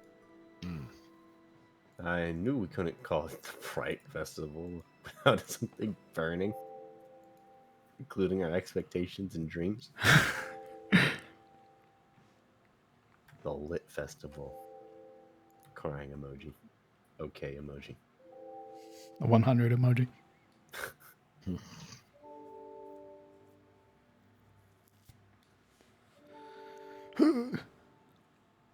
I'm struggling. Am I? Well, you said if it's video game music, it's generally okay.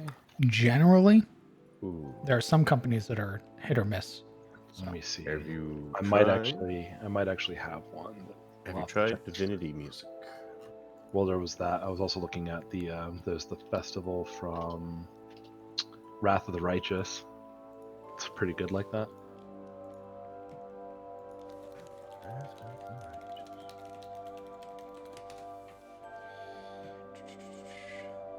What's the term that you generally want to look for? It's like copyright or DMCA free. Yeah. I can't find anything appropriate. I give up. Pathfinder Kingmaker. no. That's the first one. Wrath of the Righteous is the one I'm looking at. Wrath of the Righteous OST.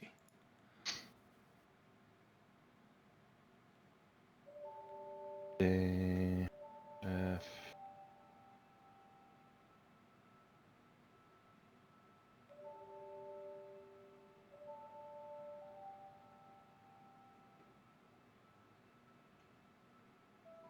If I can fucking find it. Ba-ba-ba. Do you know what the name of the song is? I'm trying to find it right now. Just give me 1 second.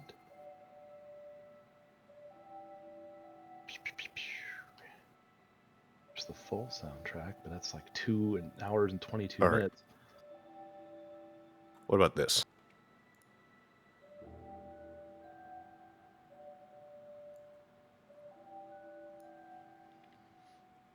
It's not gonna work. Shit. You guys don't have to worry about pictures, by the way. Yeah. We have but, downtime. Let us do But this. we're gonna do it. but I could worry about it, and so I choose to worry about it. It's half measure. Let me have my phone. I'd also abused Momo.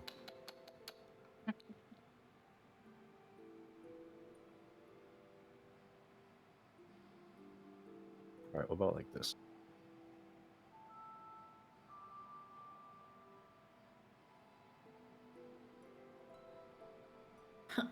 Definitely not. Shit. Do you even know what your art looks like? Yes, I do. The problem, Ooh, there's a lot of... this festival music sounds pretty good. Did you find it? Yeah, Crimson Anubis gave me the name. It's half measure. Ah.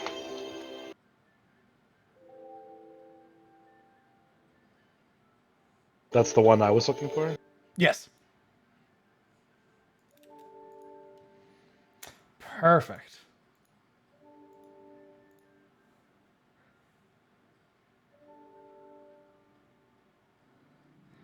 My man fucking it up with this pan flute solo. Holy shit.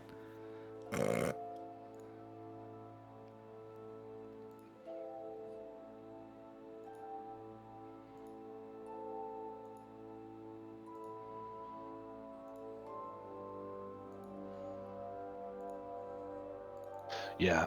The entire soundtrack for Wrath of the Righteous is just really good overall. does a very good job of like pulling you in and making you feel like a fucking god sometimes. Until you fight a pit fiend, then it's not so much.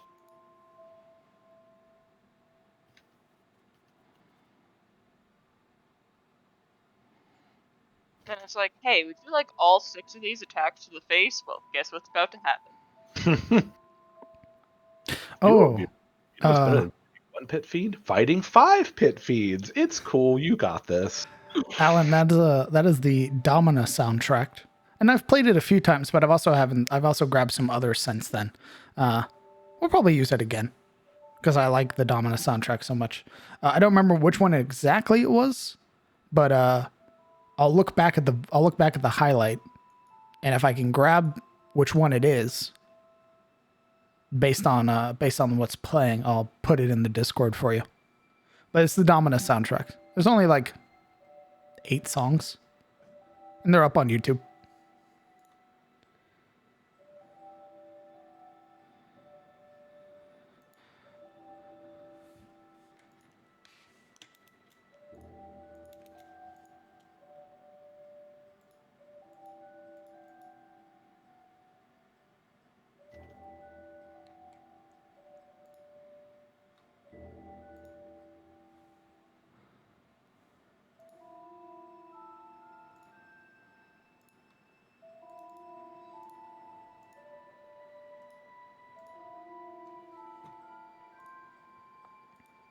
Perfect. I would definitely have to grab more of those after the stream and slap them in here because they fit perfectly. All right, is everybody back? Indeed. No. Mm-hmm. Boy. You're not back, Celeron? No. It's past 15 minutes, I'm afraid. Why don't you come upstairs and say it to my face? Nope, we're continuing. No, but I really do want you guys to go. What's up? Nothing. Not like I got you snacks or anything. That's very kind of you. Not like I got you snacks. It's fine. We're here. You all roleplay amongst each other then. I think I'm still abandoned. I think I'm still separated from the party. At this point, you'd have returned to the main group after your bath and everything at Solomon's. Okay. I would totally help everyone with their hair and makeup. Nice.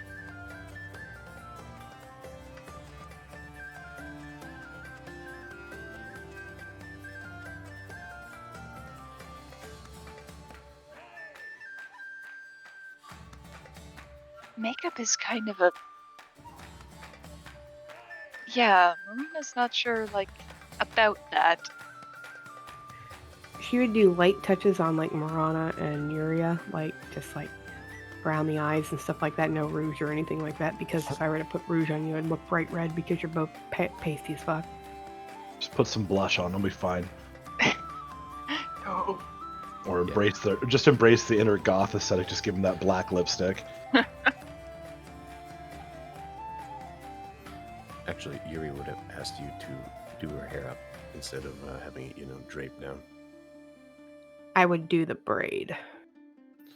I'm gonna braid my goddamn hair, you son of a... Alright, fair enough. Can't believe I'm conforming to these goddamn peasants. Trust me, it'll help you curry favor. I didn't say that. Too bad. You're being pulled in. That's right. She probably would make a comment like...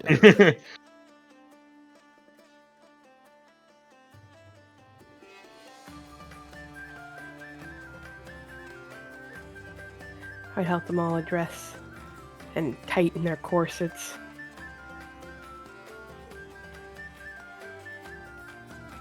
God, they all have corsets.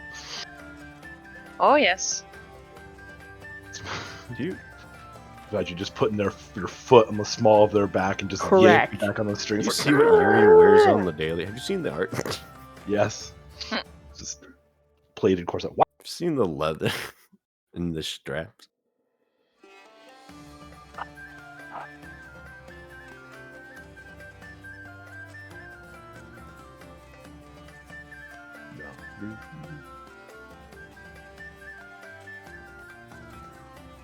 She'd have your hair fashioned into that singular braid. Whip my hair back.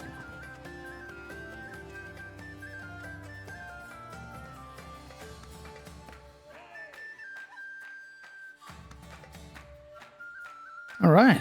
What do you think of the music? It is bueno. Oh, I can hear it now. Sounds Cool. like peasants having a jam.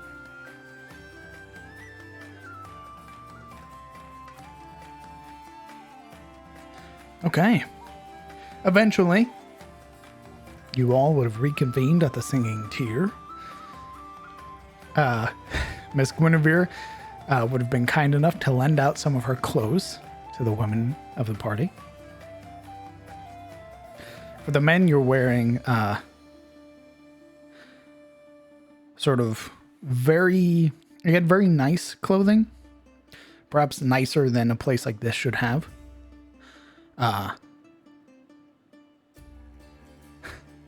And your baths are prepared. You clean up. Yuri let me braid her hair. Oh, who braided their hair, in fact?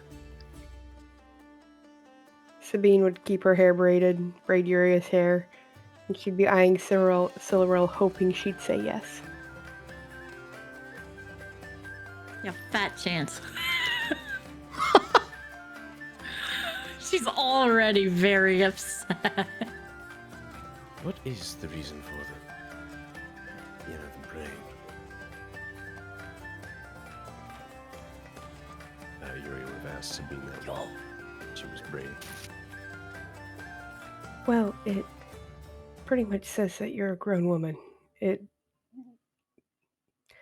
carries with it a wee bit of respect.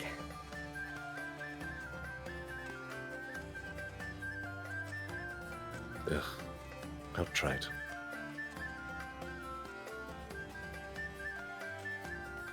I take it that clothing is not optional. Miss Silveril, if you would let me braid your hair, it would show that you were trying to show solidarity with the people.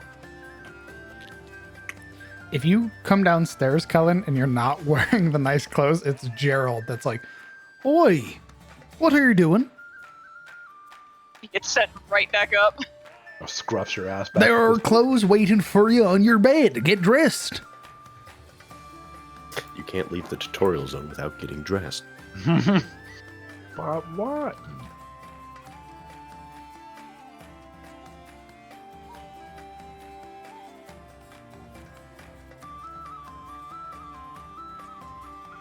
Are you just Silver? not? No. I do not need their solidarity. I think you misunderstand me.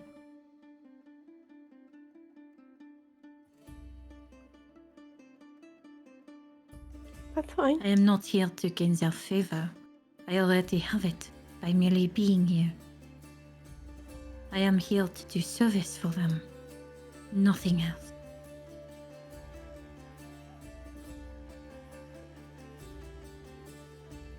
Mental note work on Silveril's people skills.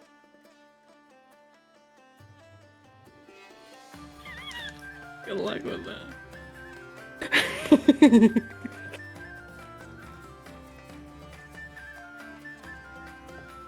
Is she attempting to wear a corset out of sheer morbid curiosity, Momo? She is wearing one.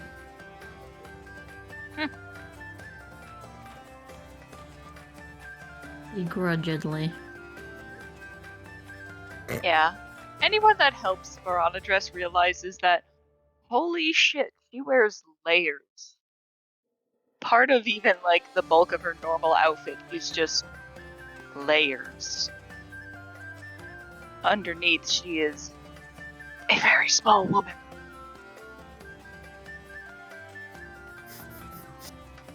Sabine looks and realizes where she needs to poof out to make her have form.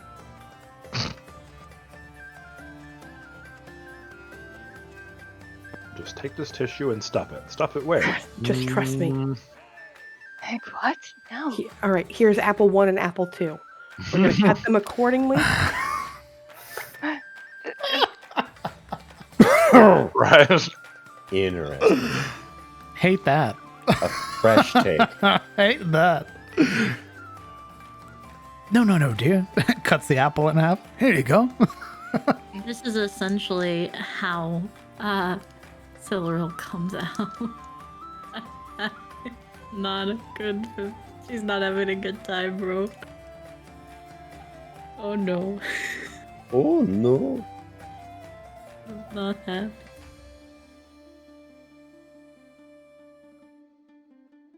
After you all are dressed, Alaric, you would actually probably be given some of Gerald's clothing. That's what I figured. So that really nice like doublet would have been from Gerald's, and you would see that it, much like Haynes, had like the swords at the top that cross when they're like coupled. Local fashion, in a sense. Not his. His is very finely made. Has it? Someone who knows clothes, like Alaric, would he notice that it's been retouched in any way? In what way? What do you mean? Maybe worked on. Like perhaps it originally looked a certain way, and then it was improved upon. Oh. Cuffs, better links, the fabric.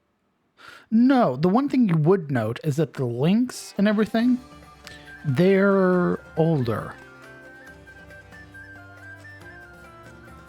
Anything special about them?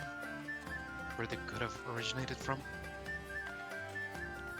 Let me a history check.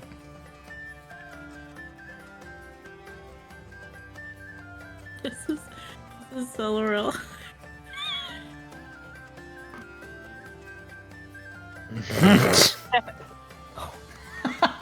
That's rough. Somehow even angrier. Nice. That's rough, buddy. That's adorable. Oh, She's not having a That's good time, unfortunate. bro. Give me one moment. How do I show that off? This yo, is not having a good lemon time. and lime. Let's go. Let's see. We're going to duplicate your character sheet. I'm going to set the duplicate to the default sheet. Oh no. Now we're going to change Sad. out your art real quick. No! Sage. No! I'll kill you. We're going to do that. And then we're going to show off. Here you go. Miss Silveril de Ashford. This shit. I hate it here. Just like, I would like to die, thanks. I think it looks amazing. She's just like, why? This is why I left. Fuck. Very upsetty spaghetti. She like comes out of the room. Sabine, help. Now you want What do you need help with? And she kind of gestures to her chest and she's like, they'll pushed up.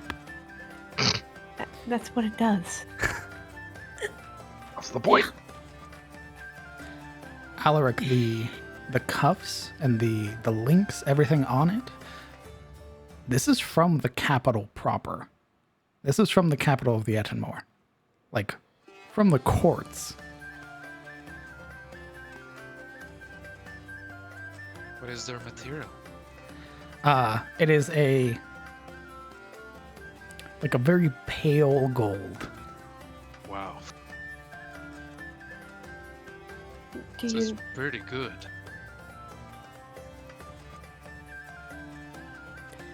do you not want them pushed up as much? We can do a little bit of adjusting.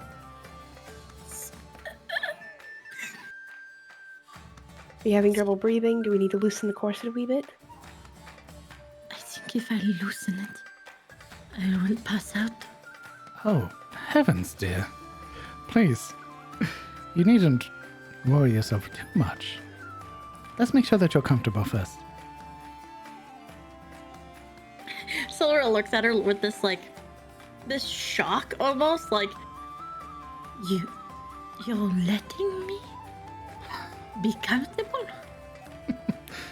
My dear, you're not in a court. You're enjoying a festival. Please. You It can was wear more so corsets. just it was more so just a suggestion than anything. You don't have to have it completely tight. You need to be able to dance and drink. If she would like to dance. You know what I mean. She reaches back and like undoes the bottom tie, and it just goes.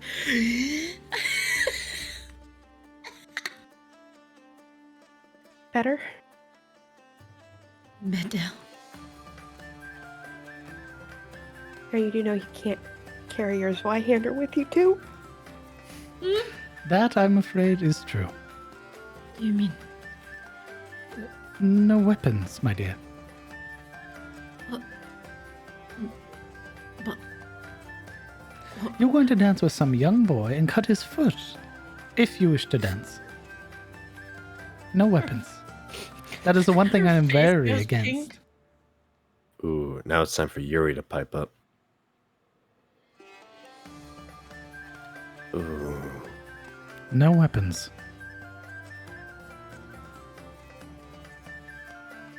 There's the patented mom look. There's the rebellious child look. Everything else is fine. If you'd like to wear whatever you wish to wear, you may. Except for your weapons. Please. Just be comfortable. You don't need to be carrying it around. You're safe here.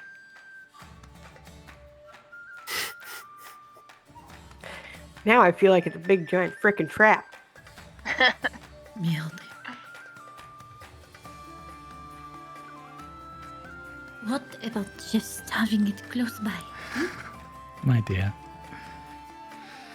Oh, I'll talk to Gerald. See if we can't leave it close near the shop. You're too kind. I do not wear this often. I try to avoid it if I can. I do not blame you there. But you all look lovely.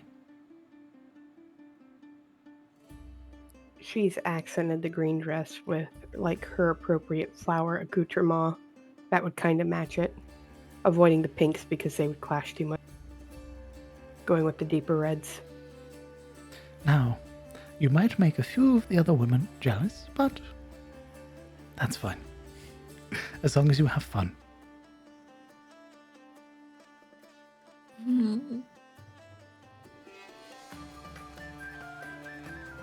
And it's Gerald who's checking in on the men, making sure that you're all dressed up. If you're wearing what you're wearing, and he would reiterate the same thing as his wife. Oh, no, no. Leave your bow, and your saber, and your dagger.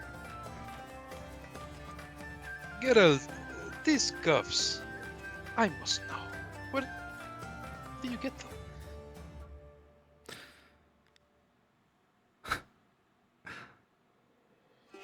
I figured to be more interested in just wearing it instead of asking about it. I got it from the capital. You bought him? Aye. With your efforts or with coin, I mean.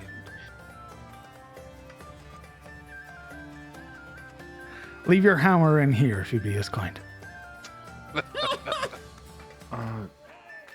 I don't suppose that you have anybody on patrol for the night. Well, the whole town's gonna be in the center. I did talk to Kat and her father and set up I did muster at least a few of the militia. They'll be changing off so that way everybody gets to enjoy the festival proper. But, no worrying. How apparent is it that Kellen is used to wearing like fancy stuff? Not at all. Would he need a lot of help from Elric? I mean, he knows how to button his shirt. That's the same. It's more, Helen's like, I honestly would be more comfortable joining the militia on patrol, if that's all right. You're kidding. Absolutely not. I have a lot on my mind, and work takes care of that. And I could trade off with the others or something. You're breaking my heart, lad. But very well. Oh no. The shifts are every 2 hours.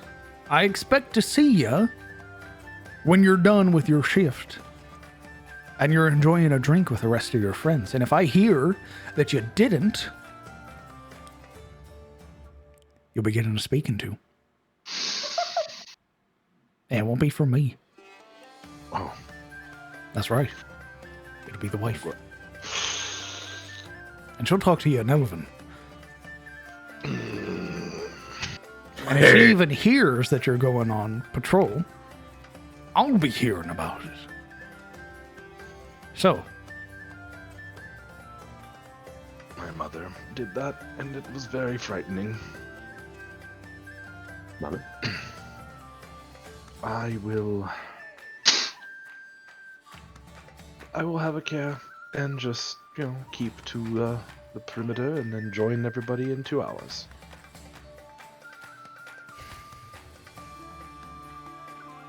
I'll even bring this doublet with me and change into it when I come back in. Fine. I suppose I'll go on patrol as well. Oh, Thank you for the clothes, girl. I swear. I think we should make sure that the ladies don't get in any trouble. That's right. Lads, Patrolling the outskirts. there's a whole town outside. Oh, well, What are you where? worried about?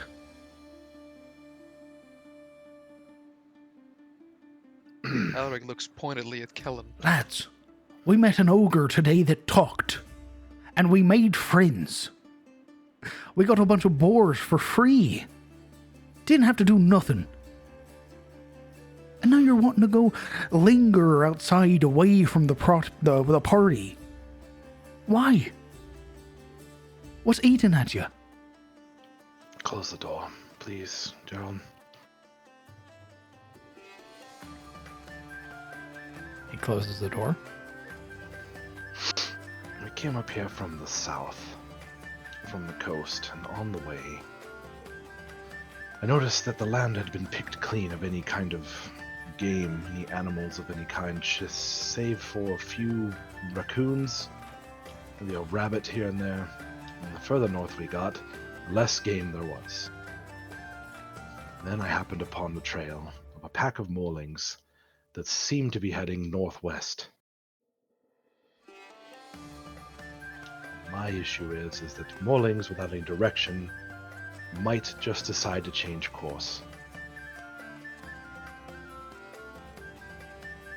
I don't have any reason to believe that they are coming this way directly, but as I'm sure that my wife has informed you of my affiliations.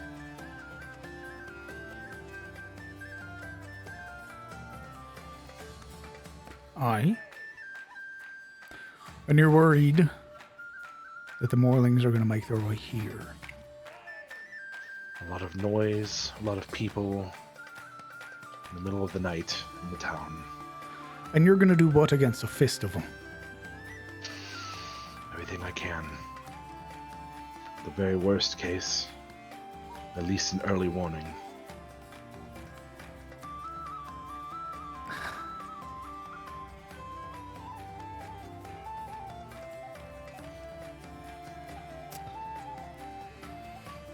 Aye, very well. Only one of you is going on watch, though. Well, Did you not just listen to what he said? I heard what he said. Might get himself in trouble. this is what I do, Alaric. Getting over your stubborn head. That's what you do. You're both stubborn. I won't be hearing nothing about it. You're going on watch. 2 hours. No more. Understood? Yes, sir. And you're coming right back. and you're going to enjoy the drinks with the rest of us.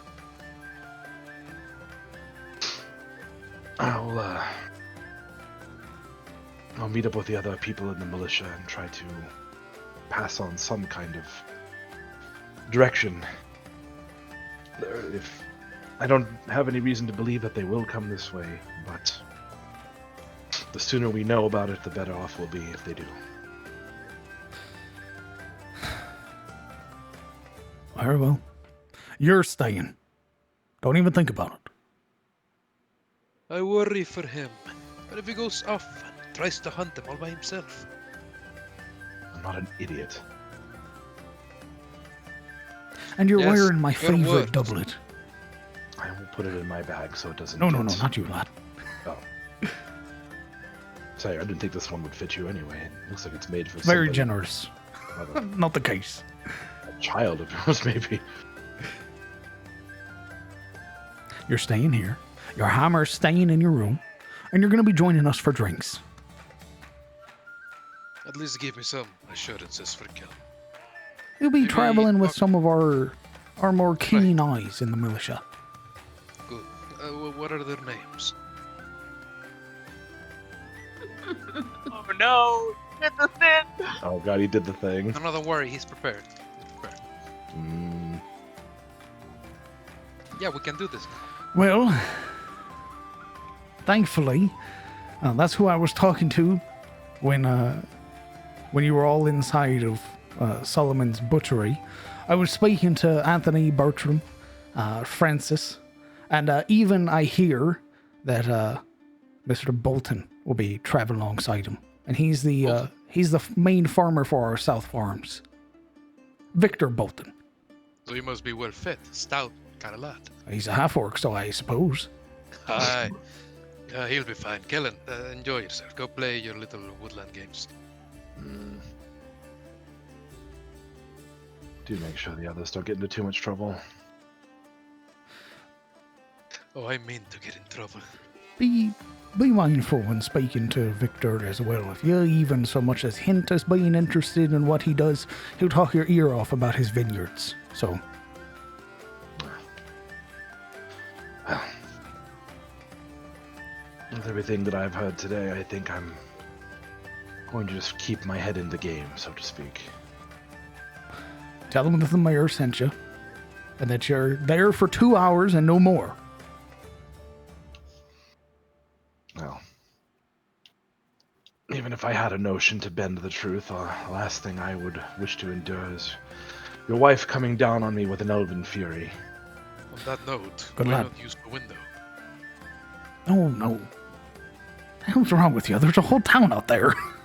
I think he was breaking in. Yeah, I'm just going to... God, we're weird. Yeah, we're the weird ones. There's a door. Adventurers. I'm just going to take the door. It's fine. And I'll be back in 2 hours. 2. Meanwhile, I imagine the women are just like scuffling around, just like it's a little bit of like chaos and ribbons, clothes being flung. It's as comfortable as you would like to be, because now Miss Guinevere is helping you. It's chaos and cleavage, the fucking deadly combination.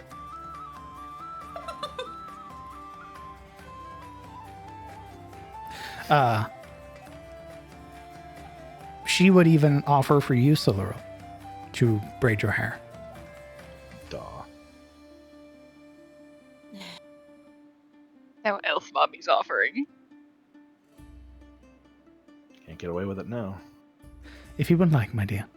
You're boned. You can say no. But you can. Is her hair braided? Absolutely. You can say no, but you can't.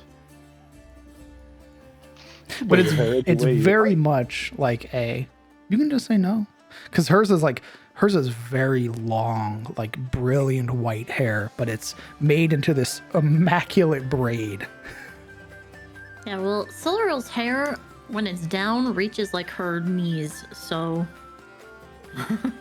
It's okay. Whenever you just be like, you can wear your hair any way you like as long as it's in a braid.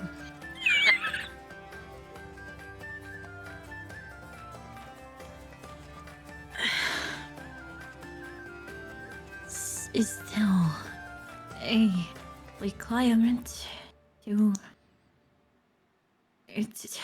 be wedded. No, my dear. I just think it would fit you. Again, you can say no. Please, don't feel like you're pressured. I already feel bad that you're wearing the corset. It has just been some time since I wore a corset. I know that feeling.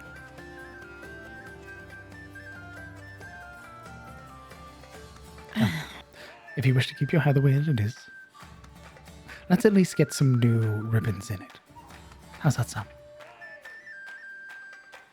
Alright, but these ribbons, I don't want to discard them. I wasn't suggesting such a thing. I was thinking of offering something with a little bit more flair. Alright. What do you have in mind? Keeping with your blue and yellow, Miss Guinevere would offer you these very sort of beautiful, sort of silken ribbons that match the coloration of your ribbons.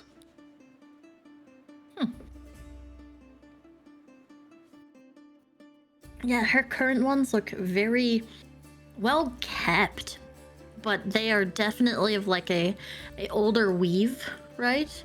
They're not an Edinmore weave. And they are old but well kept.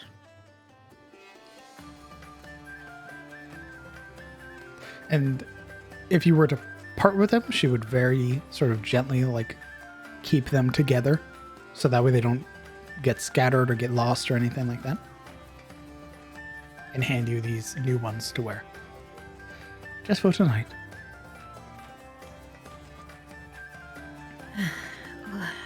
Alright.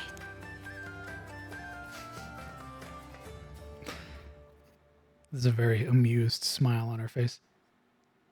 As Kellen slips by their room and the floor creaks, and he's just like, oh shit. A hand. No. Oh, you want to patrol this hallway, do you, lad? Yeah. I didn't know she knew Mage Hand. Go ahead and roll me a stealth check. Oh god. Yeah, go ahead and roll me a stealth check. Oh Should have no. listened. Should have listened. Yeah, Gerald's like, I take no responsibility for the bullshit you're about to endure. What happened to my fucking character sheet? What the fuck? Hold on, my character sheet just. I went to Pinterest looking for dresses, and now I'm just getting It's not on your character sheet. Yeah, it went. Oh. It went to default for some. It's set to the Yeah. why? I Weird. don't know. I didn't do that. But anyway, I got it fixed. Yeah. Okay, stealth. Jesus, calm down. Haha, sneaky. Let me check her passive perception real quick. It's 50. It's fucking 50. She is an elf. Hold on. Perception is apparently insane. Holy shit. She is an elf. That is pretty much my, that's why I'd believe it. Passive perception takes into account your perception skill as well. It's 10 plus your perception or with Ooh.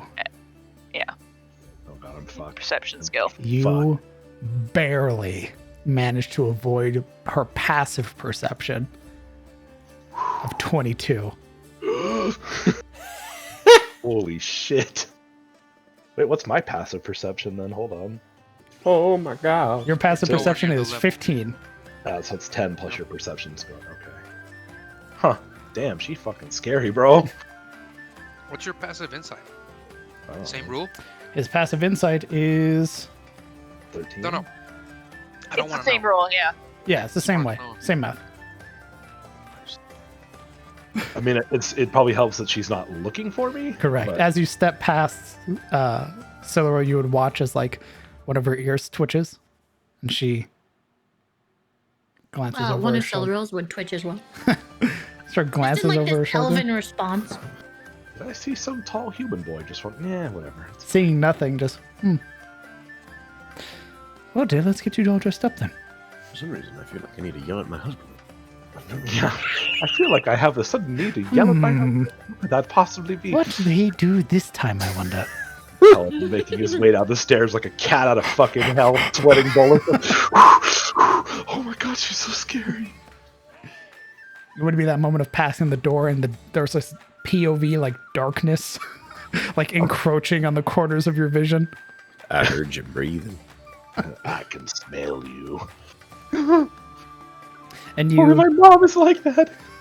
And you make your way downstairs and vanish into the crowd of people to meet up with the militia, which is meeting up over here.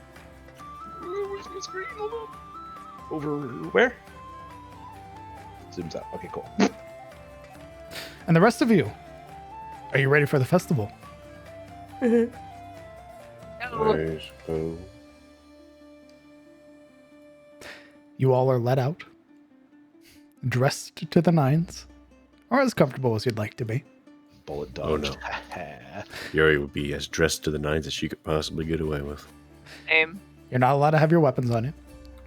Miss Guinevere would make sure of that. Yuri Will destroy would. you If she's utterly. not allowed to bring the weapon, she would try to hide the sword in her room. Absolutely.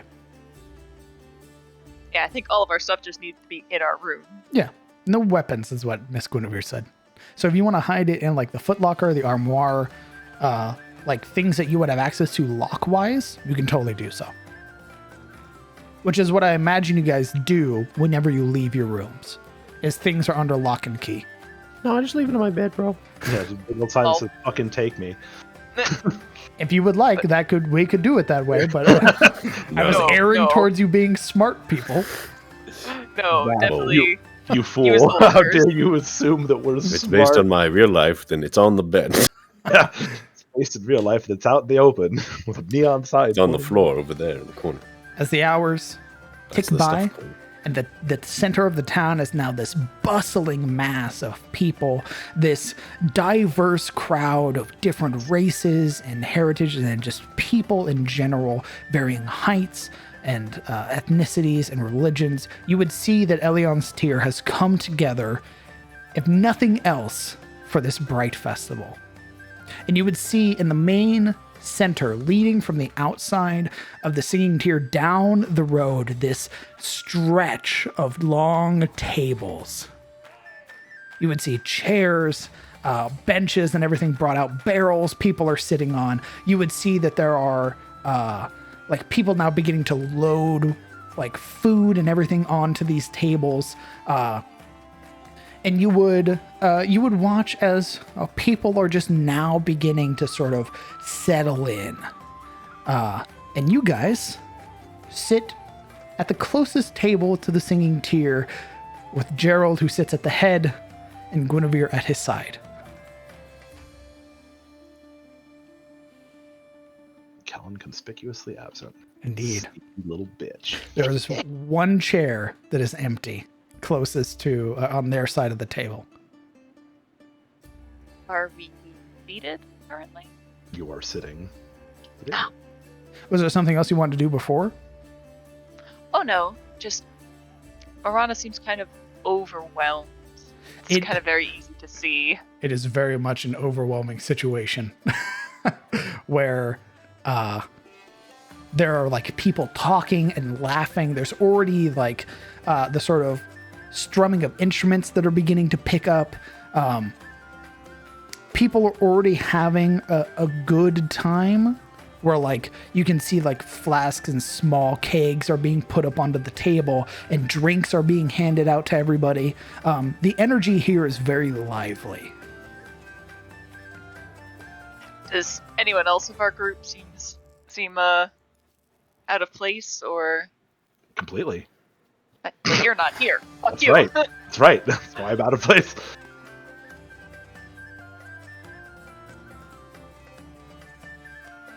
But yeah, she just seems kind of a little bit in awe to be in the middle of all this.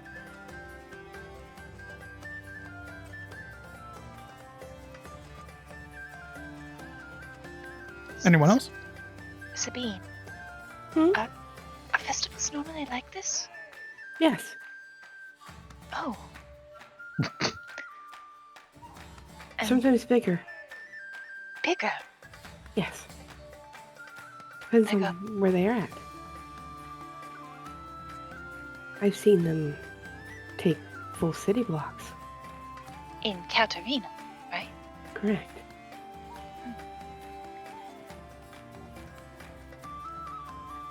And she just kind of like goes back to people watching after confirming that with Sabine. And you would notice that there are like whole family lines here, from like great grandparents to like young kids, of like a whole family line. Is there dancing? Absolutely. There's already like people sort of like linking arms and already dancing and everything in small groups. And they've all sort of like begun sort of pushing themselves towards that large stage platform where the like local band is waiting. And then you would hear as you all get settled in and you all sit down at your seats and food is brought out, large drinks prepared for everybody, you would see Gerald reach out and squeeze Guinevere's hand. They hold each other's hands for a moment, sharing a look. This very sort of soft smile that's shared between both of them. And as he pushes himself up to stand, sort of brushing the front of his clothes, you would see sort of rounding the corner, you would see Alexander, Mr. Duskbrand, who is already making his way closer to your guys' table where a seat has been reserved for him. But before he does, you watch as he sort of pulls his hands apart and sort of gestures them towards Gerald, who sort of clears his throat. My friends, today marks the end of another year, and ushers with it another chance to better ourselves, another chance to make amends, and another chance to forgive. We come together not as a town, but as a family, to celebrate the turn-in of the year and all it will bring. So drink deep of our labors. Eat your fill and relish in all that we've done, and know that it's you, the people of Eliond, that have made this all possible. Let us meet the new year with no regrets, a clean slate, and full stomachs. My friends, let the great feast begin. And you would hear this roar that picks up along the table, this excitement that builds as the Bright Festival begins. Fireworks ignite into the air, exploding, erupting, illuminating the sky for brief moments. You would hear the band pick up, this excited, jaunty tune now beginning to permeate through. And it seems that speech was taken in kind with people. As you look around and see that people are pushing themselves up from the table and are walking and meeting each other, shaking hands, hugging, and you can see that people are having like genuine discussions. They're actively forgiving each other about maybe transgressions that had happened. The people of Eliond are coming together. What are you all doing? Being losers in the corner. Eating. Sorry, what is Julia doing? Mostly people watching at this point. At a glance, what is like the main activity happening? Currently, it's dancing. Sabine would get up and dance. Would she try to make any of the rest of us get up and dance? No, she would not. Is Siluriel hardcore eating? No, she looks very happy. But she's sitting and just like kind of picking at food. It is this veritable feast of lamb and chicken and boar, like vegetables like potatoes and breads and everything that are brought out for everybody. It's the whole town of Elion's tier has come together for this moment and prepared a feast for everyone. Everyone eats tonight. Or else. Siluriel is eating, Curious looking at people. Alaric will eventually stand up and smooth out any possible wrinkles on the stiff length of his doublet. There's none, but he still does it, it's like a habit. And then he walks up to Yuri. Hey, what are you doing? She looks him up and down. Oh, just seeing how things are done in Tyros. What about you? Where's Killen? Never mind him. Would you like to dance? Fuck that guy. She quirks a brow. There's a hand offered. Small, soft smile as she accepts the hand. All right. I warn you, my style is very foreign. I can adapt. Besides, better to try than look. Great. She starts square dance. She's like, Idiot. clapping, just fucking Honk, honk. twerking. There's no pole here. I can't dance. She starts pulling up her skirt. Okay. Slide Okay, to the hold left. up. Slide to Grab the your right. partner, swing around. I was just gonna say it's the electric goddamn What? slide. Jesus Christ. Oh my god, she's bearing her ankles. You whore! But as you guys break away to begin dancing with the crowd, it is very much this sort of like country vibe here where it's not like a ball. Like people are like, it's a very like energetic dance where like partners are picking each other up and throwing each other and everything like that. It's a really good time. The only people that are like slow dancing almost, or like having their own little jaunt, are Guinevere and Gerald, who are like hands together and sort of enjoying like a little dance at the head of the table. It's the difference between a ballroom and an Irish dance. And that's the best way to put it. It's very Irish. Yeah. Lots of kicking. Very, and yeah, scoping. very folky. Probably like tapping too. Indeed. Which exactly we would be coming from the band on the stage. So it's just like happy, like clapping back and forth on her seat to the band.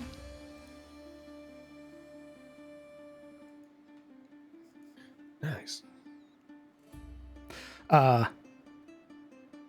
About a little into the festival, you would watch as sort of breaking away from another group of kids, Finn sort of pulling themselves up to the other end of the table, sort of points at you. I said it. It's arm wrestling. Yo, fuck now. Hi. Do your people eat? Oh, no, we don't. Can't really eat or anything like that. But I can smell everything. Smells real good. How? All right then. And she has bare arms, right? Just because of the shortness of her dress. And she kind of like slaps at her bicep, right? And she's like moving her shoulder. Fear. Oh my god, she's fucking jacked, Right bro. And he sort of mimics it where he like pulls, like as if he's wearing a sleeve, sort of pulls it up. Puts his elbow onto the table. All right. And it's contested athletics. And he's got Best 40 strength. 2 out of 3. Let's Right, get Finn. ready to rumble. Show me your strength. Can't wait for it to be like a 22. Hurrah. So, Oh no. Oh no. oh no. You break his arm off entirely. Yeah, tell me how you fucking obliterate Finn. She Slam. starts to do it, right? They slap hands. And she will push his hand backward and then she gives him some leeway, right? And he pushes her hand, down so far. And she'll just hold it there, just a couple of centimeters above the edge of the table. His arms shaking. Yeah, she'll make her shake too. She like grips at her, at the edge of the table. She's like, "You have such strength for such a small being."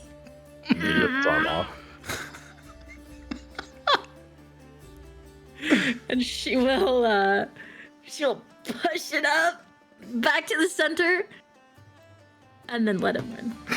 Oh, let him win. Wow. Boom. The several people and even the children that had been with him. When she lets him win, she ends up pulling him off the seat he's on. So he just topples over. There's the several people that have been watching and the other kids that were there with him all like laugh and cheer, and then he falls backwards and immediately it's like, oh, like is he like a turtle? He can't So give me a push. Why are you bullying the pot? Just give me a good push on me backside. Silver lets out this huge laugh and grin. We will have to go again. Made like a small indent in the ground where the other kids have to like help pull him out. And he, right, second, we go again. All right. And he scurries back up. Please. The other kids helping him get the chair back in place. Please, have mercy. All right, it's athletics again. He'll grin and take his hand. Oh, fan brother. Oh, Finn. Oh, no. You shouldn't have done that. He's just a boy. No. Obliterated this young man. Can we give Finn inspiration? Do the same. You want to give him your inspiration? I don't have one. I would though. Cute little pot boy. Oh, and they're just God. struggling, right? Like every vein, she's making Look every at vein Zebus. pop up. Zebus is like, I will pay as many channel points as I need to give inspiration. No. Continue, Siluro. Dude, every vein's popping on her arm, and she's just pushing, shaking, and she'll slowly push it down till she wins. Best out of three. He's like, he had built up in his head this ego I'm unstoppable. where he thinks he's like twice the size. Like he thinks he's Goliath, right? And then Please, I can only take one more. You're going to rip my arm off with such strength. you can see him like hands out at the side, trying to like, if he had a face, you could see it's like running with ideas currently, trying to just his mind running fast. Right. But best 2 out of 3. Aye. Come then, Finn. This will be our final battle. She has this super serious face on. You would hear the kids are like, Finn, and just like the little 3 or 4 entourage that's behind him. They're all like 7 or 8 years old. She's just tapping at her bicep like.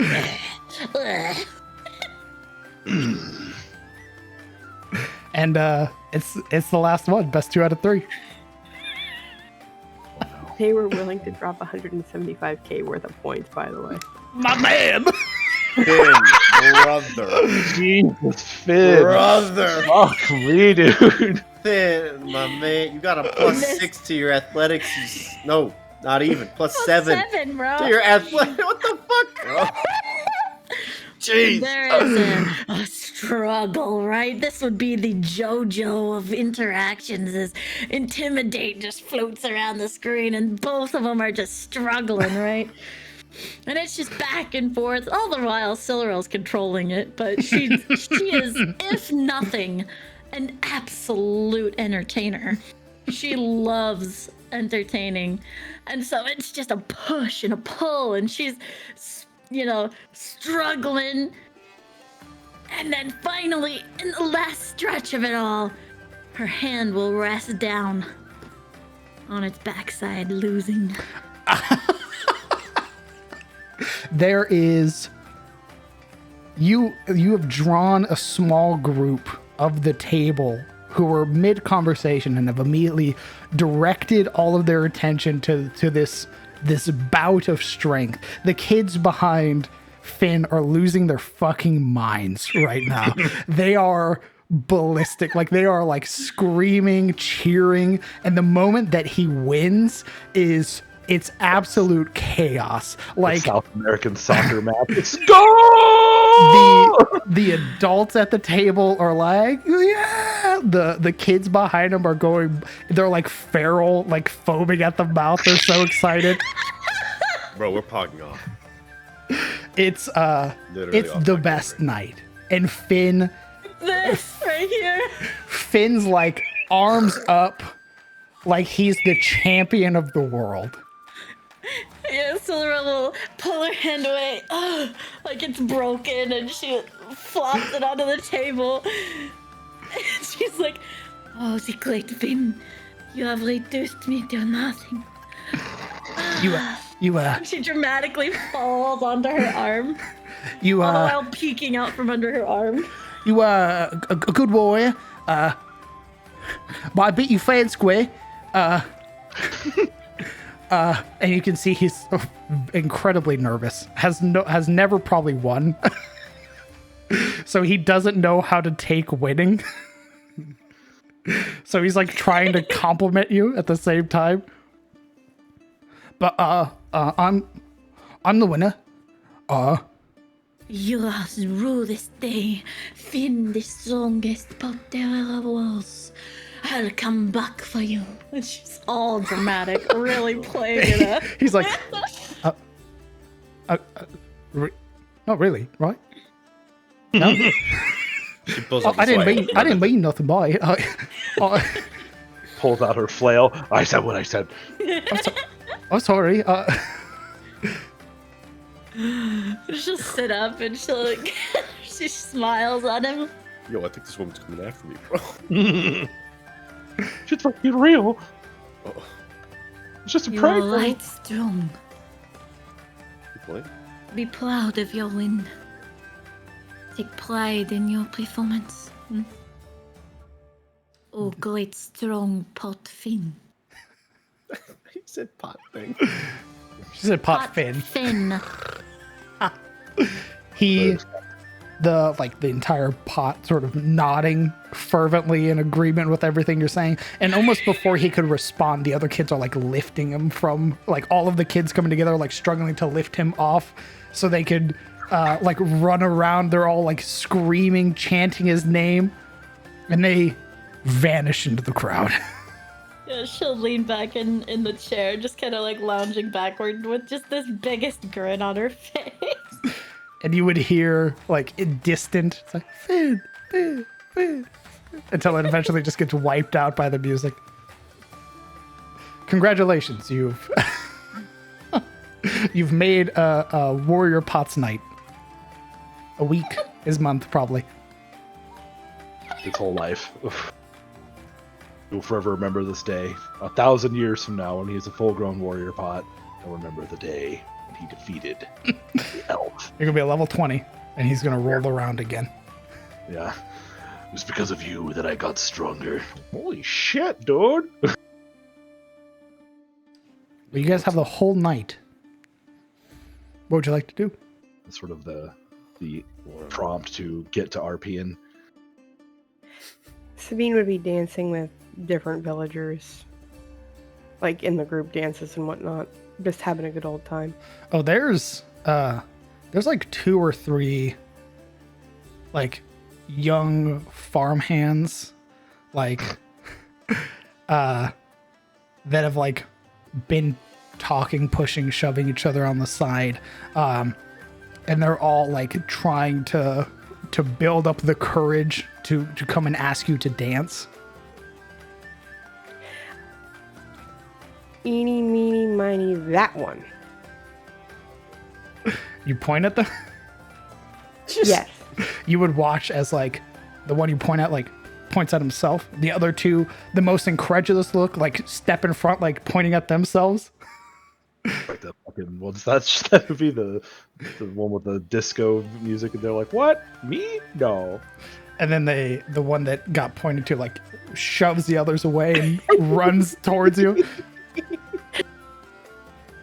And he's like early 20s. He's got like a little bit of a beard starting to grow in.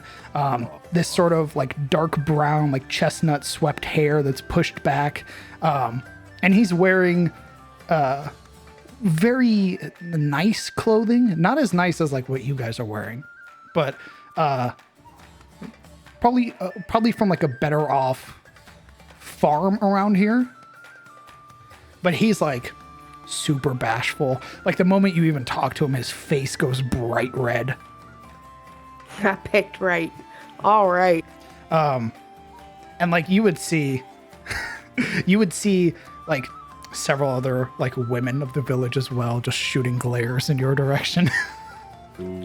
I'd make it a point to dance with the other two as well then. Okay.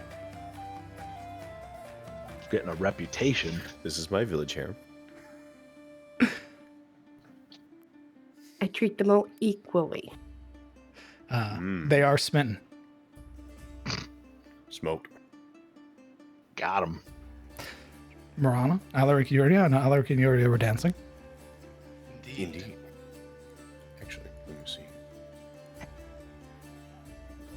Yuria checking if she has proficiency in something. I just want to see how well. Ooh, very nice. What sort of dances would one expect in Valandric court? Ooh, very elegant, like ballroom dancing. Indeed, I figured as much. So not this. So Yuria would be, based on the performance check, basically, it would look like Sirik was leading, but Yuri would basically through like her shoulders, the tightening of her fingers on his like on his arm and hand, and just like the general, basically she would be leading in disguise and basically converting like the Valandric ballroom court dance to this more like folksy. Yeah, folksy like rhythm, essentially. So it would be very much like the ball, but like very fast. I like it. Indeed. It'd probably look very different from what everyone else is doing.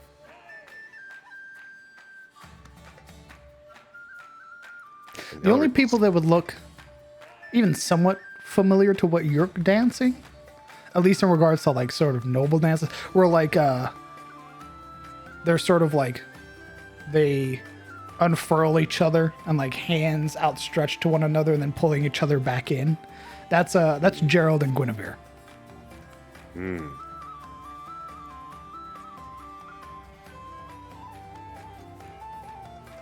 Yeah, I would, if assuming he didn't try to do some of his own shenanigans, would basically get pulled along to Yuria making herself look good.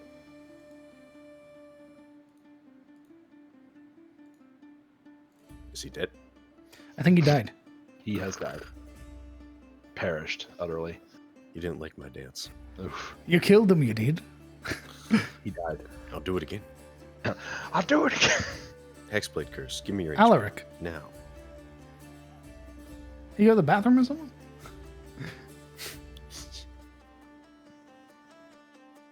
Can you guys not hear me? Now we can. Now we can. Welcome back. Sorry, I was having an issue with the microphone, which apparently was it being unplugged from the back. Shit happens. We'll do it. I'm sorry. Anyway. Did you at least hear? Nope. Oh. All right. Well, to repeat myself.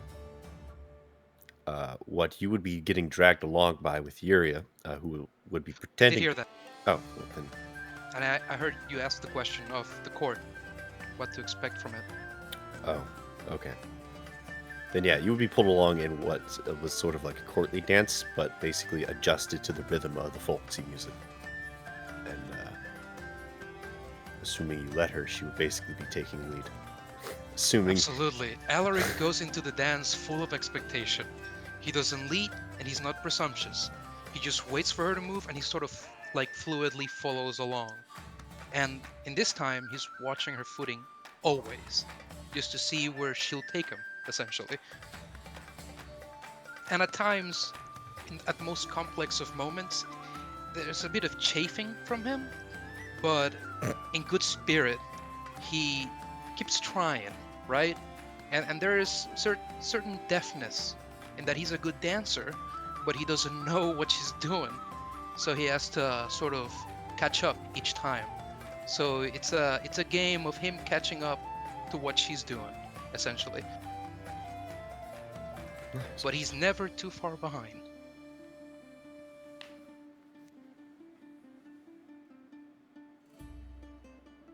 After a few minutes, she would add to the complexity, casually talking while she leads. So, you adapt well. That's good. I know a little bit. Oh, have you ever seen this sort of dance before? Never in my time. Perhaps we can get you more tuned to your elven roots then? Is that why you think I can dance? Because I have elven roots? Let me tell you, it was my mother who taught me. She's very much not elven at all.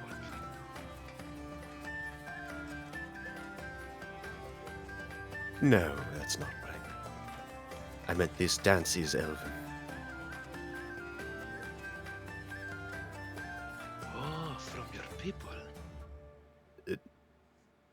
Yes, I suppose. Where did you even learn it? In that swamp you live in? I am the heir to a count. I have to learn how to dance amongst elves. Even if I am not one myself. And my people wouldn't know what to do with this. How did they even treat you? They treat you differently for watch your foot. For being a human. Admittedly, I have not been to Valandris very much, but most of my people, yes. Not badly, but yes, differently. I think it's difficult for a race of people who live so long to look at, well, those of our kind who live and die in 1 century. Indeed. You're nothing more but a passing thing to them. I suppose Tiras must be a nice change of pace. I don't know. I'm somewhat built for Valandris, I think, despite my race. Tyrdos seems much more primal.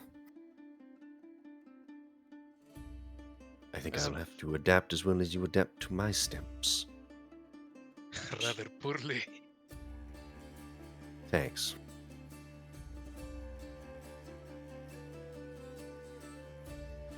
Alaric grins and rather wordlessly suddenly takes a stiff hold of her elbow and then begins a more like equal to the dancers all around them Tyrosian sort of play at dance. Less fluidity, more ruckus, back and forward. He'd spin her on a hand, on her heels. Eventually, in a weird unison to everybody else around, toss her up in the air, catch her by the waistline, things like that. Oh, Jesus. She would keep up as best she could, but you could definitely see like her eyes widen as she's met with the this more like wild, let loose dance. You can almost see the panic underneath, even as she's keeping track of the steps. Alric's gaze is always challenging. Each time he meets hers, there's a strange mystery to it, a threat almost, and there's sweat gathering in his brow. And each time he catches her or does a swift turn where he pulls her along, he inhales and exhales sharply. But under all the music and the people and the laughter, I guess those are details that, being so subtle, she may not catch. Ooh. She definitely catches the, like, she'd be looking at your face quite a bit. And I think she would definitely catch, like, that look of challenge. And as soon as she sees that, panic is replaced with,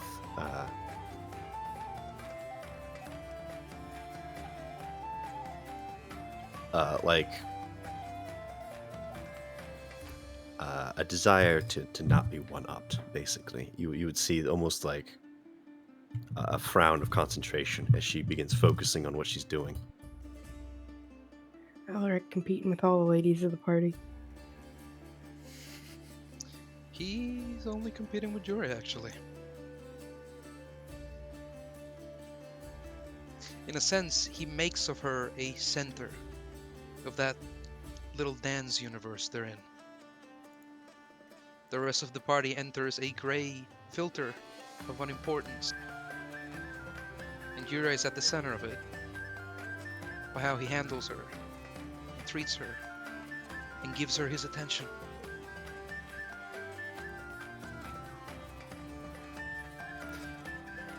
Marana? Oh, sorry.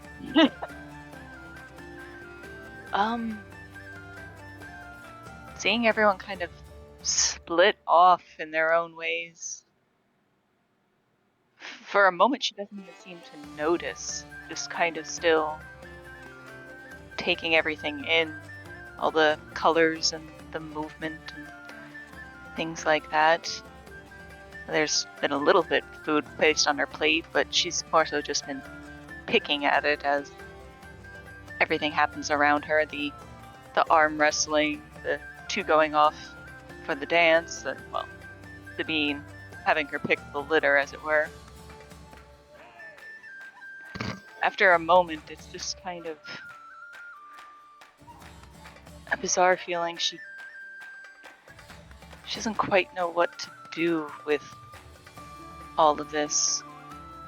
For a moment, she just kind of grabs her glass, a goblet filled with something that had come along. Someone had filled it for her.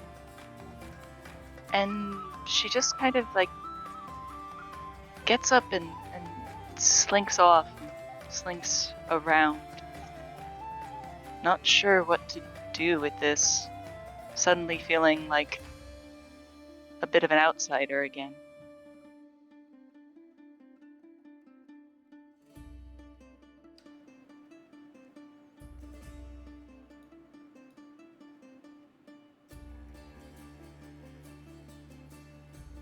Kellen.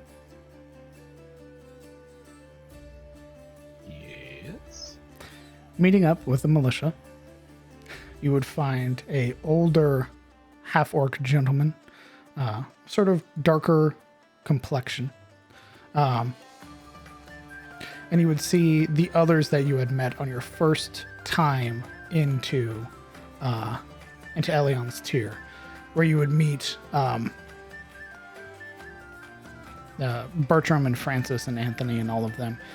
These faces that you continue to see around, of which, even just the moment that they see you, and you have your bow and everything on you, there's no question asked from them.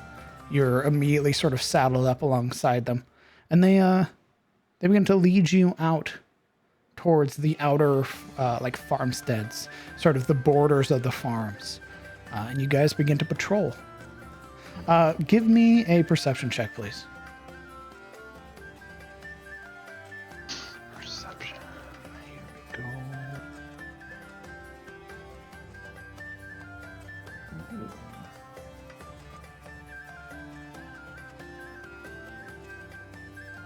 23. It is I can't say quiet.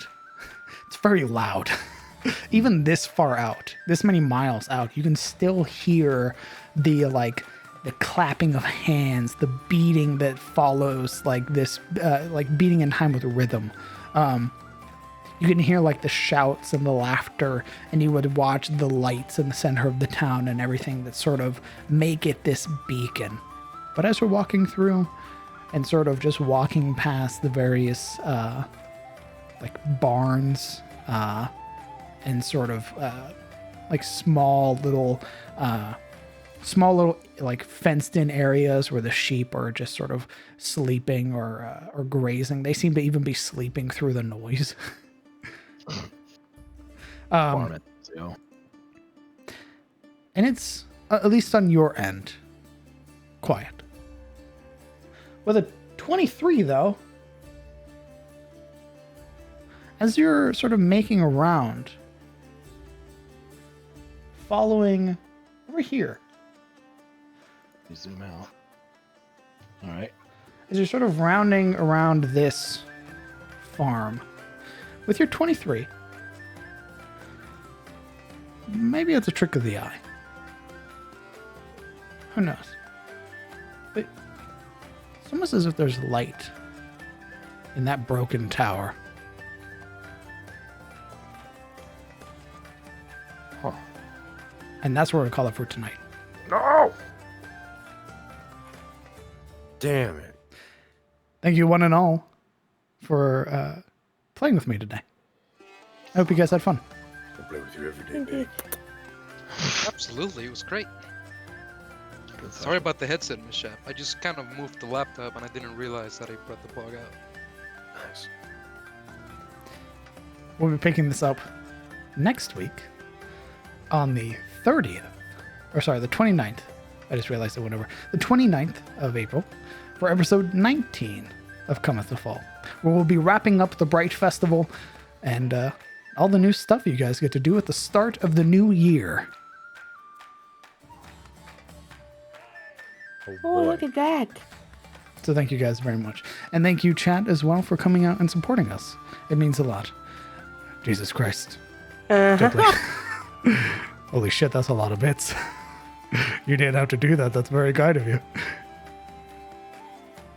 I deeply appreciate that. Again, Bits are some of the best way to support your streamer. Did you know that they receive every penny of the bits because you, as the wonderful watcher you are, already paid the tax on them? So each streamer, unlike subscriptions where they don't get the full $5, they get every single bit of those bits.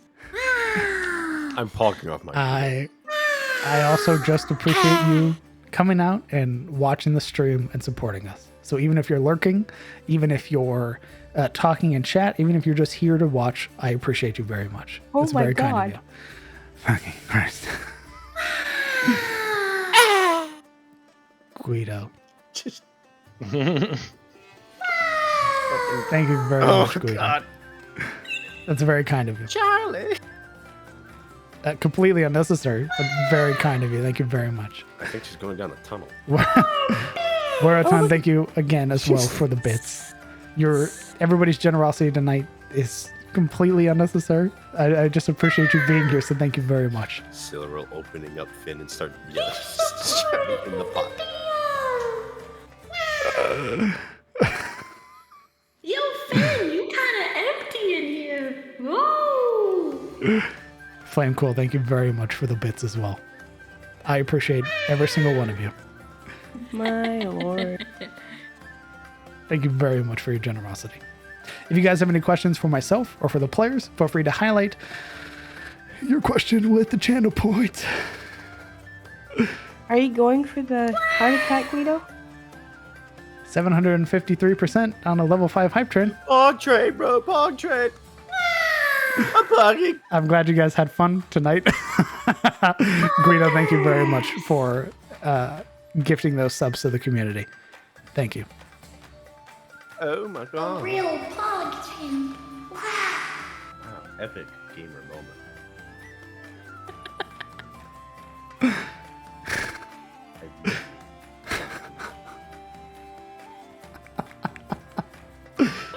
going. We don't need to sleep. I was gonna ask if we can go late next week. Go away, bud. We can keep going. I prepared a song. Really?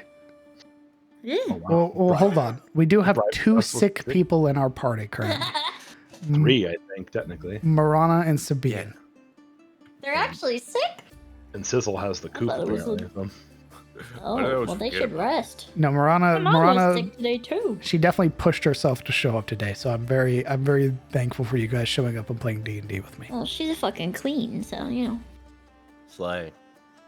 Slay! But Slay! next Slay! week we'll be finishing up the Bright Festival, so you'll have plenty of chances to sing and do your song for us. The song anti-dance. I might actually be drunk in game. Oh. No, out of game too. What? Why? I'm drinking on my birthday.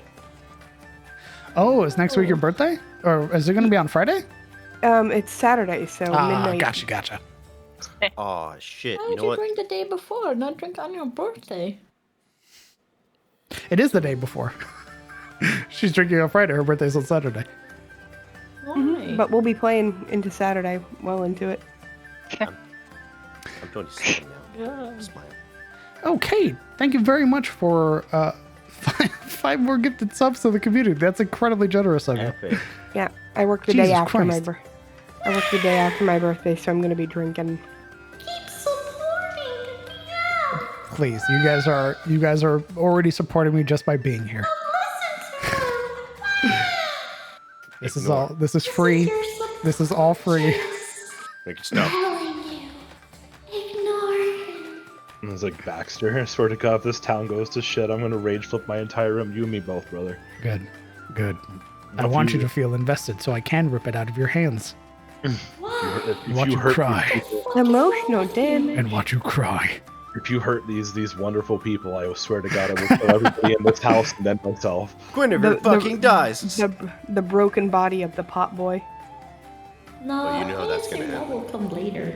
You know that's happening. Like. Yeah, 2 that's sessions definitely down the gonna road. come That's- later. He's gonna he's show fucked. up later. He's way too cute to live. He's dead, He's dude. gone. There's no way. Ed Tastic, thank you very much for the bits. That's very kind of you. I My appreciate your man's gonna support. be like, you see a shard of potentate sitting on the floor. Mm. Is that a warrior jar shard? Ah, sweet, a talisman. Let's go. Nice. Silderell I'm so finds upset. Silderell only finds the remains of Finn, just the single arm that she had wrestled with. That's all that's left. DM, Emotional how tired are you? damage. How tired am I? Yes, that is the question I am. proposed. I'm fairly tired. I woke up at 7 o'clock this morning. Okay, Why? I had to talk shop. Talk shop? Yes, what is the shop in which we talk? I was just surprised that you were Toys R Us. bringing it up. I'm interested. I can stay for a little bit. Talk shop. Now you've got my attention. Well, I mean, I did wake up. No, I can stay. Wait, D&D? Well. Yo, Randy. That's very true, Weratan. That's very true. The name of the campaign. Cometh the fall. The fall of man. No. Just because it says cometh the fall don't mean we can't stop it the fall, okay? It's just the story about when it comes, okay? And then magically we stop it through political enticement. We accelerate it through good intent, but bad choices. If I pull an SOE. That's what it's been. These last 17 sessions have been me buttering up the players. Nice. Getting I them love- nice and ingratiated with the people here. They love them. And then I'm gonna pull a George I R. will R. come Martin. down there and take your fucking cane. I'm gonna then I'll Jon get a Snow. Their screwdriver, favorite and I'll characters. Fucking take the railing off the stairs. Well, hey, if Elion burns, at least it'll smell nice. You know, And I'll that's a take plus. every nice can and pour it outside. How All the can you? bunnies outside are gonna be fucking running around like crazy.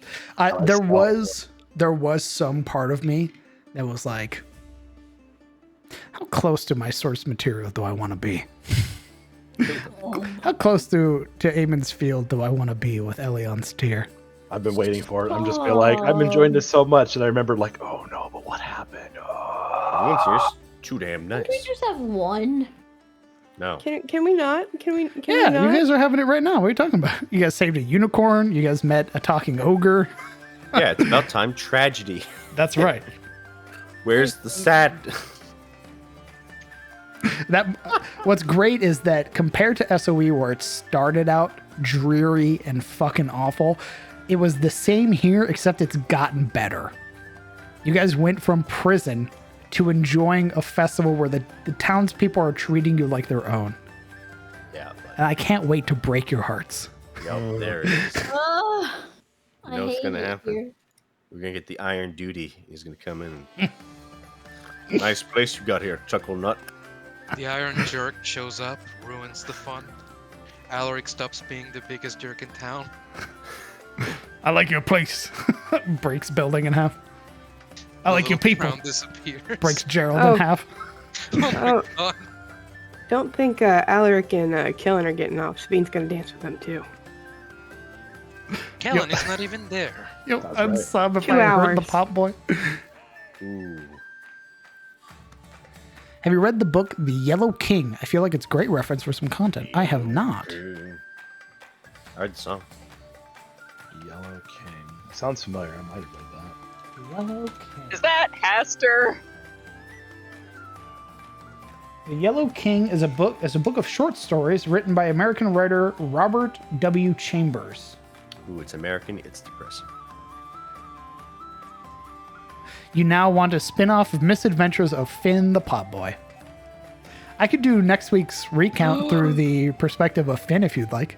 Oh my god. Oh my god. That'd be amazing. Yeah. It's just gonna be him. He's like, and I stood behind the door for like an hour, and then these chuckle nuts showed up and made fun of me, and I cried. If I agreed to draw a Finn comic, would you write it? Well, So Miyazaki showed up. He's like, what are you doing with my plot? Sure. You guys like Finn that much? He's okay. Oh, cute, impressionable. Hell yeah! Yeah, that sounds he's adorable. innocent. Adorable. He's It's innocent. What's really funny, actually, is that I have an artist who I'm working with currently. Like, we're in like a contract thing. She's making me Pop Boy tokens for this game. Let's go. Oh no. I already know what's happening. Let's go. Wait. Ooh. I just remember what happened to the Pop Boys in Elden Ring and why they aggro, and I'm like, oh, I know what's. I know how this ends. But yeah, their name is Ash. They're a really dope artist, and they're working with me to make very similar tokens to the ones that I use for like the boars and stuff. They're gonna be making Pop Boy tokens. Oh, I had a question. I need to remember it. Oh, fuck. Hello, Gov. That's a nice blue cape you got there. What? What's that hammer for? Is that for me? I'll wrestle. This is great because this is all before the poachers, right? So now you guys get to see the poachers against the Pop Boys. Oh man, those poachers are not doing themselves any favor. Those guys are going to be. This is going to be like a message about poaching by the end of this campaign and why it's wrong and you should never poach. I mean, that should be the way of it in real life anyway. Don't poach. You're a True. fucking loser if you do. True, but I didn't think that would be the message of this campaign. I didn't think that would be the moral of the story here, but we're gonna make it that. I can forgive the unicorn, but the Pop Boy, I'll kill you. Good question. Where are the pod boys? Because there were supposed to be pod boys, like many pods. Why didn't they roll in? Oh no. Finn has like Human. yeah, like human friends. Don't say like that. Don't other say little that. kids and stuff that play with him. Like they not? treat him like he's a kid because he is. So there's no real Alexander? Not here. Not yet. travel to Katarina. Maybe you'll find Wait. her. If Finn grow up, can he become Alexander? If you guys, you know what, as it is with most of the stuff in this game, if you guys want Finn to become like your guys' retainer and stuff like that, first off, you're gonna have to make a very convincing argument to Alexander. And then Party shows up to Alexander's place. He's like, "Oh, you've come for my question." He goes, "Shut the fuck up, old man." Finn, you want to be a warrior? The pot. You want to be a want the pot. You want to be a warrior, son? throw him a battle axe. You're a fighter, level 1. We want the pot. Surrender Come the with pot. us. Yeah, if you guys It's mine. Surrender. if you guys want like you guys want retainers, whatever you guys want to do, we can try to make it fit or work in the world. If you guys want to make a keep or find a keep, you guys want to get retainers, you guys want to get pot boyfriends, stuff like that. They're all in there in the world for you to find. Remember, the 2 questions: how and can we? That's what we're going to talk about when the story Don't forget comes. the 3rd question. What's the casualty rate? What's the mortality rate of these pot boys? I'd like to learn detect magic. Millions dead. How much HP they got? How long does it take? How long do they live? 500 years? All right, so the first thing is we got to get everyone to be a lich so we can live that long. How do you become undead? I wanted to teach a pot boy how to be. I needed my friend to grow up to be strong. I wanted to see the end of his adventure. He ends up like the gladiator pot, the one that gives out the pot arsenal trinket, Nice. where he just becomes too fucking big. I couldn't have done it without my friend. He gives 2 thumbs up to a bunch of skeletons sitting in the corner. Finn, you want to be cool? Throws him a gun. Oh no, we become the bad influence. Gets hooked on drugs. Oh, I love my friends. I love them. They're gonna take me to the big city. Finn. Here, put this in the pot. Don't let your master see it. Oh shit, it's the cops. It's like, Finn, you gotta hide this, man. Hide it, just up there. Put Give it him up like, there. oh yeah, I'll do anything for my friends. Okay, well.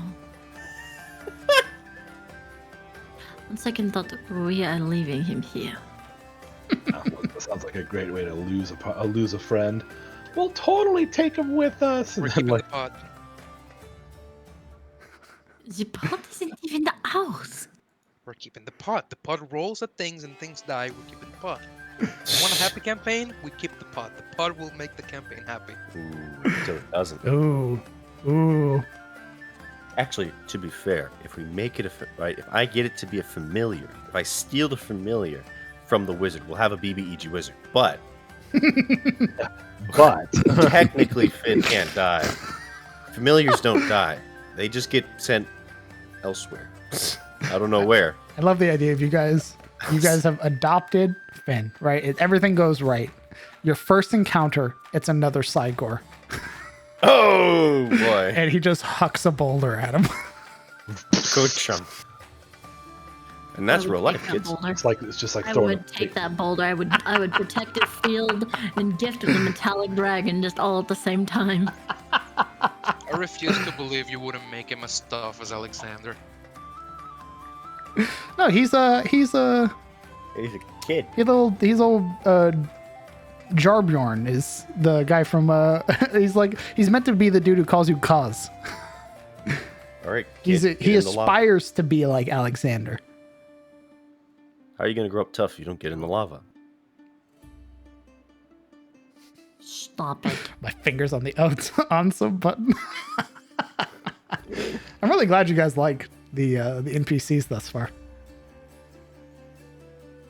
They're very much alive. I like them. Good. That was very much the intent, is to make them feel as plausible or real as possible. Love the voices. You're no longer allowed to say that you can only do 3 voices, or I'll smack you. I'm looking forward / dreading the encounter that Kellen Great night, everyone. eventually has with Guinevere. Good night. Right. Good night, Sabine. Night. Get well. This is gonna be like, Stop being sick. yeah, girl, quit that. Just succeed your con roll. What the fuck are you doing? It's at the end of your turn. The real life dice hate me. Never look. I'm just enthralled in inspiration. This is not good. Oh no. I'm really glad you guys like it. That honestly means a lot. Because this is the one thing that I was like, I really hope I get this right.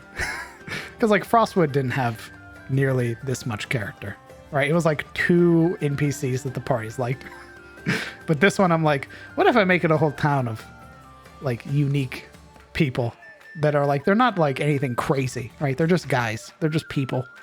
Hey, But I try to make them as real as possible.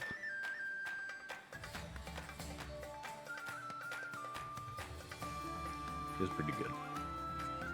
I can't wait for it to all fall apart. You want to see the version where it's on fire? Yeah, bro, let's go. This place is great. All right, I'm bored now. Set on fire. That's the murder hobos. Thankfully, I don't think I've ever ran for murder hobos. I don't think I've ever run into a situation where the party's like, all right, merchant, you failed to give us exactly what we asked for. It's initiative. Don't worry, I'm lawful good. I would Mr. Ground, never do you stream how you prep towns like this? Would help me a lot. Oh. No. But I mostly do like map making and stuff like that. I assumed again. I didn't really assume that people would very much care for like prepping and stuff like that because I prep a lot. So most of my free time is prepping, and I love doing it. So I mean, the maps are really good, and I like watching the map creation. sounds like you got yourself a new stream idea. I wouldn't mind watching you prep like characters and stuff. The only issue is that does kind of run into spoilers a little bit. Well, that's not his issue. That's yours. So don't put Alright. that on his Well, stream. you're right. I just won't watch your stream. Sorry. to be There you fair, go. even with you guys helping me with stuff like that, you guys haven't. There hasn't been a moment where I'm like, oh, these motherfuckers are metagaming. There hasn't been a single moment of that. I think we're all pretty good about that kind of stuff. Even if Exactly. I don't know, like, Bro, I'm not focusing. It goes in one ear, out the other. I mean, It's like, oh, that's really sick. Really neat. no, like at least for my part, like I never get spoiled by like knowing the end of a book. It's always about like what happens between the beginning and the end. So I never really care about spoilers because I don't know. Could also meat- be, the meat of the story is always the best part to me. yeah, it'd be kind of counterproductive to how we use our time if we were to spoil ourselves. Because we have to show up, you know, and spend time and roleplay the character. And if we take away the uncertainty, then we'll fuck ourselves.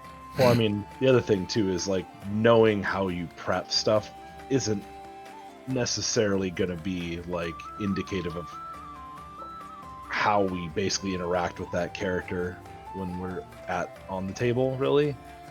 It's just like, just because if we know, oh yeah, this is a character that he prepped like 3 streams ago regarding, you know, some tavern keeper guy. Cool. Well, your character's probably not going to interact that way, that you know everything about him, you know? So, I don't know. I personally, for me, it wouldn't be a big deal, but Okay. Well, I'll make that a plan then. I think for Monday I'll do map making, and then for Wednesday, because it's work in progress Wednesday, I'll do some map making if I need to, because I'm already super like, in terms of like the Southlands, I have a ton of it mapped out already. Just purely out of fear, right? Where like my initial fear was like they're gonna get to Elion and then they're gonna fucking leave, like. They're going to get here and then they're going to run away and I have to continue to prep. But that hasn't been the case. So you guys even just being here for 2 sessions has already given me a ton of time to make way more maps in advance for other towns and other like hamlets and shit like that. Well, that's the beauty of it, right? We're too poor to run away. We can't afford to go anywhere. we're stuck here, brother. I need some fucking money. Really love how Just cozy your need- streams are. That you are very real on stream. Baxter, that's super kind of you. Thank you very much. Just need to make some money, Arthur. Funny you say that, Luna. Armand was a freak accident.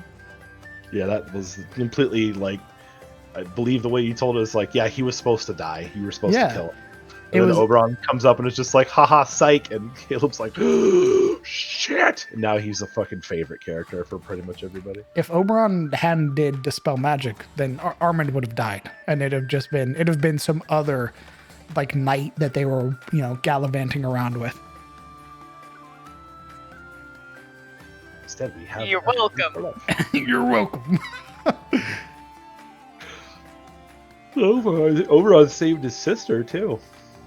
Yeah, also saved Dame Bruna. Mm-hmm. Yeah, we haven't really had a whole lot of interactions with Debra, but she seems pretty cool.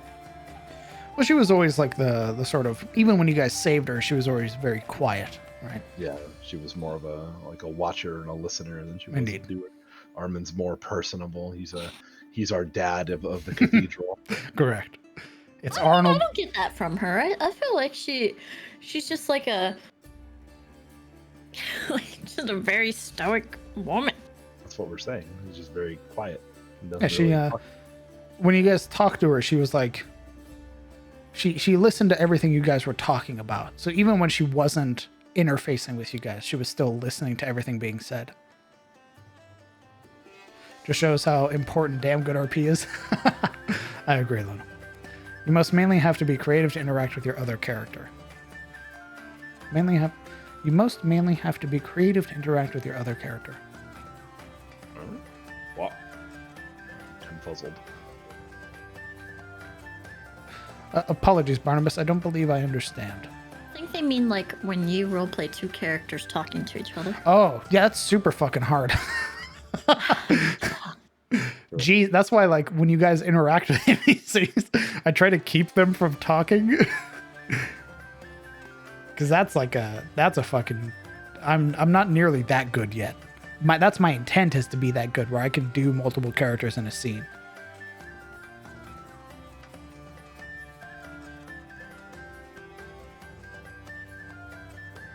It's got the Fallout mechanic right now where you talk to one person at a time and the camera zooms in on their face. Yes. The entire background. As long as you don't spend 15 minutes just talking to yourself amongst your own characters, That's also what I've then I think we'll be fine. It's also what I've been avoiding, where I'm like, these characters would interface with each other, but why would I do that? I could just write a book. I could just write myself a story if I really wanted it. Yeah. So I keep I keep it like barks or quips, like in a video game where you pass an NPC and a little bubble forms over their head.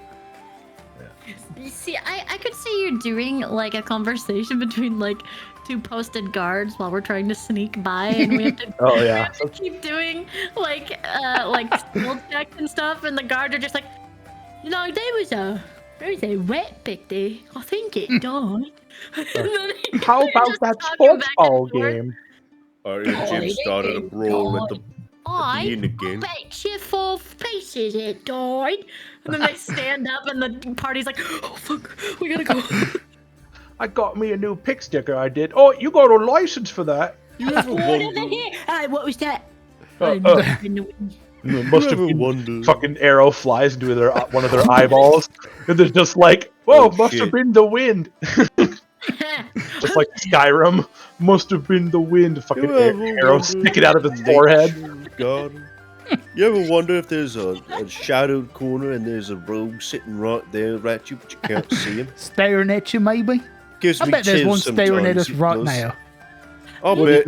Feeling we're being watched. Shut up. We Oh. aren't being watched. Go get us something from the food truck already. Always feel Party like members in the shadows, indeed watching them. Sweating like, oh fuck, oh fuck.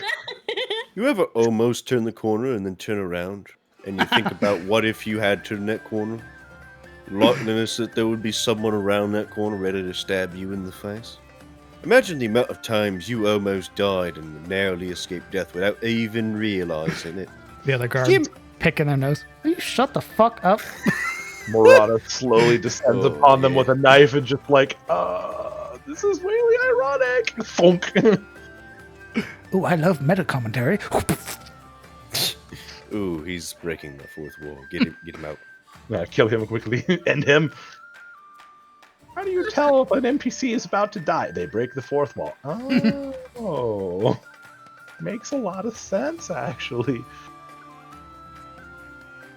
Oh, I should say. Incorrect. It couldn't be from around the corner. It would just be from the fucking ceiling. Yeah, falls on like some fucking spiders. I should say. You have to kill me. I'm gonna eat you. For the people watching who wanted to run minions, I ran minions wrong. I fucked up. They're meant to make one attack as a group with a multiplier depending on how many minions are nearby. So it's not multiple attacks, it's one attack versus whoever's armor class they're nearest. Yeah, that's what I told you. Like, from what you described, it looked as though you could use that so that there's many enemies fighting us. So what? So it could be a horde of things. 5 goblins is really just one goblin with 5 multi-attack? No. So it's 5 goblins. They all make one attack. Oh, okay. Look, I want us to run through Moria with like 300 goblins in our ass.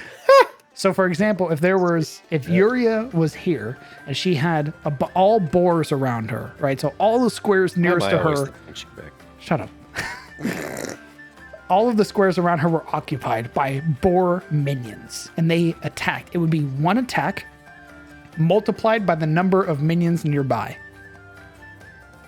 So it'd be a 1d20 plus 9, right?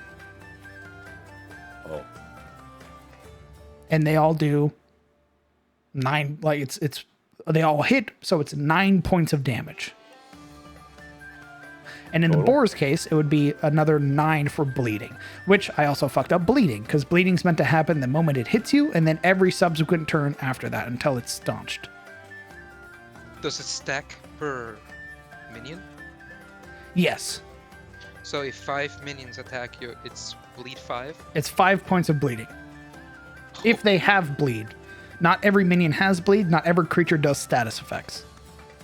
The boars would have applied 5 points of bleeding. So you'd have taken the 5, then the 5 from their hit, and then on the start of your turn, you'd have taken 5 points of damage.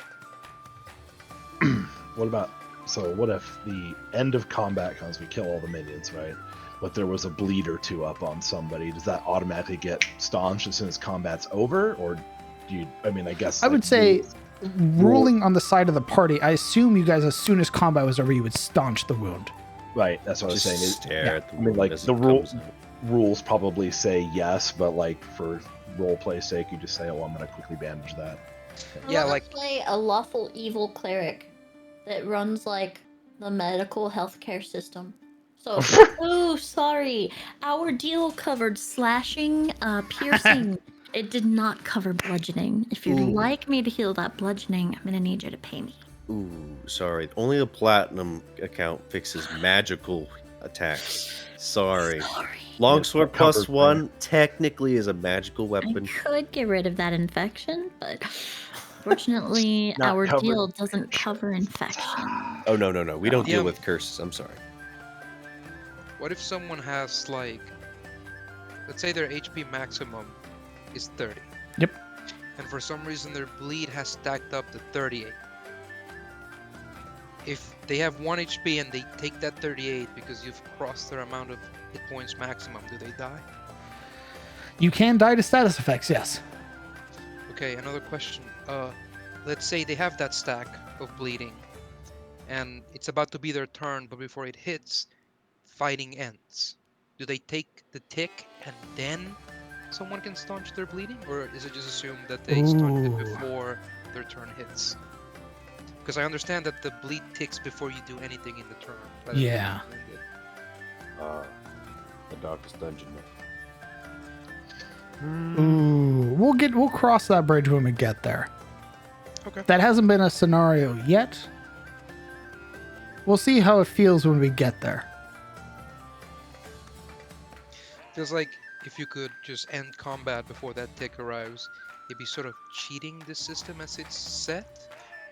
but at the same time, I can see some real character deaths happening. I mean, again, if you get 38 points of bleed, if you get healed even 1 hit point, it staunches the bleeding.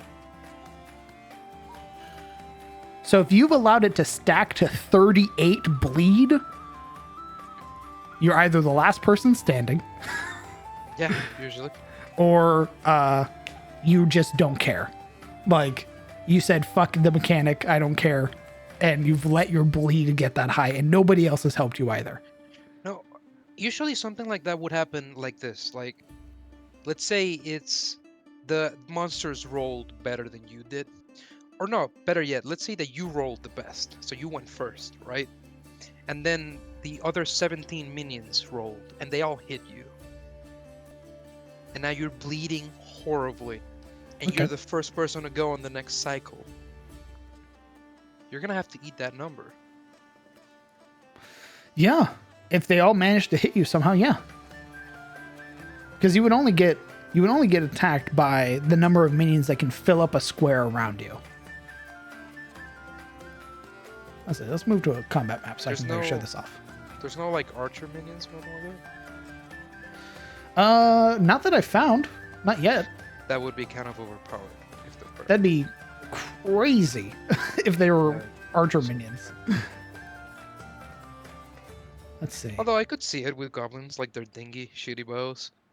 Well, even those, like the minions, at least very pointedly, are all about like having little daggers and stuff, right? All right, so let's do this. Swap over here to. And I imagine that eventually, as we hit like the 15s and 20s, the minions could actually be formidable foes in the past. Absolutely. But now we're just slamming them. Well, like even minions at higher levels can still be threats, right? Because there are minions that eventually are like ogre minions and shit like that. Yeah. So let's see. You have Kellen here. And Kellen is surrounded by a bunch of spirits of the forest. This is some super fucked up scenario in which nobody's tanking. Monsters are roaming through the battlefield, and Kellen has ended up in this precarious situation of which he is surrounded by 8 boars. Now, the boars make their group impale, or their impale group attack. So it is a 1d20 plus 8. So that would make that... Let's see. That would make that 26 to hit. He would take 8 points of damage and 8 bleeding.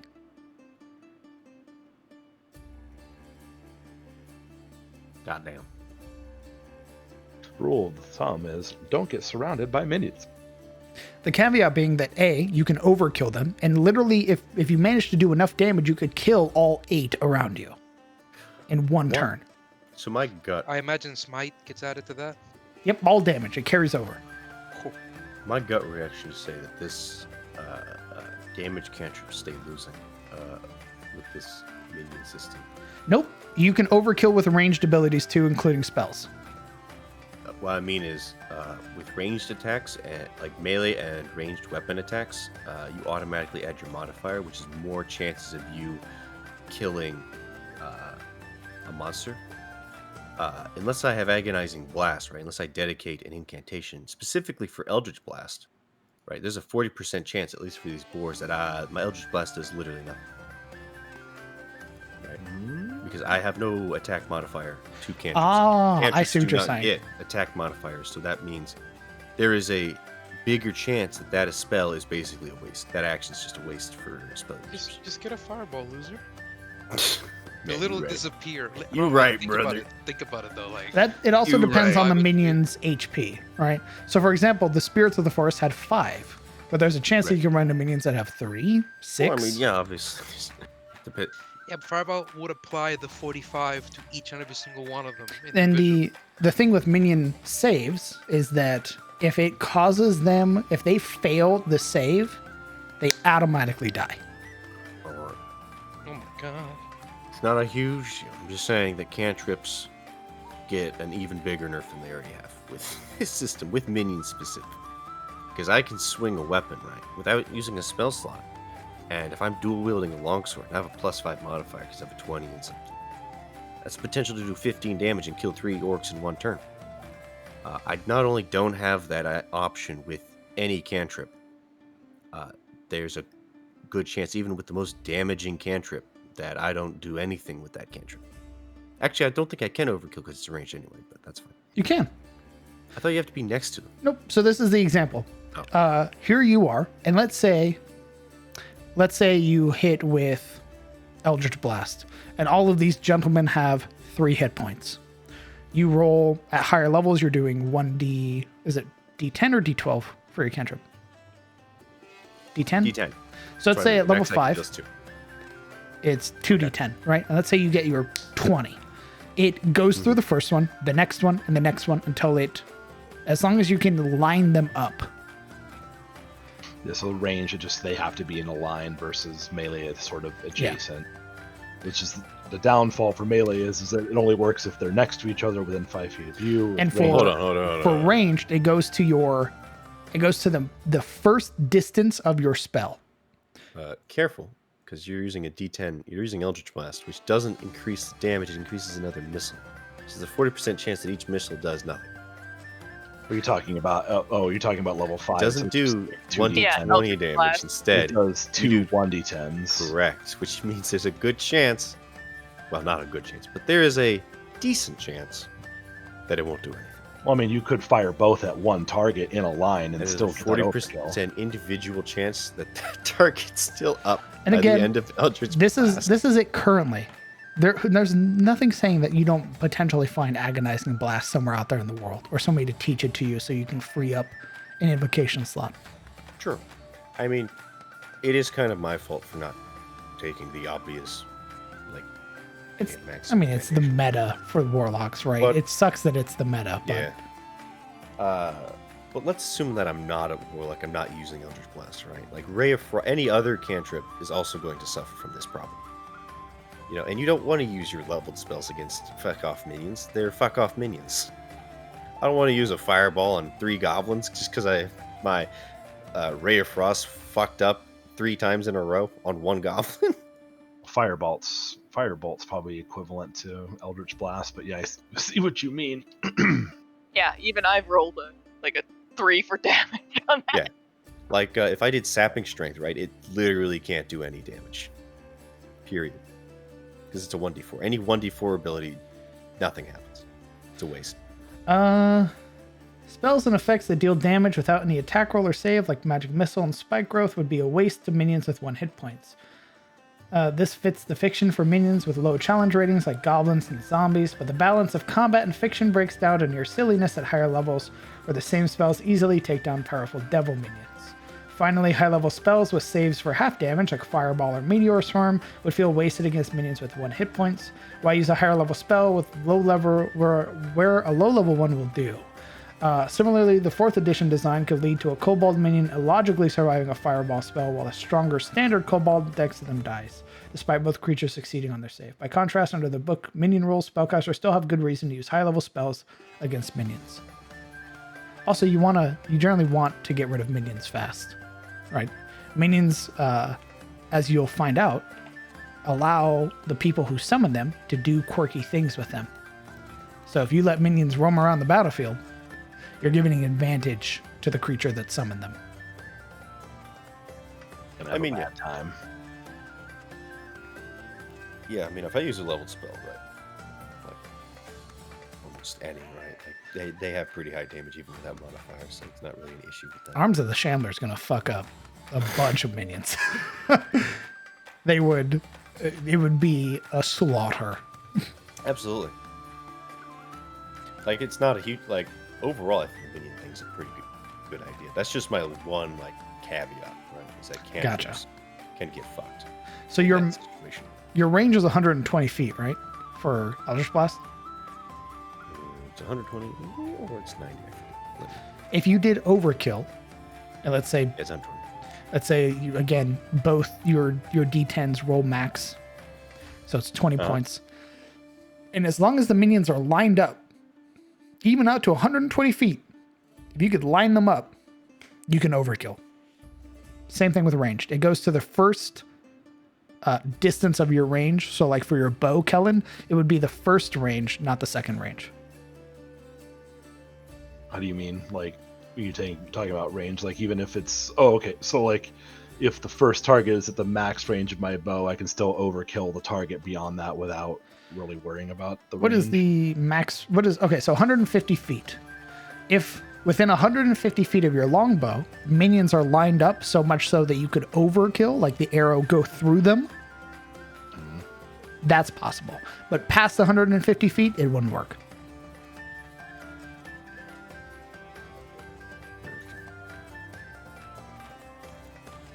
I mean, I'm still willing to give it a shot.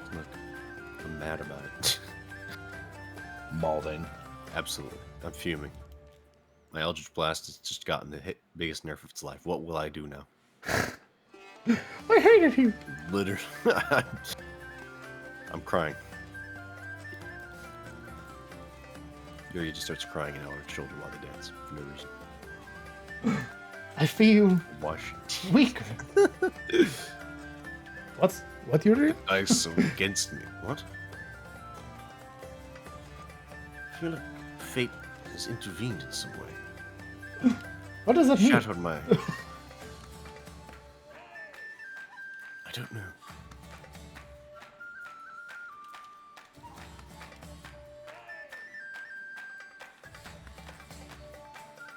Oh, fine. I'm just glad that we can have 6 goblins on the field without all 6 goblins taking an individual turn. Which is also what I like.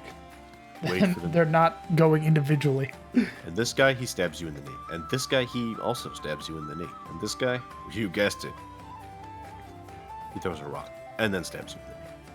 The rock was a bonus action. No! God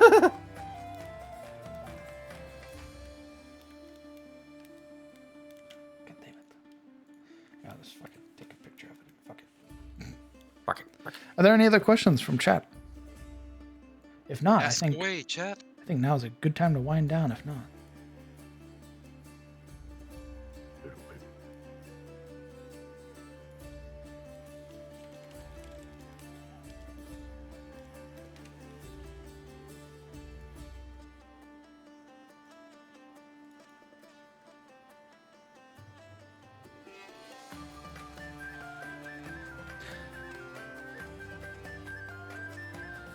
would it be possible to be a robot in my games?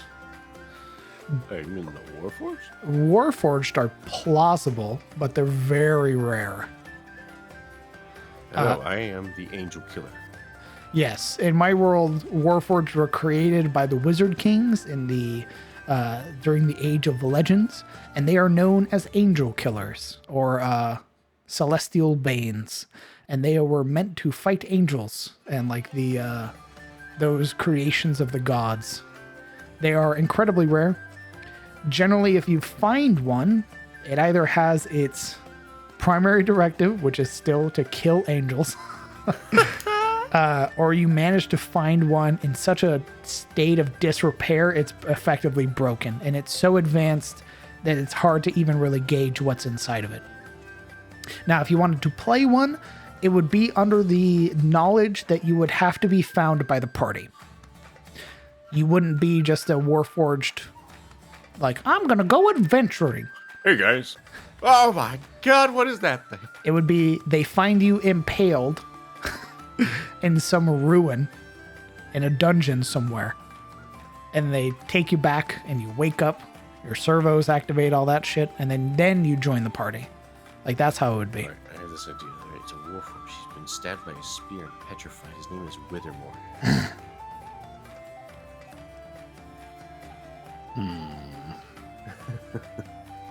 Very, very similar. Be great. I posted an example of the overkill for ranged from the book. Nice. Right. Well, I believe this is a good place to call it. Why don't you go ahead and say goodbye to all the fine people in chat? Bye, chat. Good night. See you next time, gamers. I'll be right back. Ciao. Well, well, well. Thanks for stopping by, guys. Thank you guys so much for coming out and supporting the players, supporting myself, for making this session extremely fun. It was so much fun to read your guys' banter while I was doing the session. I hope you guys enjoyed. I've been super excited for this session all week, and I hope it showed. I hope you guys have a good night. I'm probably gonna go to bed. I'm super tired. And I hope you guys take care. Remember that the Discord is open. Our community is growing every day. Yeah. I hope that you guys, wherever you are, you rest well, enjoy yourselves, and have a good night. And I will see you this Sunday for the Secrets of Irist and dealing with the Archduchess of Avernus, Zariel. You guys take care.